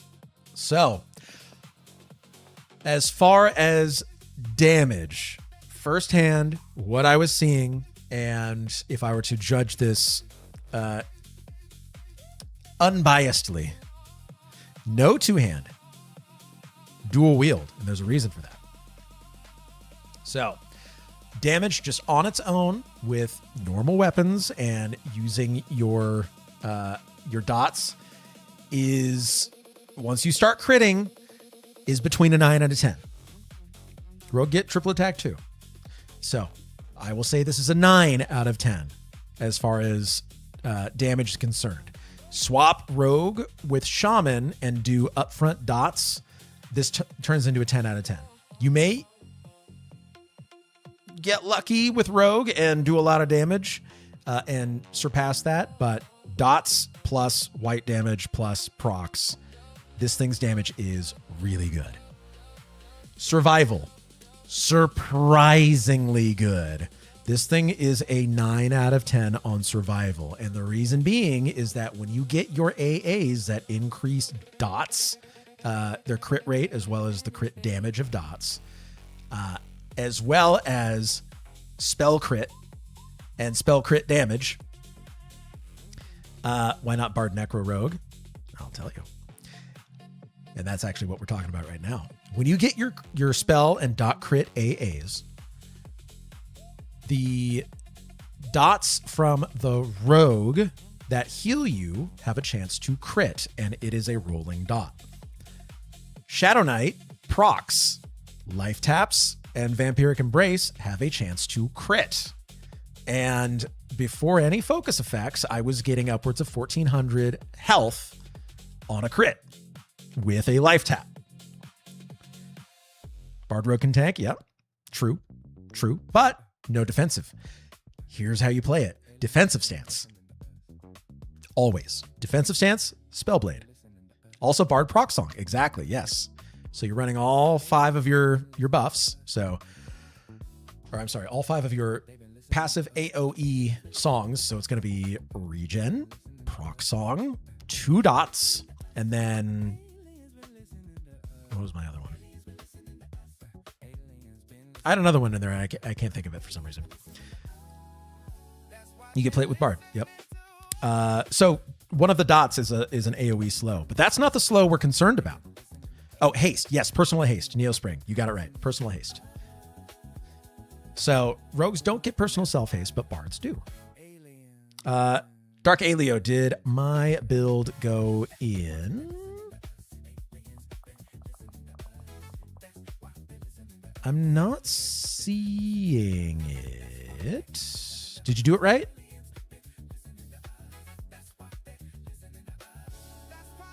You may not have done it right. You got to do the build command plus the link plus the reason that you think it's good.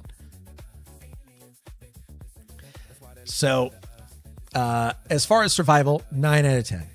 Control, this isn't a control build. It's a 3 out of 10. You can take a pet briefly and you're going to be fine. And no, it's not like 20%. That comes into, I guess, part of the control and support. The slow on a rogue, I don't know if they have it here. Let's see.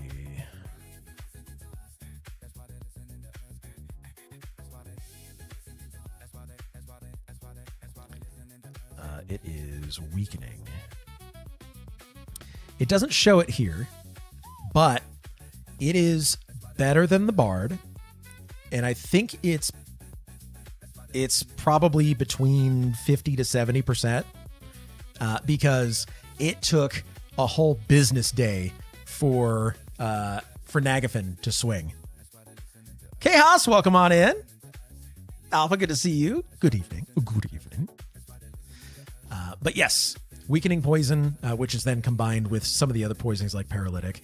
Extremely good slow. So use it on anything that's going to do melee damage to you. Incredible slow. So support on it is like 6 because, Bard Shadow Knight. It's not meant for support, but I guess you can lump the slow into survival. That slow is crazy good from the rogue. Rogue is slept on when it comes to its poisons. I think people just assume that rogue is just going to fall over because you're supposed to do damage from behind. No. It's really, really good. And it synergizes really well with Bard because Bard will supply anything that is mission critical, and then rogue fills in the gaps. and vice versa. You need a slow, use rogue slow, and then fill in the gap with other, dots and debuffs and stuff. It's so good. Monk. I don't know. So leveling. This thing is a leveling madhouse. This is a 10 out of 10 leveling. There's no downtime. You kill things extremely fast. And you don't have to cast anything.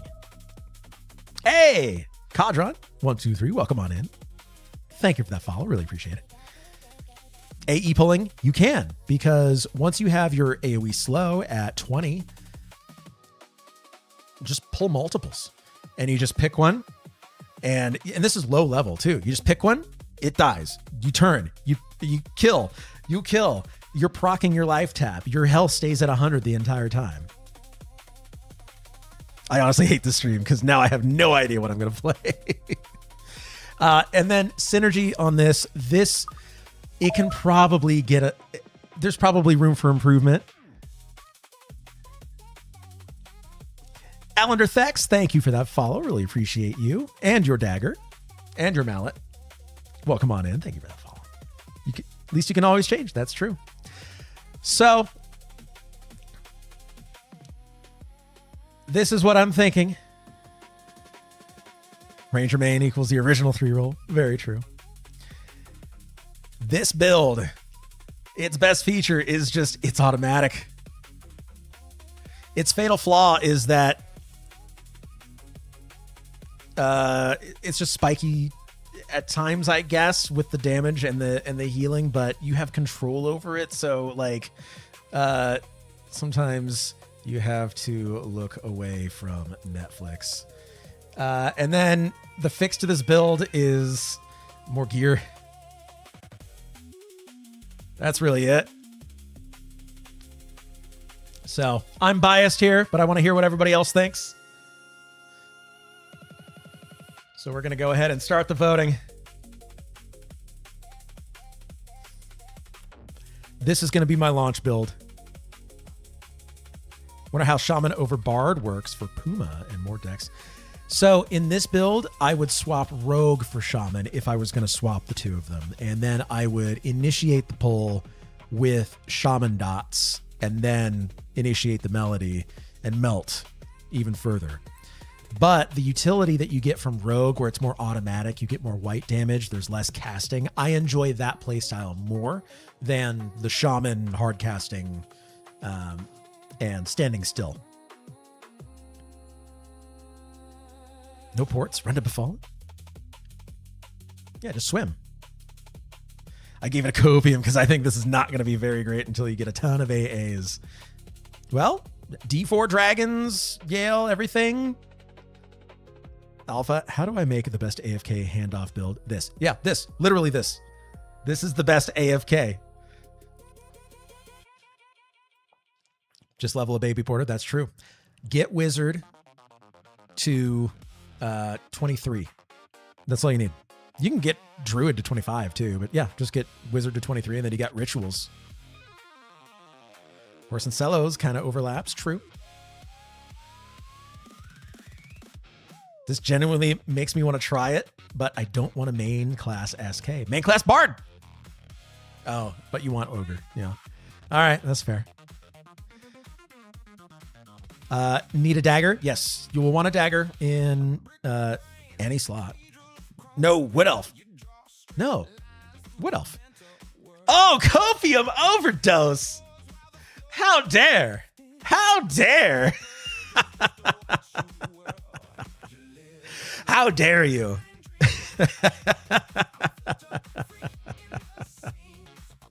Hey, I'm not on Copium. You're on Copium.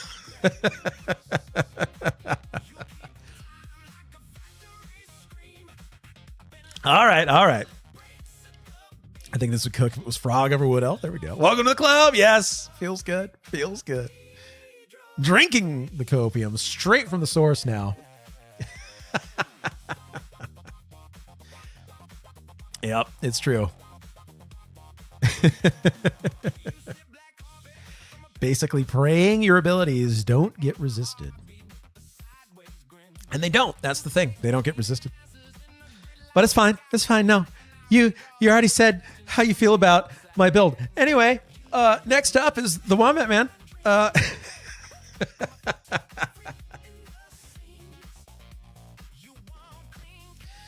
You need the half elf unlock? That's true. Plus you get 3 upgrades for gear every week now. You get 3 upgrades for gear? Life taps are nearly unresistible in general, and poisons are negative 75 now. There we go. Everything's going to be plus 10. True. Yep. Can't land spells. Very true. Heck, even classic, you're kind of that way. Velius. Absolutely. Yeah, negative 75 resist to poison. It's super crazy. It is. It's great. You can't upgrade them is the thing. They're disciplines. They're not even spells. All right, Wombat Man, you are on trial. Running an Ixar Shaman Monk Necromancer. Where do we put Shaman? Shaman Monk Necromancer. I think it has good damage and ability to grind down mobs, utility to target mobs and stay in combat. Plus, you are the super Ixar here. All 3 classes Ixar can play. Ixar, negative 5 for goofy running. Hey, we like the tail wobble. And the wave, the Ixar Pro, best. Yep. All right. Let's get into it. Let's talk about damage. So, Shaman dots along with Necromancer dots. You are burning stuff down. You have to cast 4 dots, and they do a lot of damage. Just right off rip. Also, Necromancer has pet. You get extra pet slots for extra fun. Extra pet inventory slots. Or like goobers, like Keanu Reeves runs in Point Break. Yeah. So you've got the spell damage happening, and then you've got Monk in there to do its white damage. So Monk gets some haste from Shaman, and it gets the proc, which is good. We like that. Dots heals, slows, also strong a pet for Puma ×2 pump. 9 out of 10. No plate, though. So you get a lot of damage sources here. Your dots are going to carry. Your dots are going to carry hard because Shaman gets the extra innate AA to increase critical affliction for the damage. So already this damage is...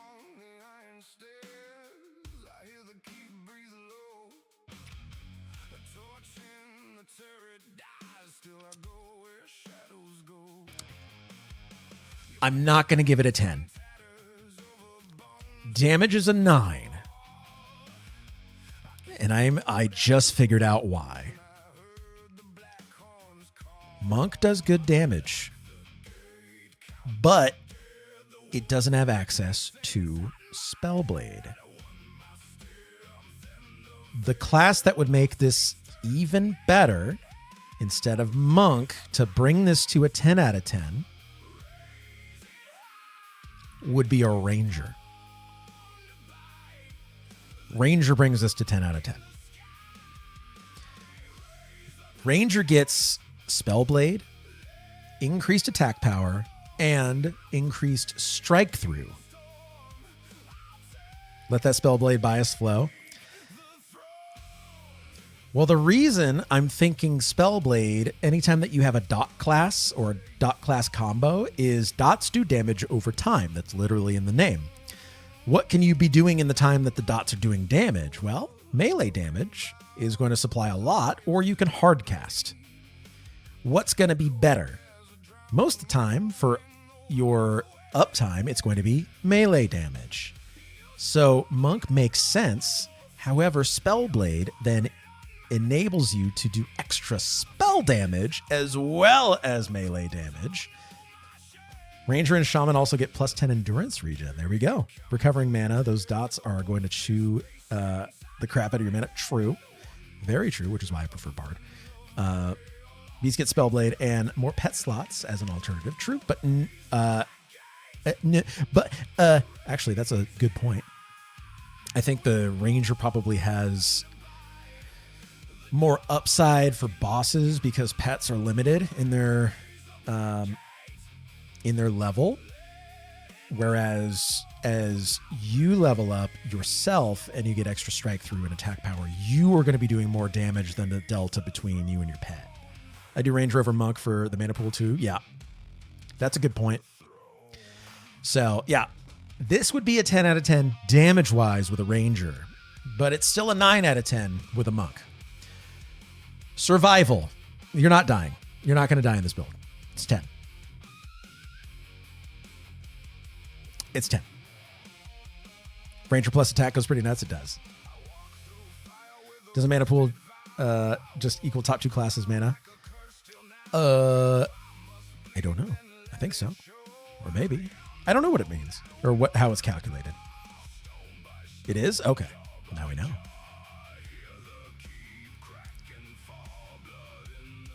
Random Conundrum. Welcome on in. So, survival, 10 out of 10. This thing's not going to die. Control. I mean, hey, Random Conundrum. Thank you for that follow. Really appreciate that. Happy Saturday. Howdy. Comes down to race choice and then if split between Int and Wiz. Oh. So, control. There's no real control here. It doesn't need control. So it's okay. Support. Excellent support through both the Shaman and the Necromancer. So, I mean, that's a 10. Leveling.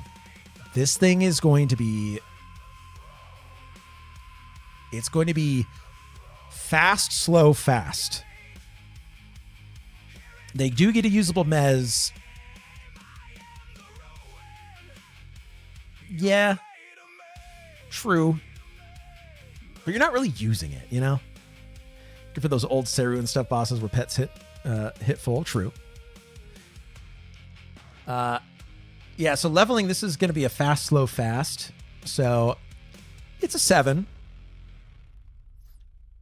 We'll go nuts at Omen's level with the clicky pants and stuff. Ooh, double dot damage. Heck yeah. And hey, Rogue, thank you for that follow. Really appreciate that. Don't put the undead mez on bar. You better not. And then synergy. Shaman Necro. Awesome. Awesome synergy. Really, really, really good. So then you got the monk in there. I don't think the monk adds to the other 2 classes as much as Shaman and Necro. Normally in like base EQ, a Shaman and a monk want to level together because the monk is survivable, the Shaman's casting, yada yada. But in a trio, I don't think they don't cross cover enough of each other's gaps. So it could be better. I'm going to give it an 8. Shaman Necromancer, fantastic. Monk Necromancer, Monk Shaman. So that's what I'm thinking.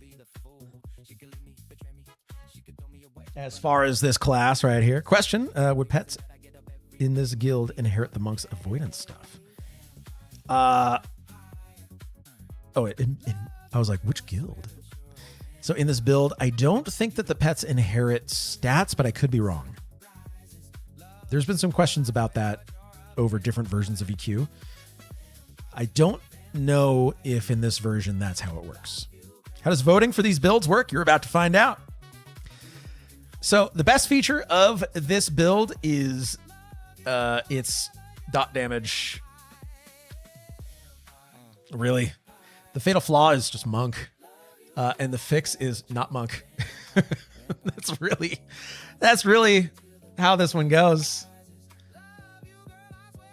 So, that's what I'm thinking. We're going to go ahead and open up the voting.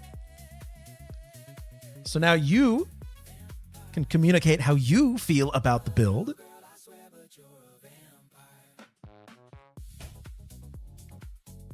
I like the build. I don't think it's a bad build.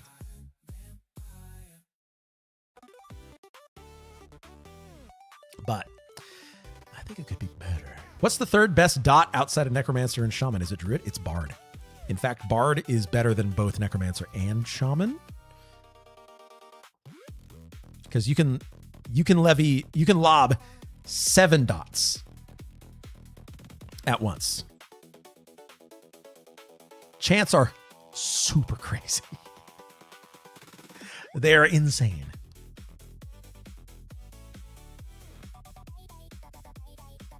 No cast time. Always on. More dots, yeah. I love a dot build. I think a Bard Shaman Necro is a super satisfying build. Shaman have the strongest dot in the game. They have the strongest single dot. They have the strongest single dot. Bards have 7 dots. More, actually. I run 7. You can have... Right now at level 50, you can have 8. You can have 8 dots. You got 25 gems, true. All right, because my button is a little bit delayed. Shaman has the strongest 2 dots. The 2. That's true. 2 strongest dots. I want to run all 3 classes. It'd be fun. All right. Here is the sentence. Well, for those who are wondering, the best feature is dot damage. The fatal flaw is monk, and the fix is not monk. In this, would like Bard more if you didn't need 1 million spell gems. You need 10. 10 whole gems. You can have more if you want. All right. So, it's a valid build. Very well done. We are on to the next Muffin Chat. Muffin Chat. Oh, here we go. Try to like Bard. It's so strong. I just don't dig it. And that's fair. I want to make a change. The race should have been Gnome. All right. We can go Gnome. I just can't change the classes. I can change the race, though. But Gnome, you got it. Gnome, Shadow Knight, Rogue, Druid. Here's an interesting class combo. All right. Ray should always be Ogre. It's all Ogre. All the way down. -1 for Gnome. Hey, at least you're not a Wood Elf, right? All right. Gnome's only good for punting and eating. No, should increase your chance to get stunned. Sadly, I don't think most Druid DSs stack with SK, do they? Or with the SK damage shield, like Banshee Aura? I don't know. Or like their self damage shields. There's something that doesn't stack with something else, and I can't remember what it was. Love this build, like a Shaman over Druid for slow, but plus all the points for playing a Genome. That's right. How come this isn't a garden in the Gnome City? Or there isn't a garden in the Gnome City. I don't know. I don't know why not. There's a zoo, but there's not a garden. You like seeing Boss Toes POV, yeah. Self DS and normal DS weren't stacking. Oh, that's not good. That needs to be changed. This totally feels like a Gnome build. Yeah. All right, let's get into it. Damage. First of all, Rogue. We already went over how Rogue does a lot of damage. They are a proc-based plus backstab plus white damage. Stabby stab. Very fast. Great damage on their own. Shadow Knight. You're looking for procs. You're looking for Spellblade. Don't summon your pet. Just don't. And then Druid, dots and direct damage. Very, very good combination of abilities here. So ideally, you are dotting up front, having a life tap, Spellblade, along with Vamp Embrace, and then you just attack really fast. It's good. I wish they would buff SK Harm Touch. Feels underwhelming right now. Oh, they are. And they're... Well, I guess they're buffing it because they're putting a leech in. I agree with you that Harm Touch is kind of lackluster. You do like 400 damage, maybe. Frontal Backstab, that's right. It is in the game. It'll be nice to see how much the dot portion is, too. So, this is going to be decent dots, relying more so on white damage and procs. Damage for this is likely going to be around a 7. You're not wrong. Best use of SK is pet is just don't summon it. Yeah, ever. So damage is going to be a 7 to an 8. Get ports right off when leveling. Sucker is great. Very true. I'll give this an 8 on damage. Yeah, this is an 8. Survivability. This is a very... It's a good survivor. This is an 8 on survival. Reason being is that you do have the HP and healing from HP buffs and healing from Druid. You have the life tap procs from both Shadow Knight and Rogue. Plus you have the increased healing AAs from Druid. You just don't have... What don't you have? Nah, this is more of a 9, if not a 10 on this. Rogue does count for slow. Rogue absolutely counts for slow.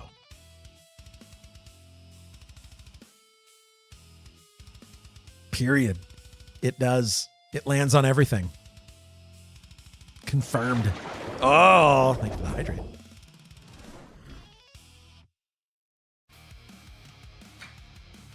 Good D0, D2 build, though, with gear.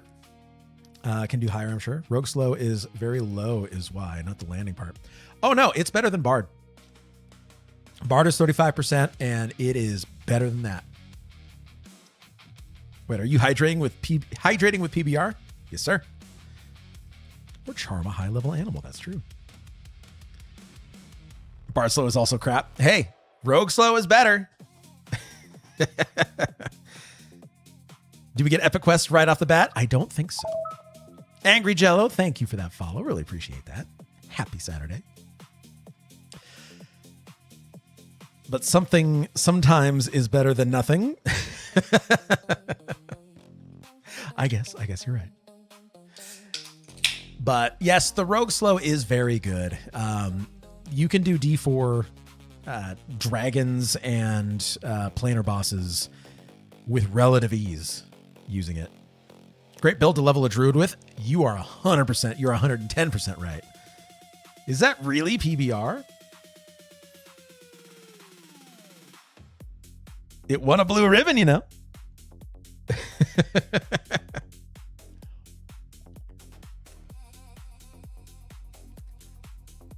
Also, good evening. Yeah, I will stand by the Rogue slow is incredibly good. They didn't just call it blue ribbon. It won that name back in 18, whatever year that was. Control. This thing is out of control. This gets a 2 out of 10 on control. Well, I shouldn't say that. Rogue poisons, bring it up a little bit. You just have to pick the right ones. You can't do everything. So I'll leave it at a 5 for control. Maybe a 4. Support. This is like a 7 out of support. You can stand by a turd and call it a rock, but it stinks. And it is a turd. Give it enough time, it's a rock. I'm giving it a 7 on support. This is a decent combo to support yourself. He's like 80 years old too. I know, right? Leveling. This thing's gonna level fast. You're a sweet boy. Leveling. This is gonna be an 8 out of 10.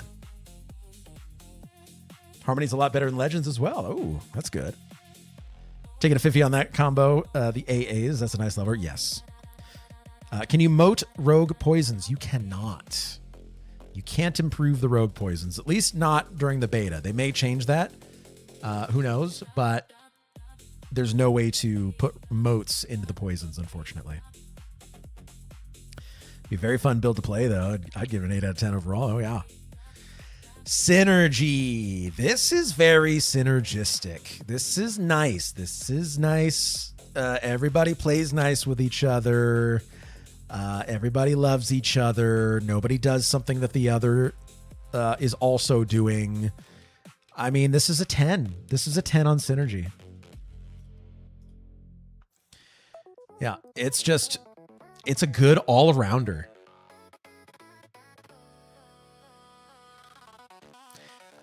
Its flaw is that it could do more damage.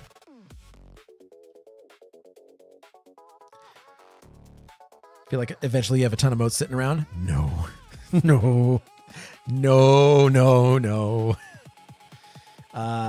Oh, no haste. That's true. That's true. No haste. I didn't even think of that. Good call. Bradley to G, welcome on in.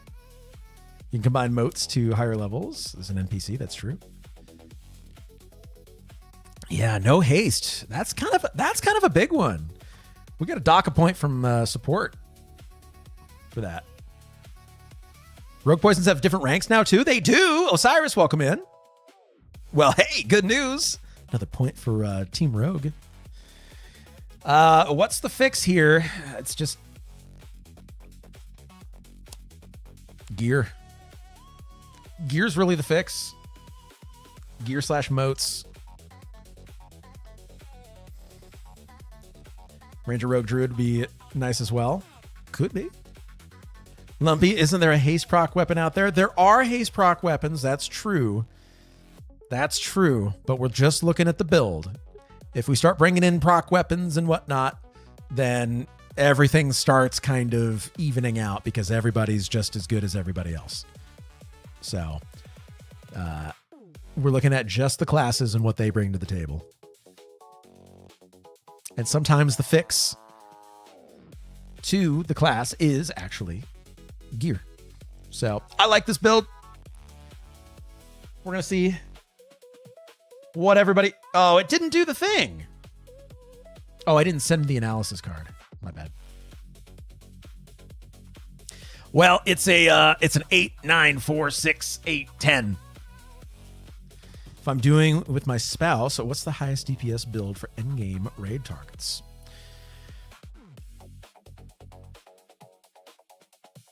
Well, it's not warrior, berserker, monk. We already determined that that's a trip right into the bottom of the dumpster. Or is it? Or is it? Literal highest DPS I saw was a bard necro shaman. Yeah. Yeah. Dots. Dots do way more damage than people realize. Bard warrior rogue. Not bad. Straight to jail. I hear they're serving muffins for dinner. That's right.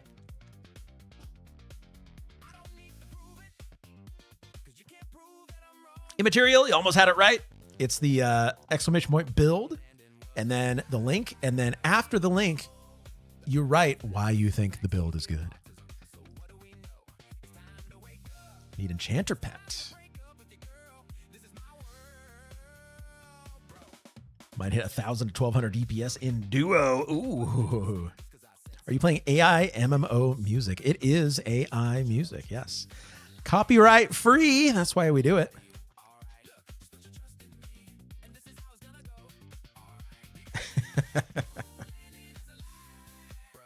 Yep. It sounds so good. Just put your trust in me. I mean, what do you have to lose? Just put your trust in me. Yep. All right, here we go.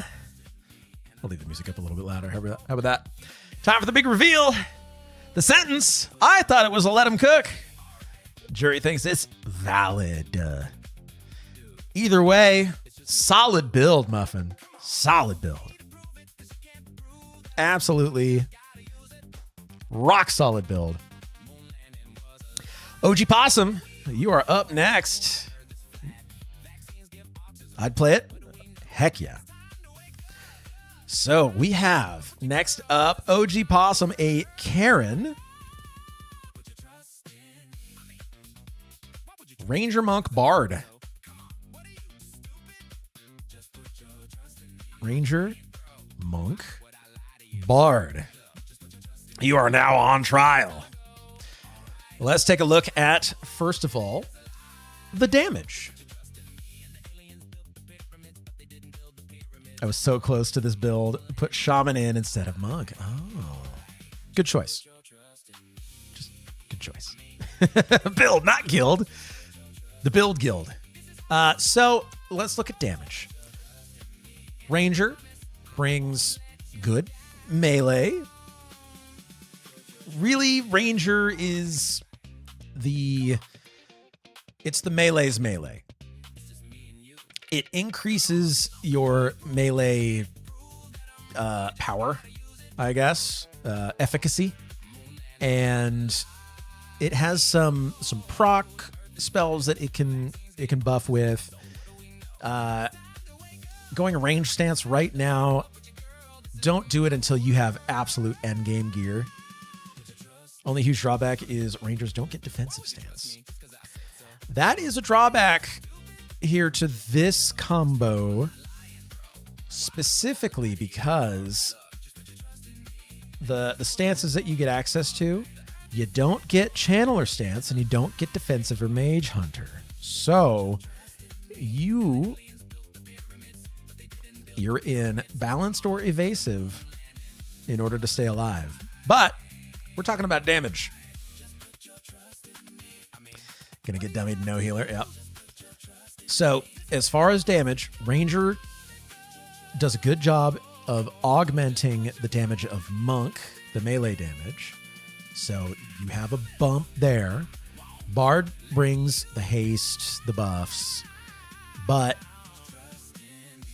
you're then, I mean, you got the dot damage. It's good damage. It's good damage. It's a 7. It's a 7 with the damage. Survival.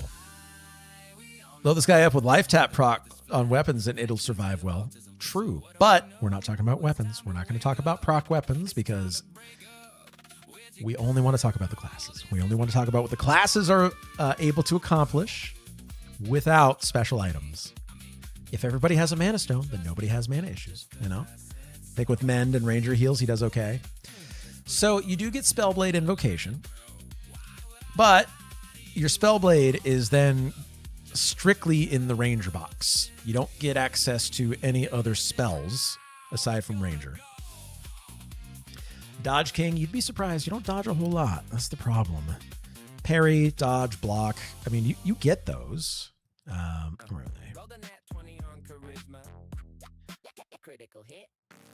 Yeah, so you get block, you get dodge, you get parry, you get riposte, you get triple attack. So, like, you get the melee stuff, which is good. Face a caster, you're dead. So, survivability is really not great. Ranger heals also aren't super great. Mend isn't enough to cover that gap. Rangers can wear shields. You can go in the any slot. Trust me, I love a Ranger. Ranger heal is like 350 max, yeah. And you can get the AAs to increase your healing. But it's not gonna stand up to a boss, unfortunately. They do get AAs to boost it, but they're not gonna stand up to a boss. You get slow with the Bard, but it's not super great. It'd be just fine in D0. See, I believe that. I believe the D0 is fine. It's going to have trouble above that. Switch Bard to Shaman and you've got something going. Yes, because with Shaman, then you're going to get access to the Channeler stance, which reduces damage by 40%. You get slows, you get better heals, you get to tap into the Shaman spell book for Spellblade Invocation. Yep. Nizar, you are absolutely correct. Bard resist songs are still OP. They're still great. Yep.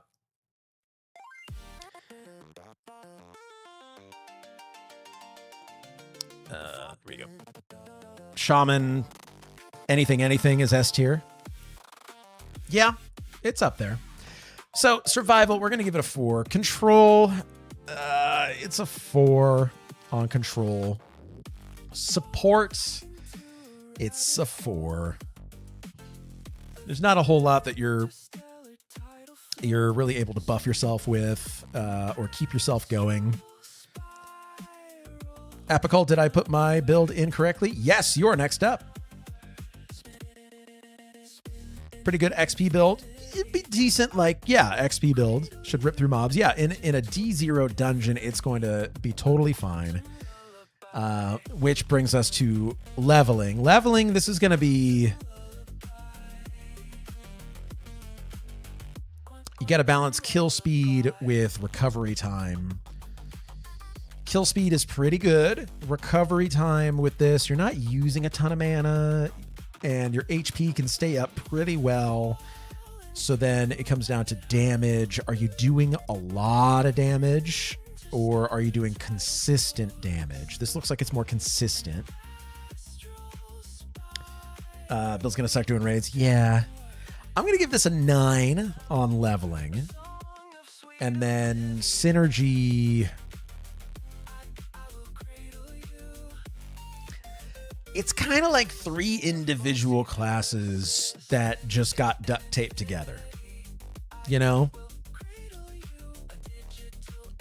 So it's like just short of really good synergy. Yeah, there are a few gaps here, which I don't know. It's just only made it. Yeah, the melee synergy here is good. You get some melee synergy from the Bard, but like the Monk doesn't augment the Bard. The Ranger doesn't really augment the Bard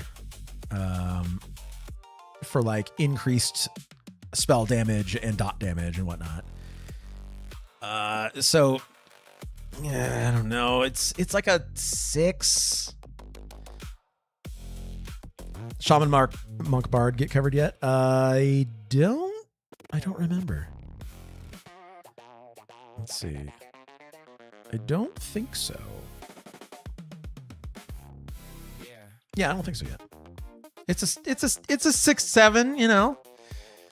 So, the best feature of this is its leveling speed.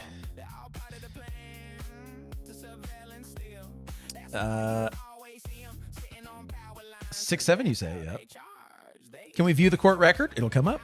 I should have implemented a way to view the court record. Do I have? No, I don't. I thought I might. Fatal Flaw. It's just not good in most areas. It's not good in most areas. And then the fix is going to be swap out one of the classes. All right. This is what I'm thinking. Fatal Flaw. It's not good. No Knight. Yeah, true. With no bigger healer, I would see it having difficulties doing bosses. Yeah.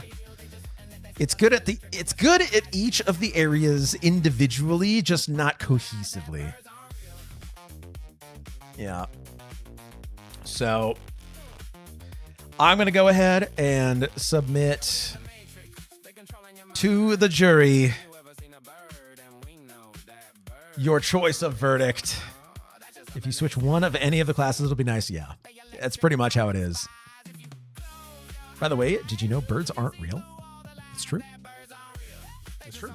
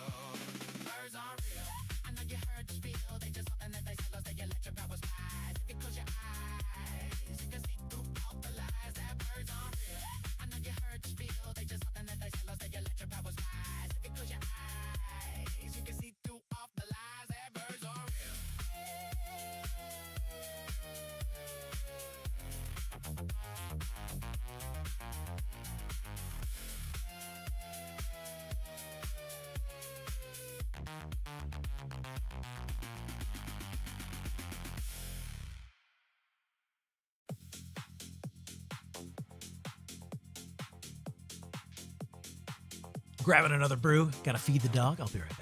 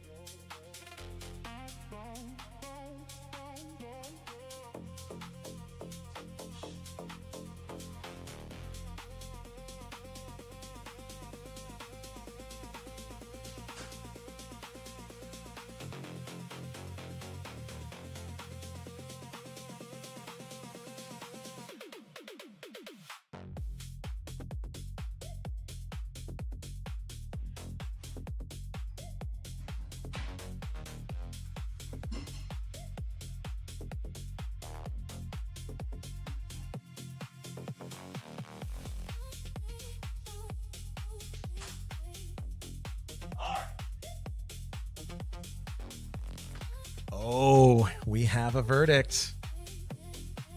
It's a Tuesday reroll. That's what it is. Yeah. Reroll one of the classes, and you're going to be way better off. Yeah.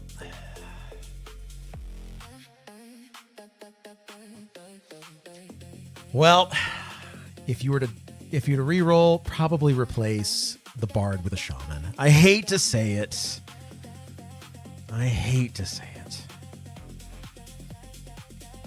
So here's what we got so far for tonight's sentences. I think part of it's getting cut off. I don't know how to fix it. But yes, if I 2-box, what are the best combos to play?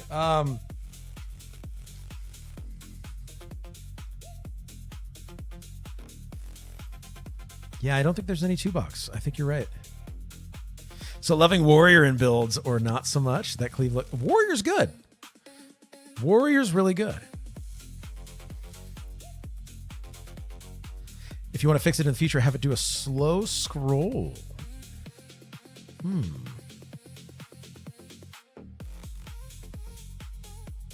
Yeah, you're right. Oh, it's a true box, so you can do that.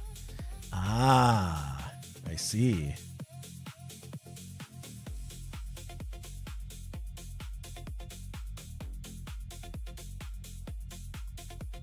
Okay. I'm seeing if I can, let's see. Can you make the, let's see. Can you make the tonight's sentences,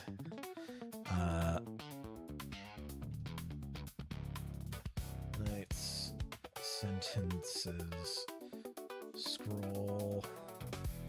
We have too many entries.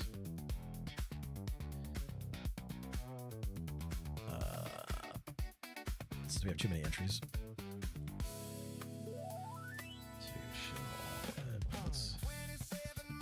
Will that work? All right. I'm asking the resident robot. All right, next up, Apical. Let's get you in here. You've been waiting. It's your turn. We've got any race, Enchanter, Shaman, Ranger. Enchanter, Shaman, Ranger. All right, we're going to go.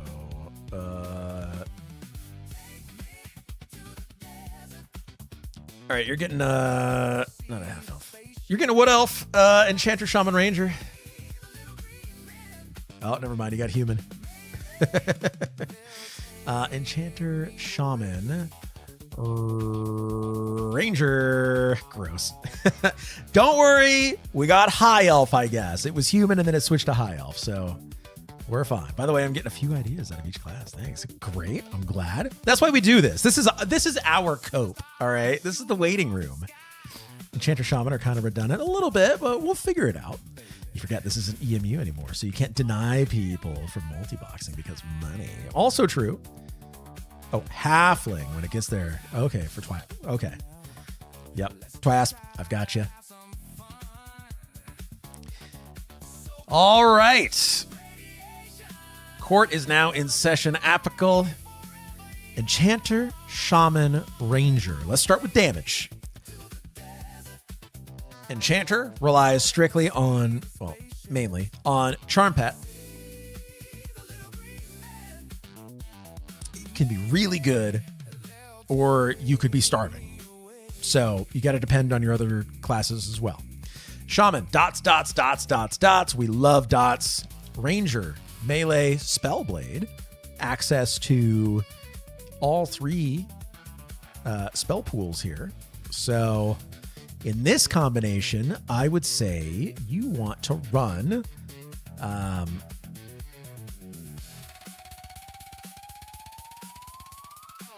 well, you have to run a Shaman nuke.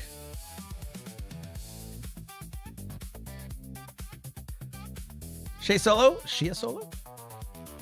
Well, I never thought I was going to do this, but since you can Ogre Paladin from the jump, Paladin, Monk, Enchanter, or Shaman, not sure how fast I want to level. Oh, yeah, that's true. You can do an Ogre Paladin somehow. Crazy that you can. Oh, excuse me.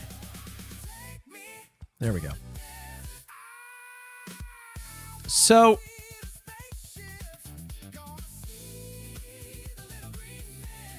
this is it easy to race change? Once you unlock it, I haven't tried it, so somebody else is going to have to explain that. I'm not sure.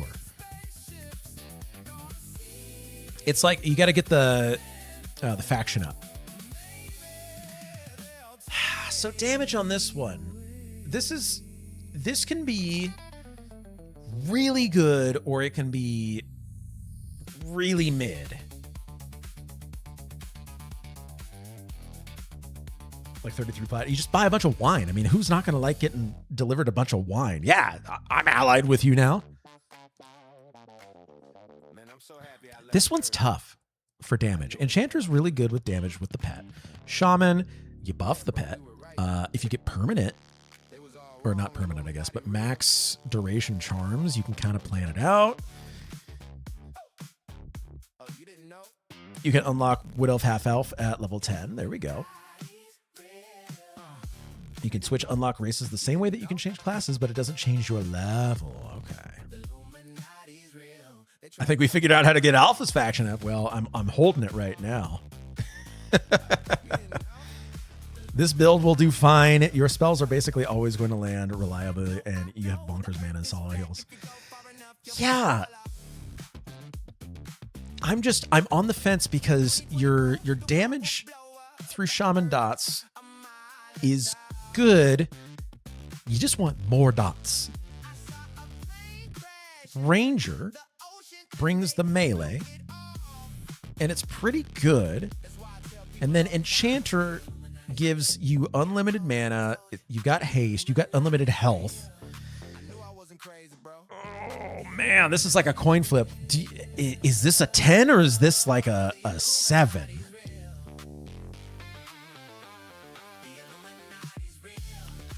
Yeah, so we're just looking at damage because I know that the support goes crazy. I know that you can't die.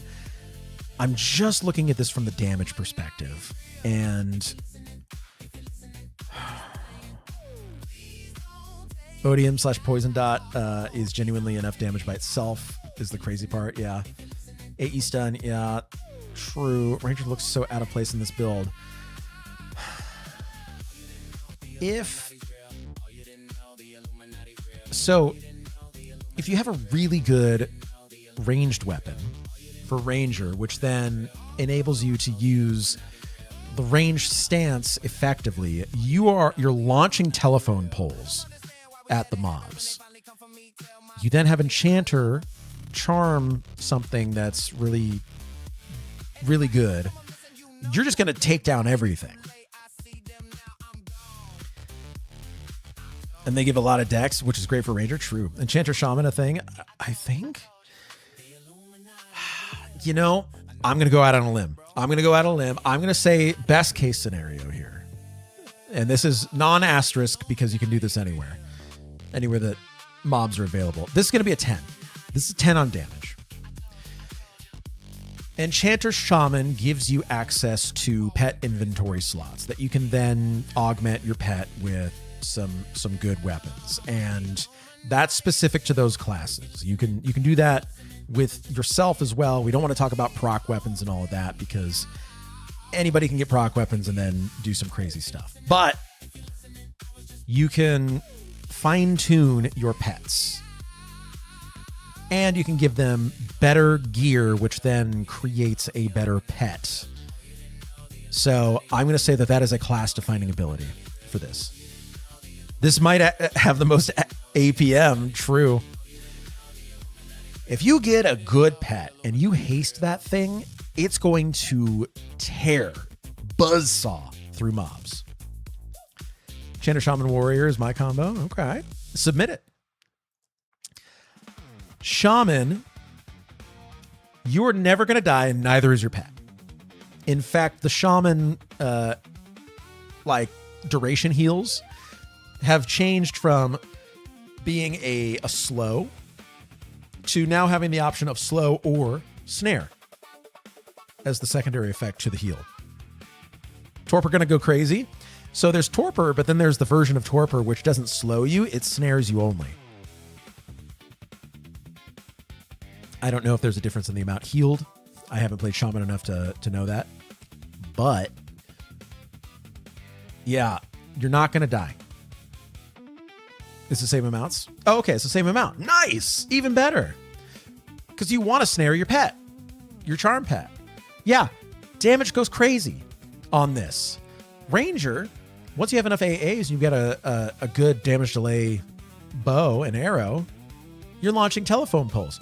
Damage is crazy. Yeah, I think this is a sleeper build right here.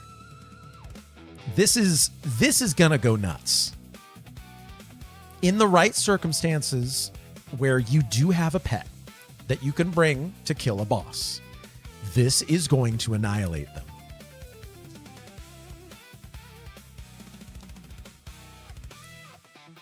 Most won't play this on the server. It's true. Great build for taking DTs just because of Ranger.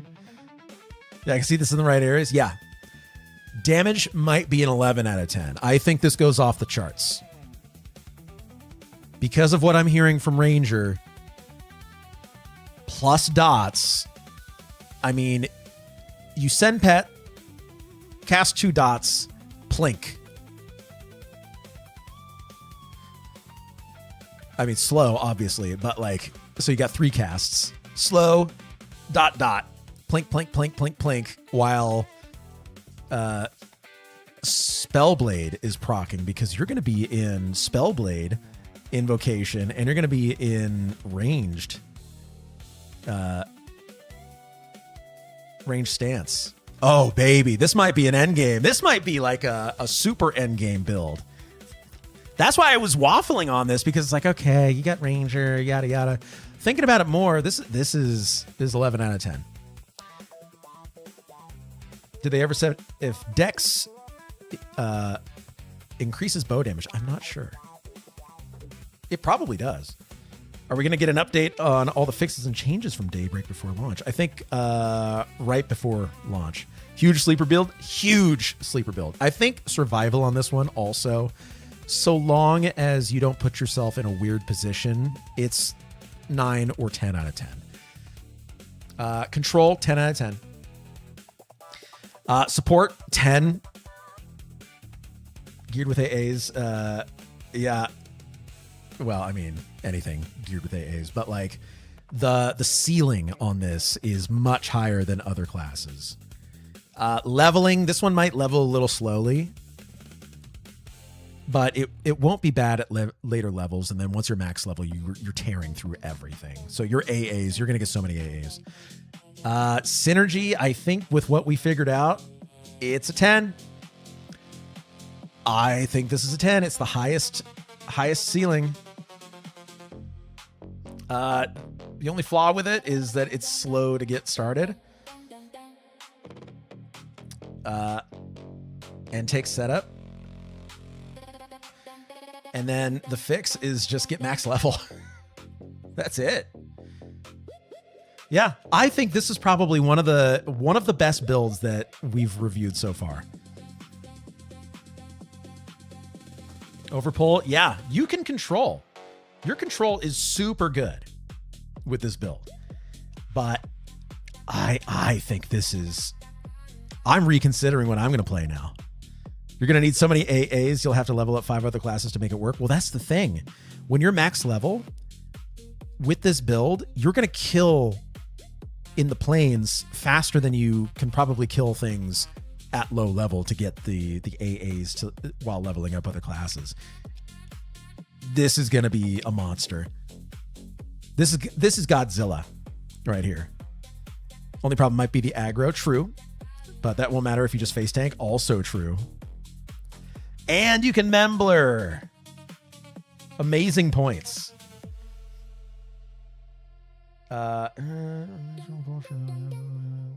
live now. Okay. I guess the fix for the scrolling has been implemented. What do you know? All right. I think if there was a verdict above let them cook, this would earn it right here. Love Shaman Monk Mage. Monk and Pet Proc. With Puma. Mage nukes are very nice. Love it. This is why Enchanter is my favorite class, number 1 pick. Yeah. I love me a Bard, but man, thinking about this,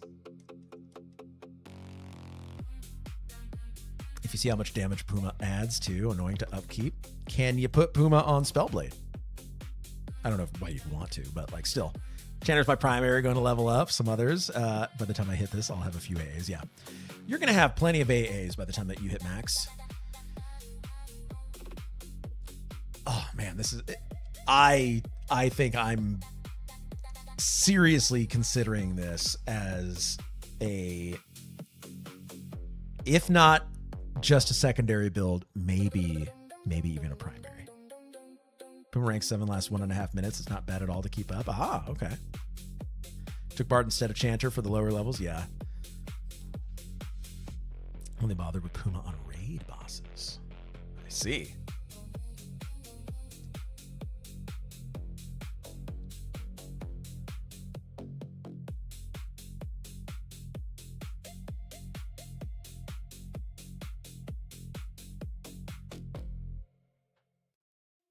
All right.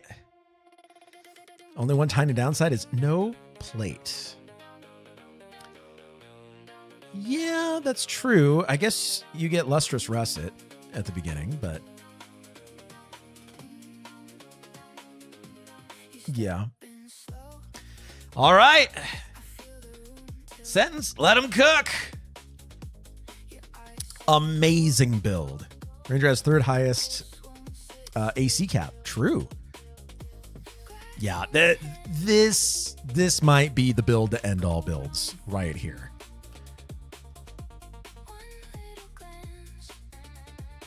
Wasn't that supposed to scroll?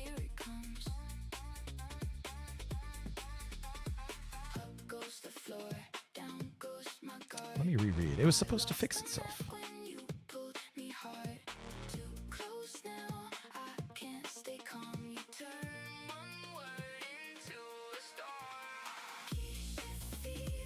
Oh, it's supposed to auto scroll. It's got a scroll bar now? Come on.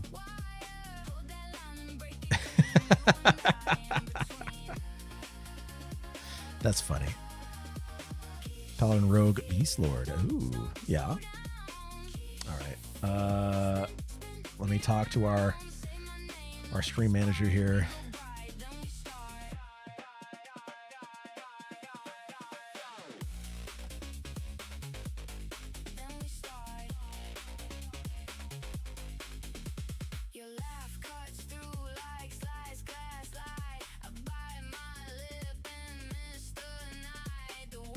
All right. I love the complaint. Thorny Vine armor set gets really good. That's true. Thorny Vine is very good. Yeah. Yeah, it needs to animate. You're right. I told the AI to do it the way that I thought it would understand, and it even agreed. But then it didn't do it. It put the scroll bar in there, but it's not scrolling. Where to animate should help. That's true. That's true. It needs to loop. Yep. Yep, you are right. You're right, the visible scroll bar is wrong for a non-interactive OBS overlay, and the current animation can exit if OBS reports no overflow on the first layout frame. Changing it to a true unattended loop. Pause at the top, scroll downward automatically, pause at the bottom, jump back to the top, repeat while the recap remains visible. The scroll bar will be hidden. All right. It understands the assignment now. What about Warrior Paladin Shadow Knight? 3 tanks? I don't know. Has somebody submitted it? Hatchku, you are up next. Oh. Which AI are you using? I am using a homebrewed agent that I have built from the ground up that uses ChatGPT as its brain for inference, but then all of its tooling and instructions and soul and all of that are all things that I've created. Showed up at the right time, heck yeah. So you can actually summon the AI if you want. I'm not going to say its name because otherwise it's going to start yapping, and we've already had a problem with that earlier today. So you can talk to it. There's the name of it is in the channel point rewards all the way at the bottom for 500 channel points. But you don't need to use the channel points to talk to it. You just and it will talk to you. It'll answer your questions. Leave it sleeping. Let it sleep. Don't summon it. I mixed about 5-6 Soul Max. I think it's a bit too safe. Claude Opus has been better. Hey, to each their own. That's the thing. To each their own. Oh, I need to approve these. Here, approve. All right, here we go. Hatchku. I'm traveling at the moment, hoping my poopy laptop can handle EQL. Yeah. Graphics card is basic. I'm sure it will. I'm sure it'll be fine. So we got Dark Elf, and then Necromancer, Paladin, Cleric. First Cleric we've seen.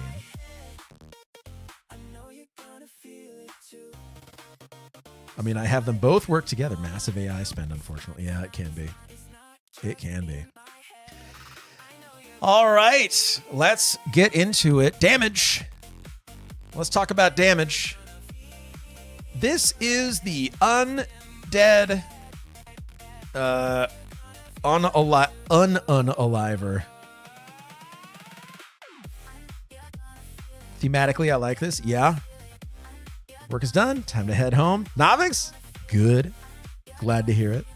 Damage is very low unless undead, then wall. Yeah. This one has the biggest asterisk that we have seen so far today. If you go into any undead area, you are going to own the zone. You will become the governor, the mayor of Undead Town. So, Necromancer, dots, obviously. Paladin, Spellblade plus Undead plus proc.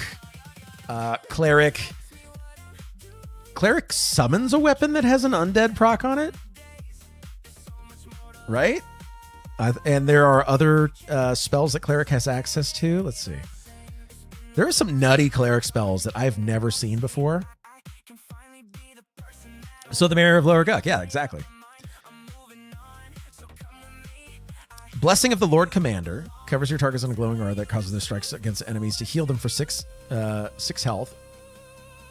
Love that.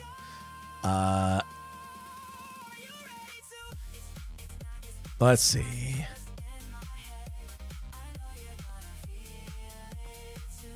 I know they've got more than this. Banish Undead at 43. That's it?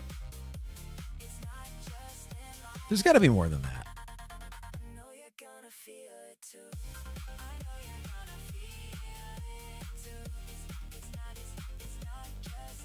Huh.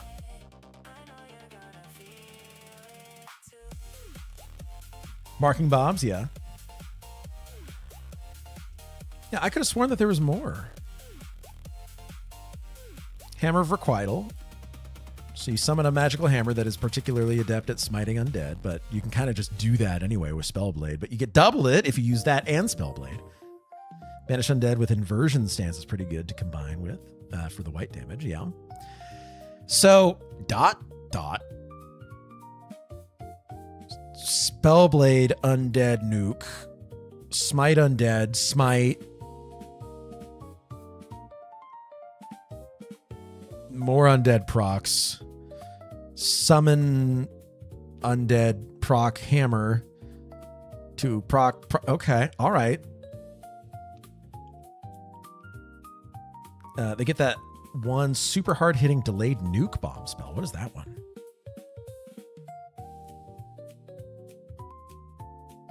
I mean, you can get Dawnfire as well. In fact, you can get multiple Dawnfires. So you're using the Dawnfire proc and then give your pet 2 Dawnfire procs. Warrior Monk Shaman is decent, right? Yeah, it's pretty decent. It's definitely workable. It's not the best of the best, but it's pretty good. Vampiric Embrace, that's true. Lich for mana, Banshee Aura, Word of the Divine. Yeah, I mean, okay. So because we judge things on this game needs a path of building, it does. So here's how we're going to judge this. This build is purpose built for undead. Period. This is just an undead build. It's nobody would consider this in the outdoor world if they weren't killing undead. So we're going to judge it on its undead capabilities, I think. Because this is like a 4 out of 10 otherwise. Maybe a 5 out of 10. In the Undead Zone, great grinder though, yeah. So that's how we'll judge this damage. Because Cleric can summon a weapon that does undead proc damage, you put that onto your pets. It's a summon. It's not a. We're not going after Dawnfire. We're not gonna throw that away. Where we only consider things that the class brings. The class brings the undead proc. If you find yourself in Vexar or something, yeah, absolutely. So we summon the hammers, give it to the pet. We potentially use it ourselves. Maybe not. We have so many procs, so many dots. This is a 10 out of 10 undead. Period. Survival, it's not going to die. It's 10. Control, I mean, yeah, there's some control. It's like a 4. Actually, more of a, because of stuns, we're going to go 6. You're not going to die. You're not going to die. Support, honestly, this is like a 10 out of 10 for support. Control versus undead, yeah, 10, very true. Leveling in undead, this is a complete asterisk. This whole build is an asterisk. It's 10. And then synergy, again, it's a 10. I'm gonna bump the control because of undead up to an 8. The best feature, undead. The fatal flaw, undead. How to fix, only fight undead. Yeah.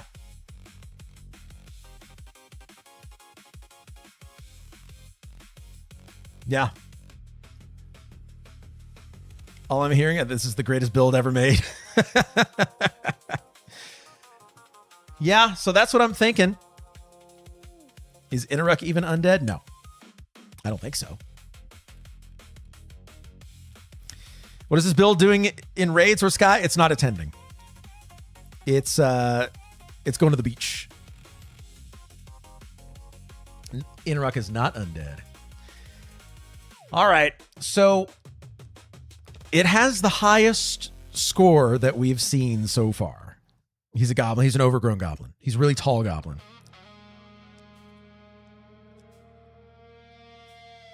Oh, hey! Dirty Old Socks! Welcome on in. Welcome on in, fans of Dirty Old Socks. And welcome on in to Big Long Saturday. What's up, buddy? How are you? You beautiful, beautiful man. If you haven't already, please lay a big old wet follow right on top of Dirty Old Socks. Fantastic streamer. A great hangout as well, gotta say. I Googled hunks and it linked me here. Hey, you've made it. Hey, yo! What's up, brother? How are you? How are you? Charles Edward Shees IV, welcome on in. And thank you for that follow, Snarky Donald, Brochilio, a Teragram. Welcome on in. Absolutely appreciate you bringing the party on over here. We are living in copium land right now. You might get ringworm if you follow Socks. Might? We're living in copium land. Explain what we are doing. We are judging your builds. And Apical, thank you for that follow. Really appreciate that. So we are judging everybody's builds for Tuesday. I've had ringworm before. It's not that bad. Brought to you by Big Ringworm. So the way that this works is you submit your build. Looking at the pinned comment in chat, you can see to submit, you go to eqlbuilds.com, figure out your build, and then in chat, send !build, the link to your build, and then why you think your build is good. And then we judge it right here. In fact, we are about to judge the Undead God right here. So this build is Necromancer, Paladin, Cleric. This one has a gigantic asterisk where it's really, really, really good at killing undead, and it exists for killing other stuff, I guess, but yeah, this one is getting purely judged on its undead killing ability. Everything else is has been judged on its ability to kill everything, but this one is just, that's it. How do you share it? So you get the link to your build, and then in chat you will send !build, and then the link to your build, and then the reason why you think your build is good. And then it comes into my queue here, and then we're able to judge it. And the poll is starting for this one right now. And then you wait patiently. Yeah, there's a queue. So we'll start speed running these a little bit here because we do have quite the queue. There we go. You did it perfectly. There we go. I love it. So go ahead and vote in the Twitch queue or Twitch poll right now, and then we will show the results live right here. This build is just good. It's a bit slow. The safety build, yeah, much like the safety dance, men without hats.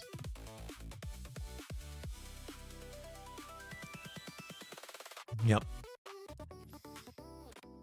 So pre-nerf, well, we will judge. We will judge once we're ready. But yes, we go through all of the different factors that make a build good. Its ability to do damage, its ability to survive, the amount of control it brings, the amount of support that it provides, its leveling speed, and how well the classes synergize with each other.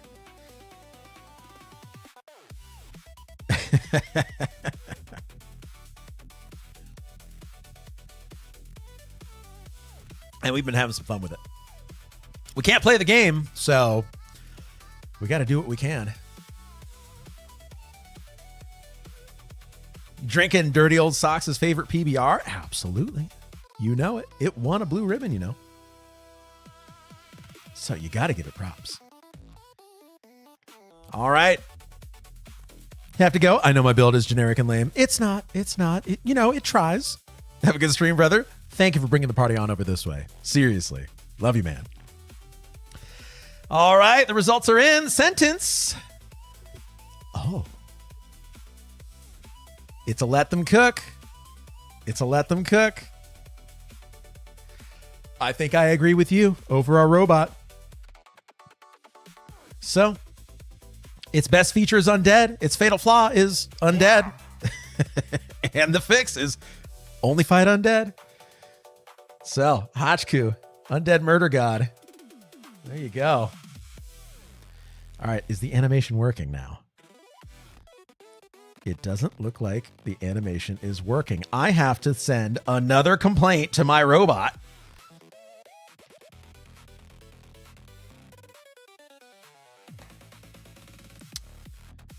Yep. All right, maybe it'll fix it on the next one. Next up, Smeagol. You are next on the chopping block here. You've got an ogre. Enter this in here. An ogre berserker monk shaman.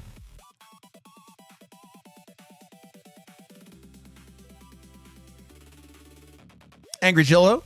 Let me double check for you here.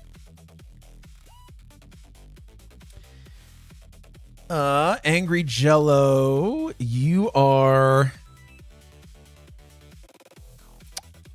let's see.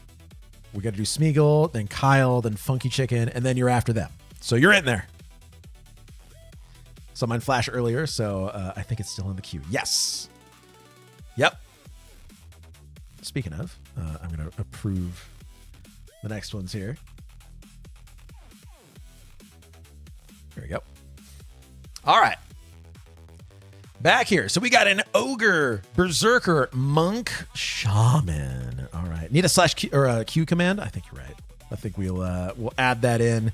This was supposed to be a one-off, and so I try to add as much stuff as I could to make it fun, but there are a few gaps. That's all right. Is it let them cook for ogre flying kick? So fun, bro. Yeah. All right. By the way, if you've never seen an ogre do a flying kick, it's a flying drop kick. It's amazing. I love it. It's like off the top rope. It's so good. All right. Damage. This one has very, very good damage. And it all comes from two sources. Ability damage, and then your dots. Couple of dots. So pull with a couple of dots. Let your abilities do their thing. Stuff falls over. The Zerker Stance will help a ton. It will. Yeah, that's going to help a lot. So I'm going to say that this damage, because I mean, you're going to want to use a two-hander. I feel like Monk doesn't add as much to this build. Your endurance will suffer in Berserker stance. Yes. Yeah, I'm gonna say that Monk doesn't bring as much of this build as other classes could for this. Does it really benefit from two-hand only? Yes, it does. Just thinking 2 times cooldowns on Monk abilities. Very true. There are a lot of Monk abilities as well.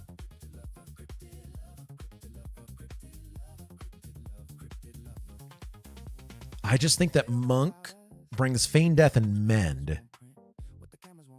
as well as like a couple of extra defensive abilities like block and maybe a little bit better dodge. And so you're not getting as much offense out of Monk. And we're just looking at damage right now. So Berserker brings a lot of offense. Monk does bring good offense. Shaman augments that pretty well. These synergize. They stay out of each other's way. And then Berserker stance, while it lasts, can help out both. So I'm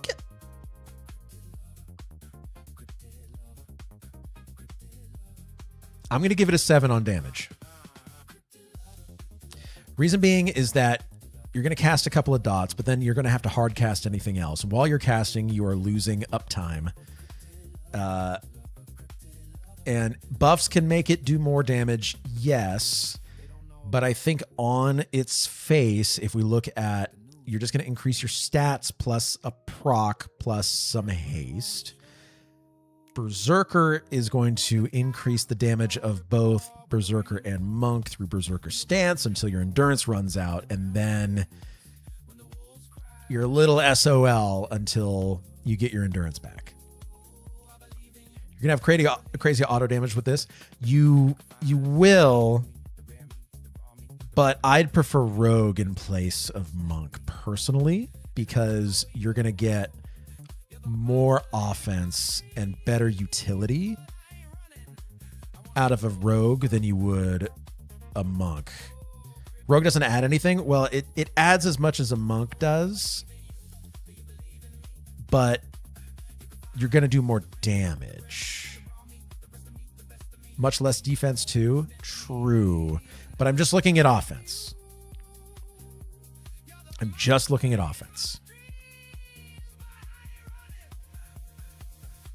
Shaman and Ranger, true.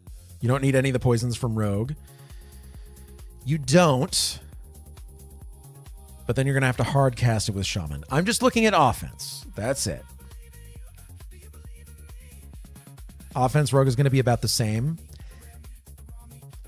It'll benefit from the dots, or the increased dot damage and the increased spell damage. And it will surpass the Monk from a damage perspective. I'm just looking at that. Monk weapon goes pretty hard. The other thing too is that backstab goes off of main hand damage. If you're using a two-handed weapon and you backstab with a two-handed weapon, it uses that damage for the backstab. So with a Berserker's access to a 93 damage, 50-ish delay two-hander, you're going to one-shot stuff.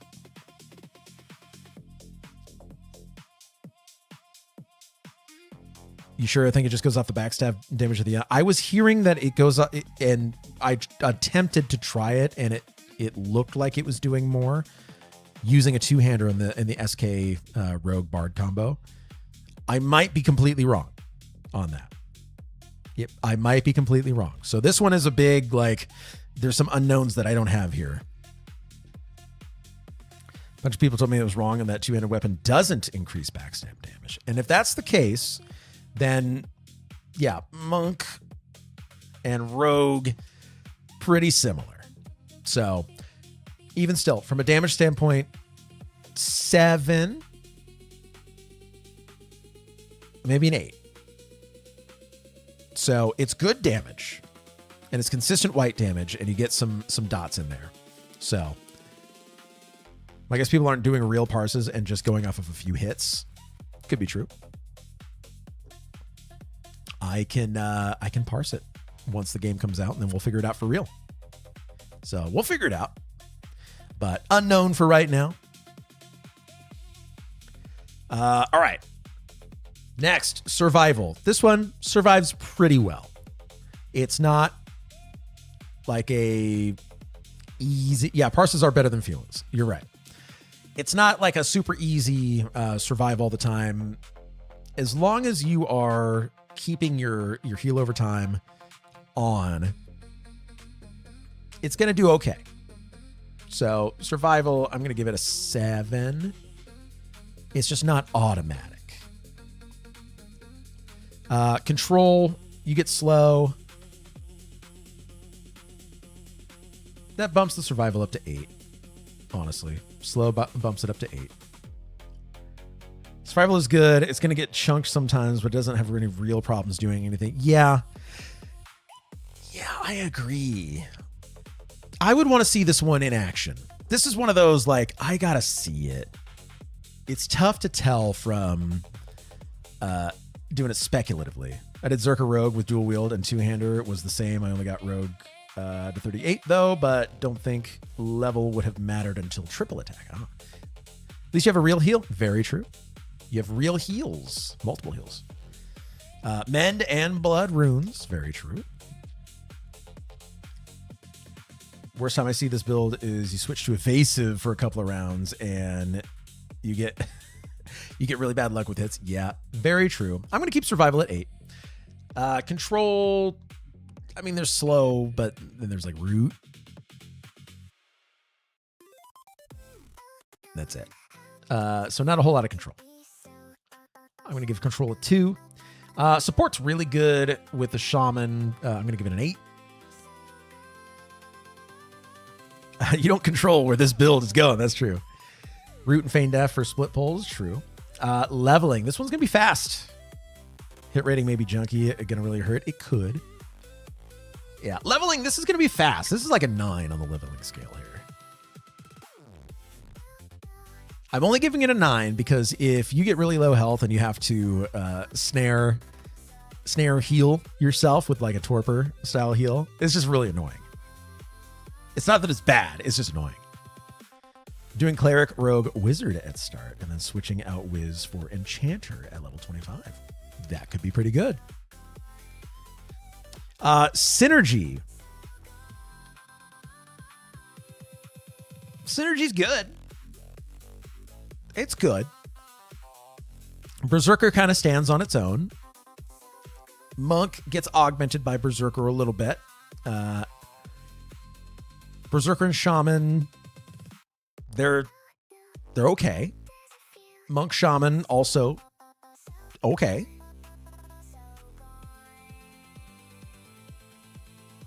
If Zerker has synergy with anything, it's Shaman and another melee.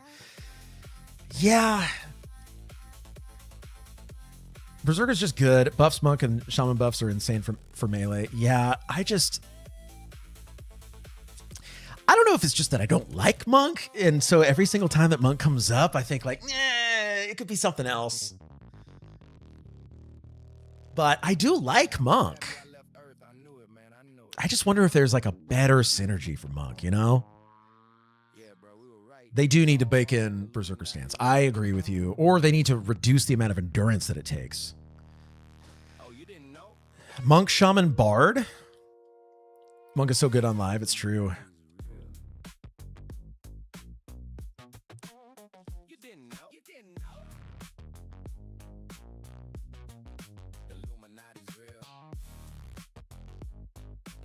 Monk, Warrior, Shaman. Maybe.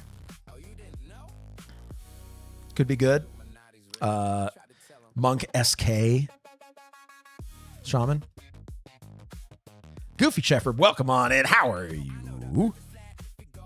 Glad to see you in here. 10% auto-granted haste. I didn't know they had that. That's interesting. I had no idea that was a thing.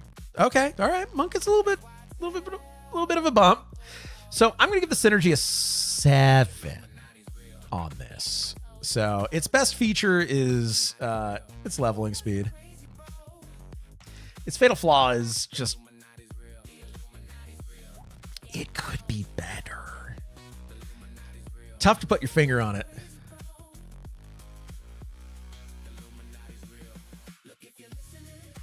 And the fix is uncertain right now. If you get the Sicko Zerker Sky weapons, this 10% monk case is going to be impactful. True. That's very true.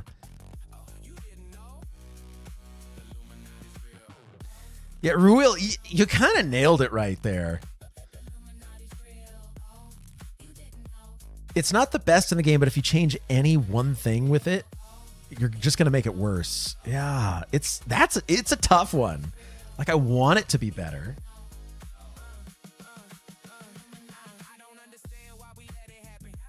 Yeah, that's a really good way to put it. All right, well, here's what I'm thinking for this build. It's good. It's good. It's a good build. It's a good build, and I want to play it to see how well it performs. But that's it. Rogue would still out DPS it end to end. Yeah.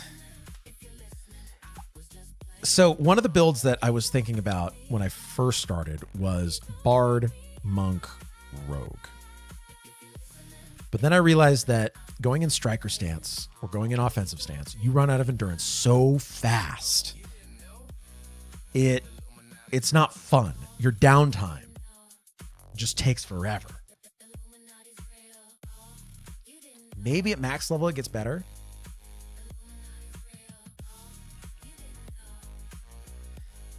Yeah, it's a tough one.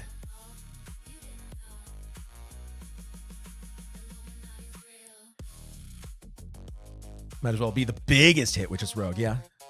I know that you love rogues. So do I. So do I.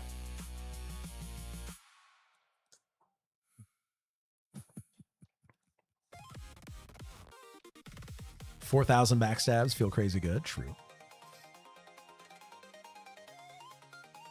Rogue backstab just chunks. Yeah.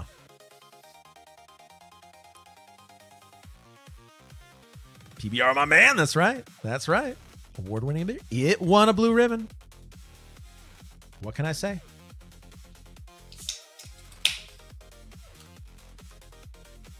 All right. Voting is finished up. Oh. This is the first Zerker combo I've seen that I didn't think was immediately trash. There are a couple good ones.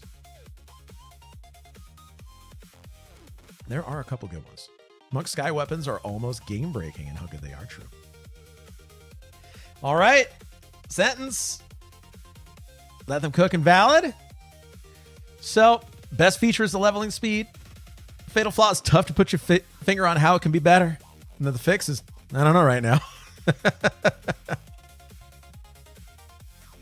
Shaman anything wins. I mean, you're not wrong.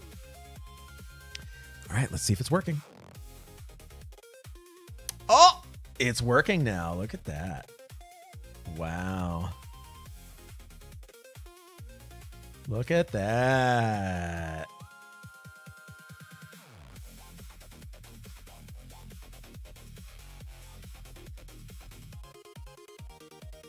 We did it live. Love that. Yeah, there's a ton of good build ideas. With the changes to SK coming, SK Berserker is going to be insane too. It will, yeah. Twasp, you gotta start the build guild. All right, that's your homework. You gotta start the build guild. All right, next up, Kyle. My actual day one plan. This one could be a little crazy. Why can't I go Wiz Necro Magician? You can if you want. Need a tool to show which buffs stack. I agree. Is mine in the queue? Let me see. Making sure. Yes, it is. And it's an interesting one to be sure. Can you run Ranger, Rogue, Bard? I'm still driving and listening to YouTube. Ranger, Rogue, Bard. Ranger, Rogue, Bard. I'll just give you the quick and dirty.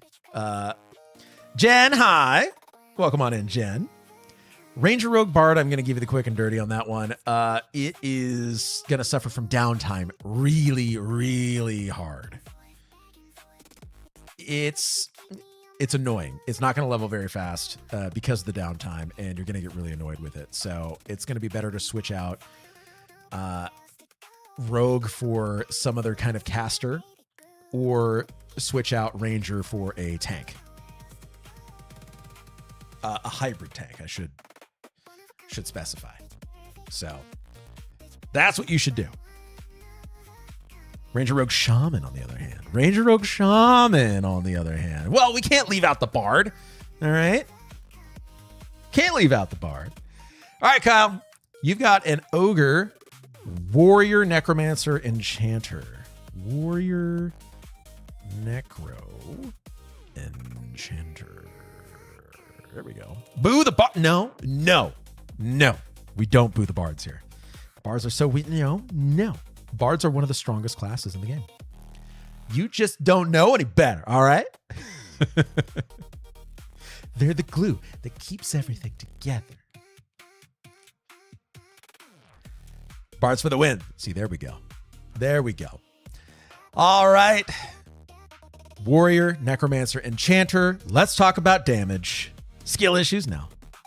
Original Bards. Just got invited from Mana Song. True, yeah. Those groups were witnessing greatness and they didn't even know it. So let's talk damage. Warrior, Necromancer, Enchanter. Warrior, white damage gets better and better and better. Craigie Games, quick correction to what you're doing there. You did it almost right. You got to do ! build, and then the link, and then the reason why you think your build is good. And then it's going to get added to the queue. And our queue is getting longer and longer here, so I'm going to start going quicker and quicker. So, Warrior, Necro, Enchanter.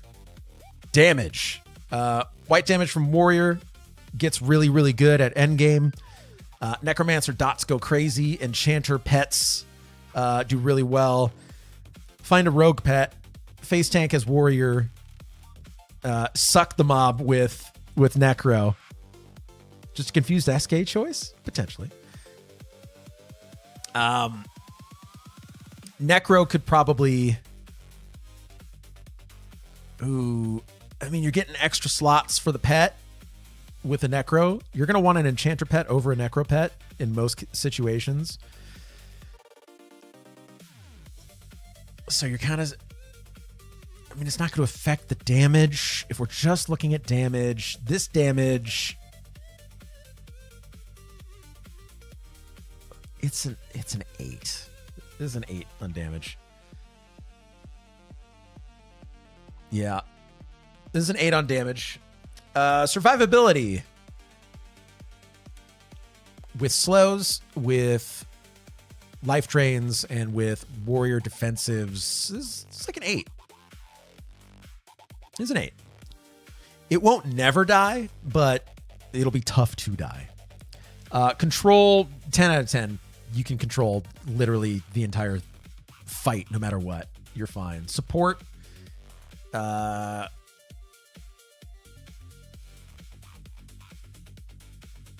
Support's like an 8 on this one. Leveling speed. This one's going to be slow to level.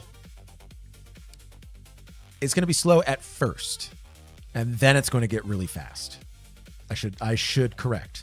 So we're going to say leveling is a 7 on this one.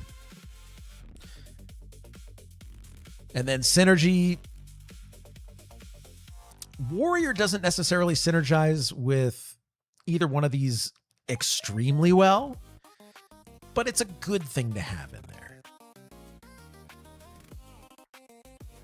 I may replace Warrior with Paladin if I wanted this to synergize better. Warrior's good. Defensive is very nice, yeah.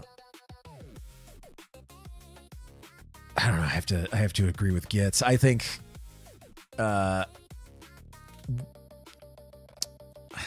You're going to want a shaman in this somehow. Paladin is just always the answer. Well, Paladin is the answer.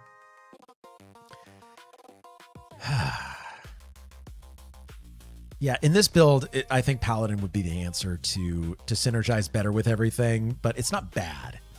Once you taste how tanky Warrior gets, you'll never go back. Their regen is really good. Never play Paladin ever. Well, I'm looking at this from the standpoint of Paladin will bring direct heals, Spellblade,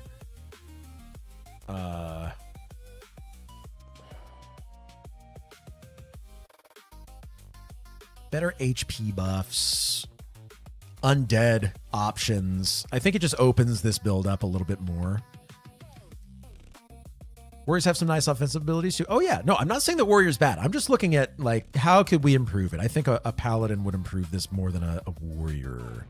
You know, if you can ride that low HP, that's true. That's very true. You go into berserking. Yeah, I'll give the synergy.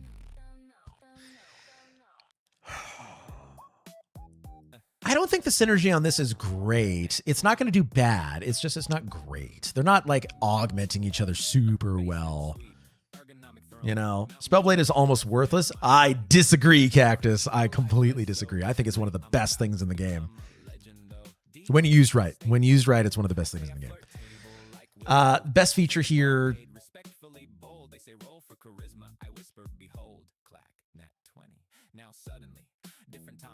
It's just, it's safe. This is a safe build. With Necro Spellblade, Life Tap is solid. Very true. Necro Tap Spellblade was so strong. It's so strong. Fatal Flaw is... Don't hope your badass pet doesn't break. And then the fix for this, I think maybe swap Warrior.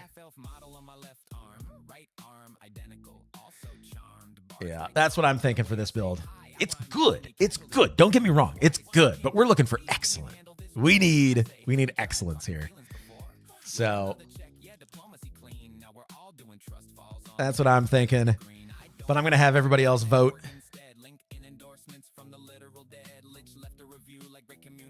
You got Clone with Pet Break, though. Clone?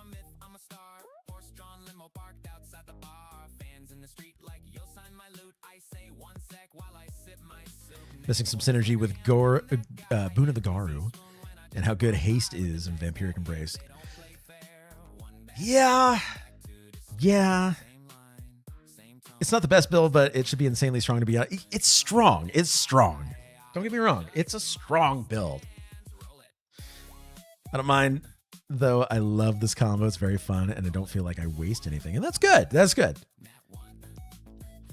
You know, I've got my own biases on some of these. Like, obviously, I keep saying Spellblade. I love Spellblade. Combine Spellblade with like a wizard or a necromancer or just an SK on its own. And it's just real good. Hybrids get it, yes.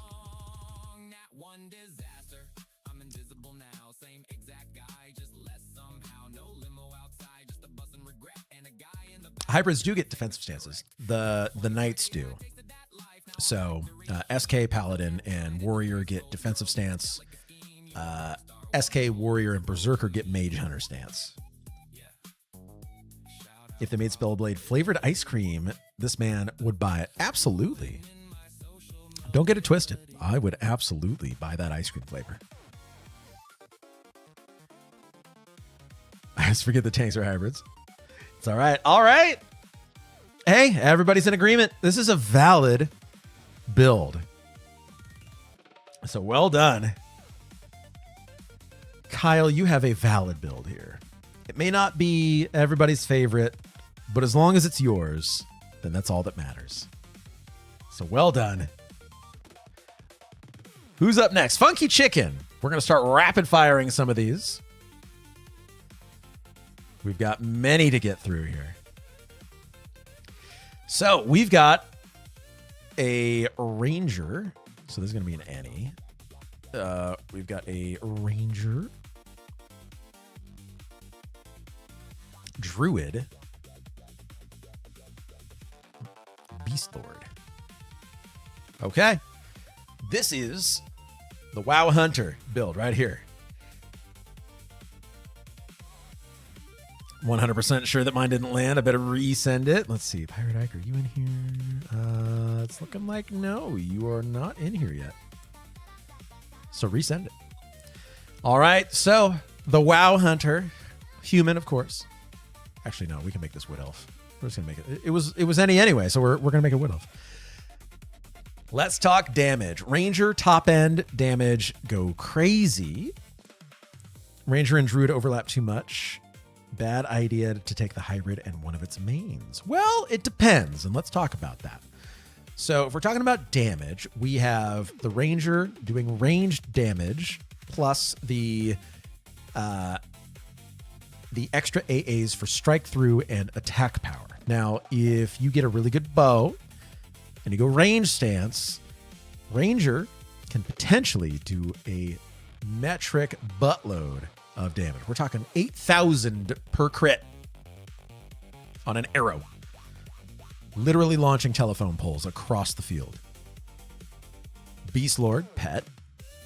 Pet's pretty good, pretty decent.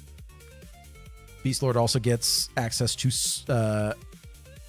Beast Lords get dots. They get a couple of decent dots, right? Not like super good. And they get some like... And Pet gets procs, which is also pretty good. Druid gets dots and nukes. So, set up... I mean, Pet's not going to tank, so you're going to be face tanking. So... You have to be in range stance in order to do bow damage. If not, you're going to be in offensive stance until your endurance runs out, and hopefully the mob is dead. If not, you're going to be in channeler stance. Ranger Beast Lord, 0.5 second DDs and dots are great. Yes, very true. Pets can tank. They just don't expect them to tank an entire boss fight. Yeah. So this one... On the damage output side, it's not going to go crazy like the, what was it? The Ranger Shaman Enchanter build. It's not going to do that. This one is, this build's going to do stupid damage. I don't know that it will as much as the other build. You're underestimating how much damage Beast Lord adds. I guess I am. Does Beast Lord add a ton of damage that I'm not aware of? Pet tanks need Necro to feign death or Chanter to drop aggro, I think. Oh. So you're going to be face tanking. Nearly the same buffs Shaman does and has unique buffs. But what about their damage? Because we're thinking about damage right now. Beast Lord procs in the game yet? Let's see.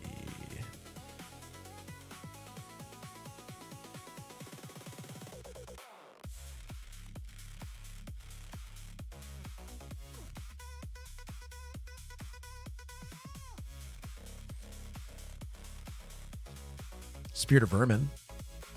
That's for the pet. Some really nice activated AAs, but I don't know the uptime on it.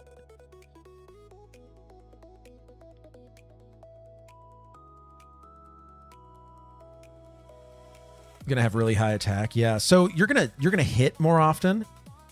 And Paragon, yeah. Beast Pet's buffs are good. Self buffs are meh. Yeah, I don't know if Beast Lord's gonna add like a ton. Cooldown AAs are very strong, yeah. Bloodlust, yeah. So they do get some really good activated AAs, but as far as the amount of damage that they're going to be able to output, Baby Avatar, yeah.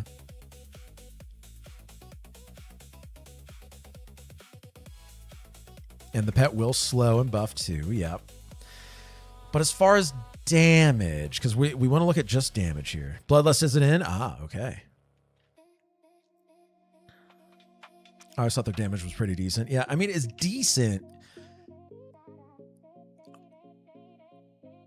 but it's not like an enchanter. And a druid is not like a shaman. So it's not on that level.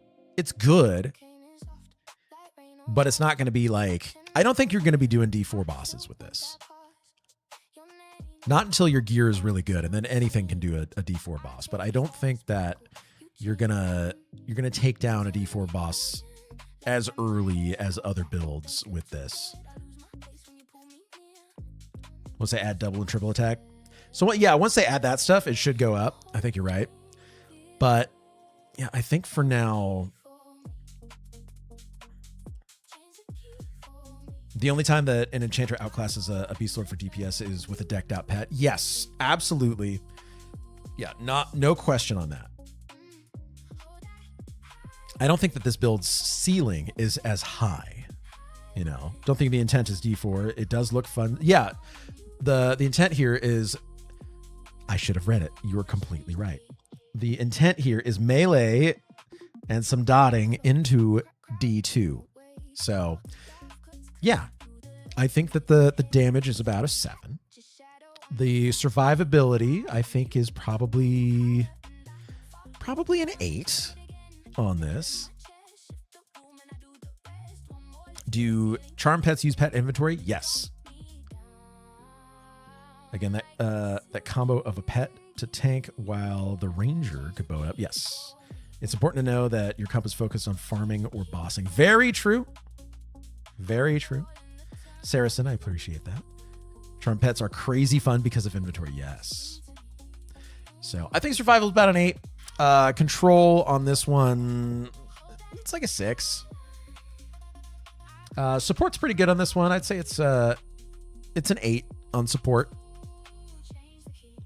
So they don't lose adamantine rings. They do not. And I don't think you even need those, to be honest. Leveling. This one is going to be a decent leveler. I think this one's probably around an 8 or a 9 on leveling right here. With overchannel, it's not so bad. Oh, good point. I'm going to give this a 9 on leveling. I like this one for leveling. And then synergy, it's up there. You know, even with the Druid Ranger combo, I think it's... I'm going to give it an 8 on synergy. So this build will chew through mobs leveling for sure. Oh yeah. Best feature is going to be the leveling speed. The fatal flaw here, I think it's just top end damage. And then the fix, you need a lot of AAs. I think that's the fix here. Honky Hair, welcome on in and thank you for that follow. Really appreciate that. Happy Saturday. Yeah, so that's what I'm thinking for this one. Baby Shaman buffs, yeah. I think the weakness here is really Druid. Changing it to Cleric gives you more. It can, for sure. Yeah. I mean, you might lose the dots and the nukes and the Spellblade for those, but it's... excuse me. It's probably fine. All right. Well, let's vote. When do beast lords get haste? Is it different from mana? I'm not sure. Let's see. When do they get haste?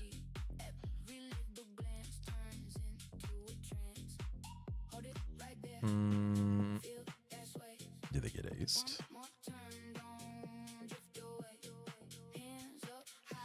They do get haste, but when?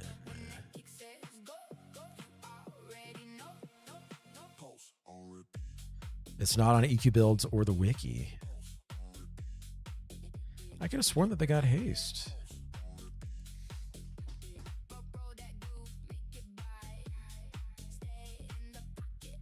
They get pet haste, but they don't get self haste like celerity or anything. Interesting.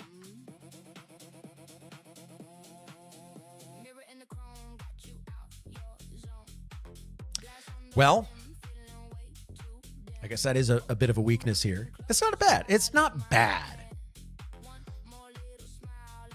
Oh, it's after 50, Lumpy. Okay. Pet haste is not self-haste. Every damn pet class has pet haste for some odd reason. Even Shadow Knights do. Crazily.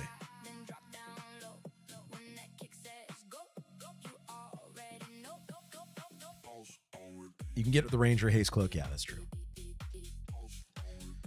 If you get lucky enough, you can get that haste cloak. But again, that's an item. It's an item. Oh, wow. We were a little bit of a split decision on this one, but that's okay. So, verdict is, it's valid. It's a valid build. It's going to be good for what it's supposed to do. And give me 1 second.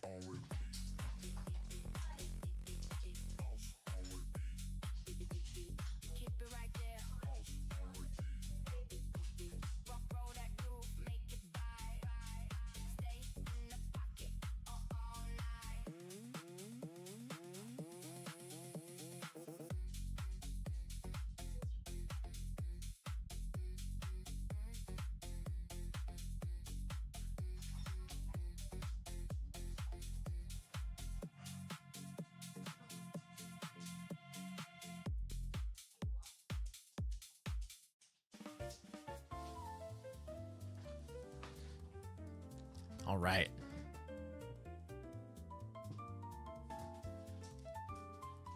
So, it's valid. It's a valid one. Just swap Druid for Shaman, Ranger for Shaman, and Beast for Shaman. There we go. Yeah, it's true.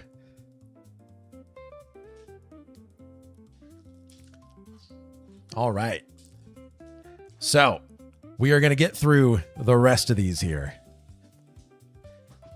Very, very rapid. I hope you all are ready for the lightning round, because that's what we're going to do. Angry Jello, you are up next. What's the fastest leveling 1 to 10 build? Beast Lord Magician.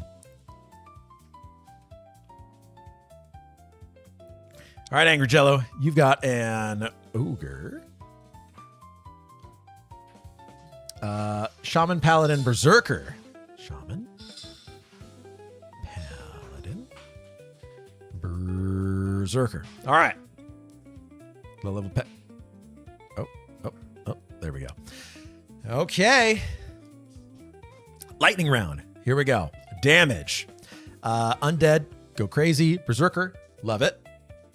Shaman, dots.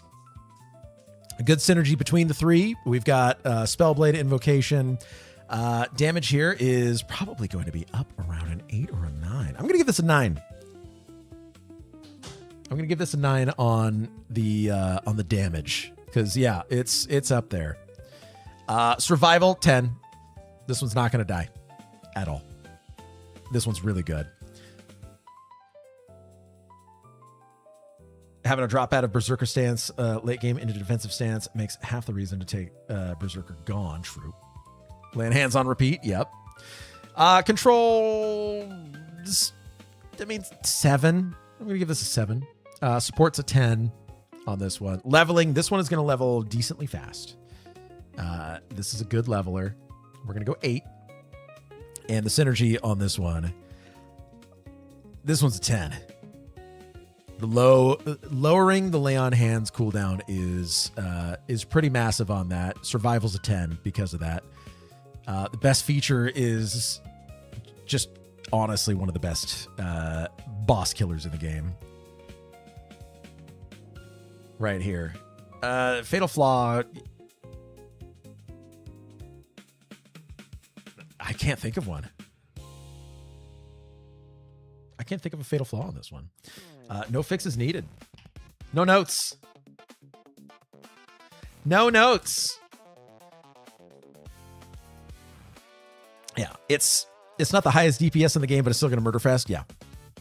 Yeah, I agree. This one's a very, very good build.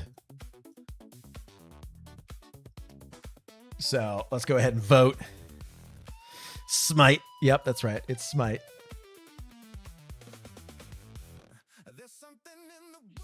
All right, time to vote.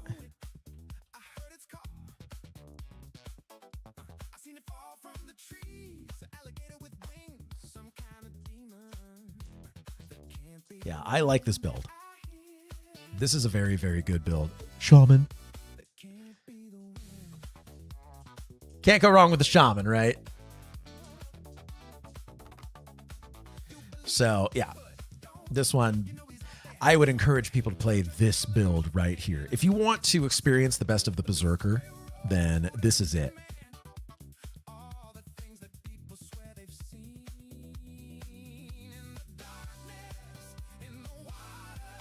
Yep, they get Reeve, which drops the cooldown of Death Touch or Harm Touch. And then Harm Touch is going to then begin to do a life drain, which is really good. Spellblade with Ice Comet is sickening. Yeah, I want to see that. Personally, I'd love to see that.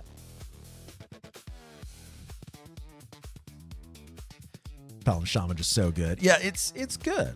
One downside of Paladin Berserker is that it does lock it into two-hander, which sacrifices going dual wield. Very true. That is true. Nice Touch Rangers get Spellblade.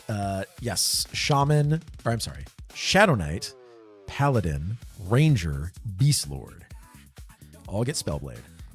Paladin Rogue Enchanter, but now this has me rethinking, yeah, because this is a let 'em cook. It's just too good. It's a great, great build. Absolutely encourage anybody who's looking to run any build. Run that one. All right. Next up, first of all, Angry Jello. Great work.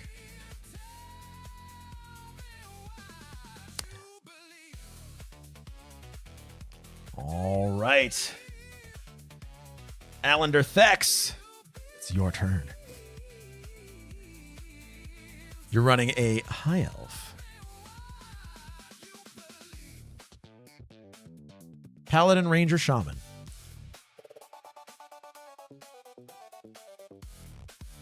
Oh, Paladin's already here. A Ranger. Paladin. Shaman. Shaman spotted.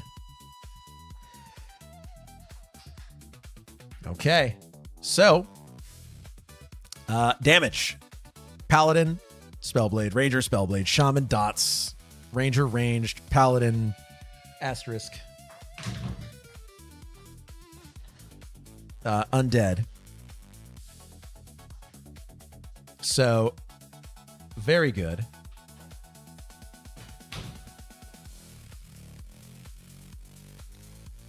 I'm going to give it. We're going to give it an 8. It's not the best, but it's pretty good. What you going to Spellblade with that combo? It depends on what you're fighting.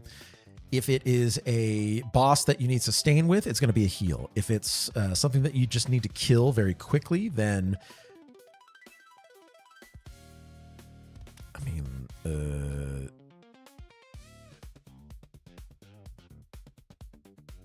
an undead nuke. Yeah, you could do an undead nuke. DPS will be high, but not for the right reasons. Yeah. Aaron Didrion is incredibly tempting. Yeah. Survival. This one's not going to die. 10. Control. Snare. Root. Slow. 6. Support. 10. You get access to so many buffs and everything. Leveling. This one's going to be fast leveling. This one's a 9. Spellblade True North. That's the correct answer right there. Synergy on this one, we're going to give that an 8. We're going to give this an 8 on Synergy. The spec will probably lean more into Inversion than Spellblade. Potentially. I don't like Inversion. I think a lot of people think that Inversion is going to be the right choice here, but Spellblade tends to outperform Inversion only because the reduced mana cost and you're not having to hard cast, which then stops your melee damage, which is what you want with these melee classes. So, I don't know. Can't spell blade true north. Not with that attitude. Can pull bigger with this between damage shield and plate and heals. True. Best feature of this one, it's just boss killing. Again, this is a really good boss killer. The fatal flaw with this one, there's no real fatal flaw with this. Most bonus for 2 hybrid tanks. Good question. No notes. Again, this is just a good build. This is just a really good build. Oh, I gotta show the card. Is it gonna work?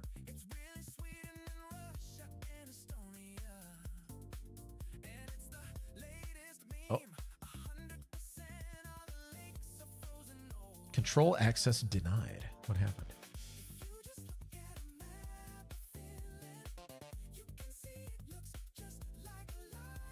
Uh-oh. Okay, we're back. There we go. That's not what I said. All right. What did I say? It was 8, 10, 6, 10, 8, 8. Is that what I said? All right. Stupid computer will not let me open EQL builds. Uh-oh. All right. There we go. Now we're going to start the poll. All right. We reduced the timer on the poll here. Need to add score for not ratty meta. Passion. You know, you're not wrong. You are not wrong. All right, get those votes in. Paladin and Shaman is literally as meta as it gets. Very true.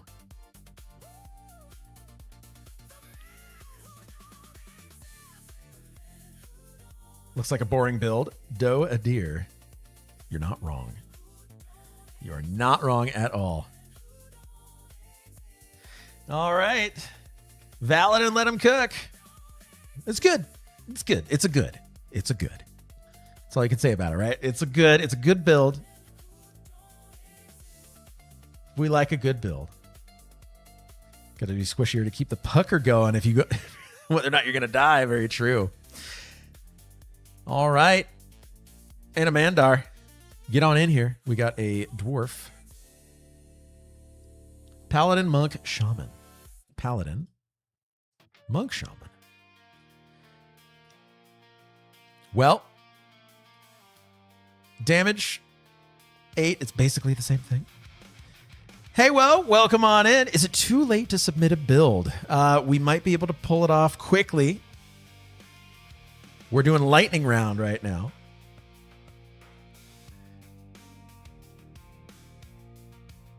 I won't oppose. You can if you want. Let's see. So the damage on this one, pretty much the same as the last one, honestly. Survival, it's a 10. 6 on control.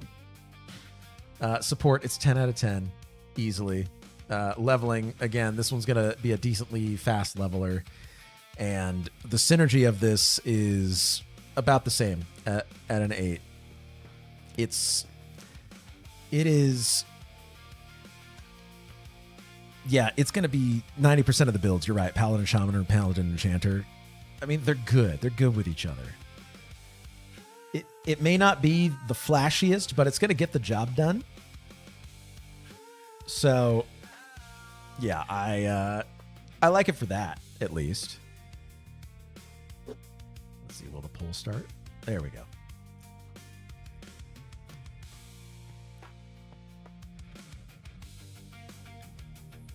Yeah, so it's good.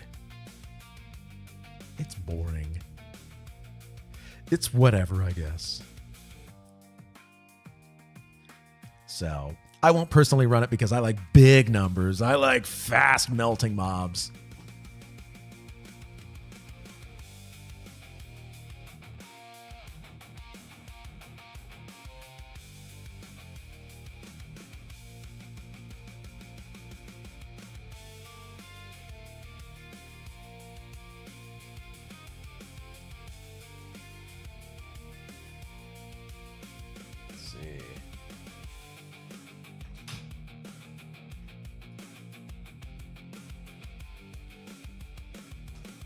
All right. So the verdict is it's valid.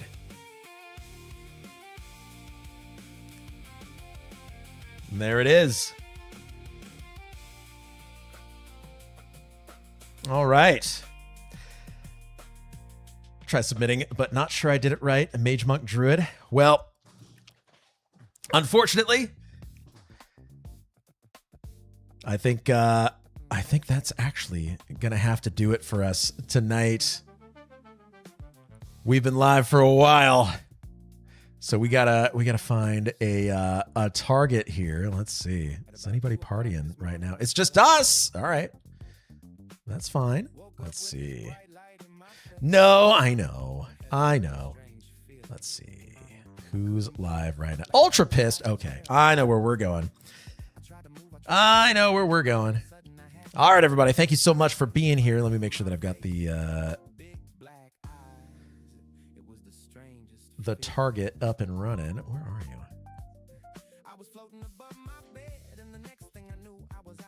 There you are. Perfect. All right, he's playing some EQ. He's on a gnome. All right, everybody. Seriously, thank you so much for being here. Absolutely appreciate it. It has been a lot of fun. And I will see everybody next time. And over at Ultra Piss, let's go and say hello. This has been a ton of fun. So I will see everybody over there. Have a great rest of your night.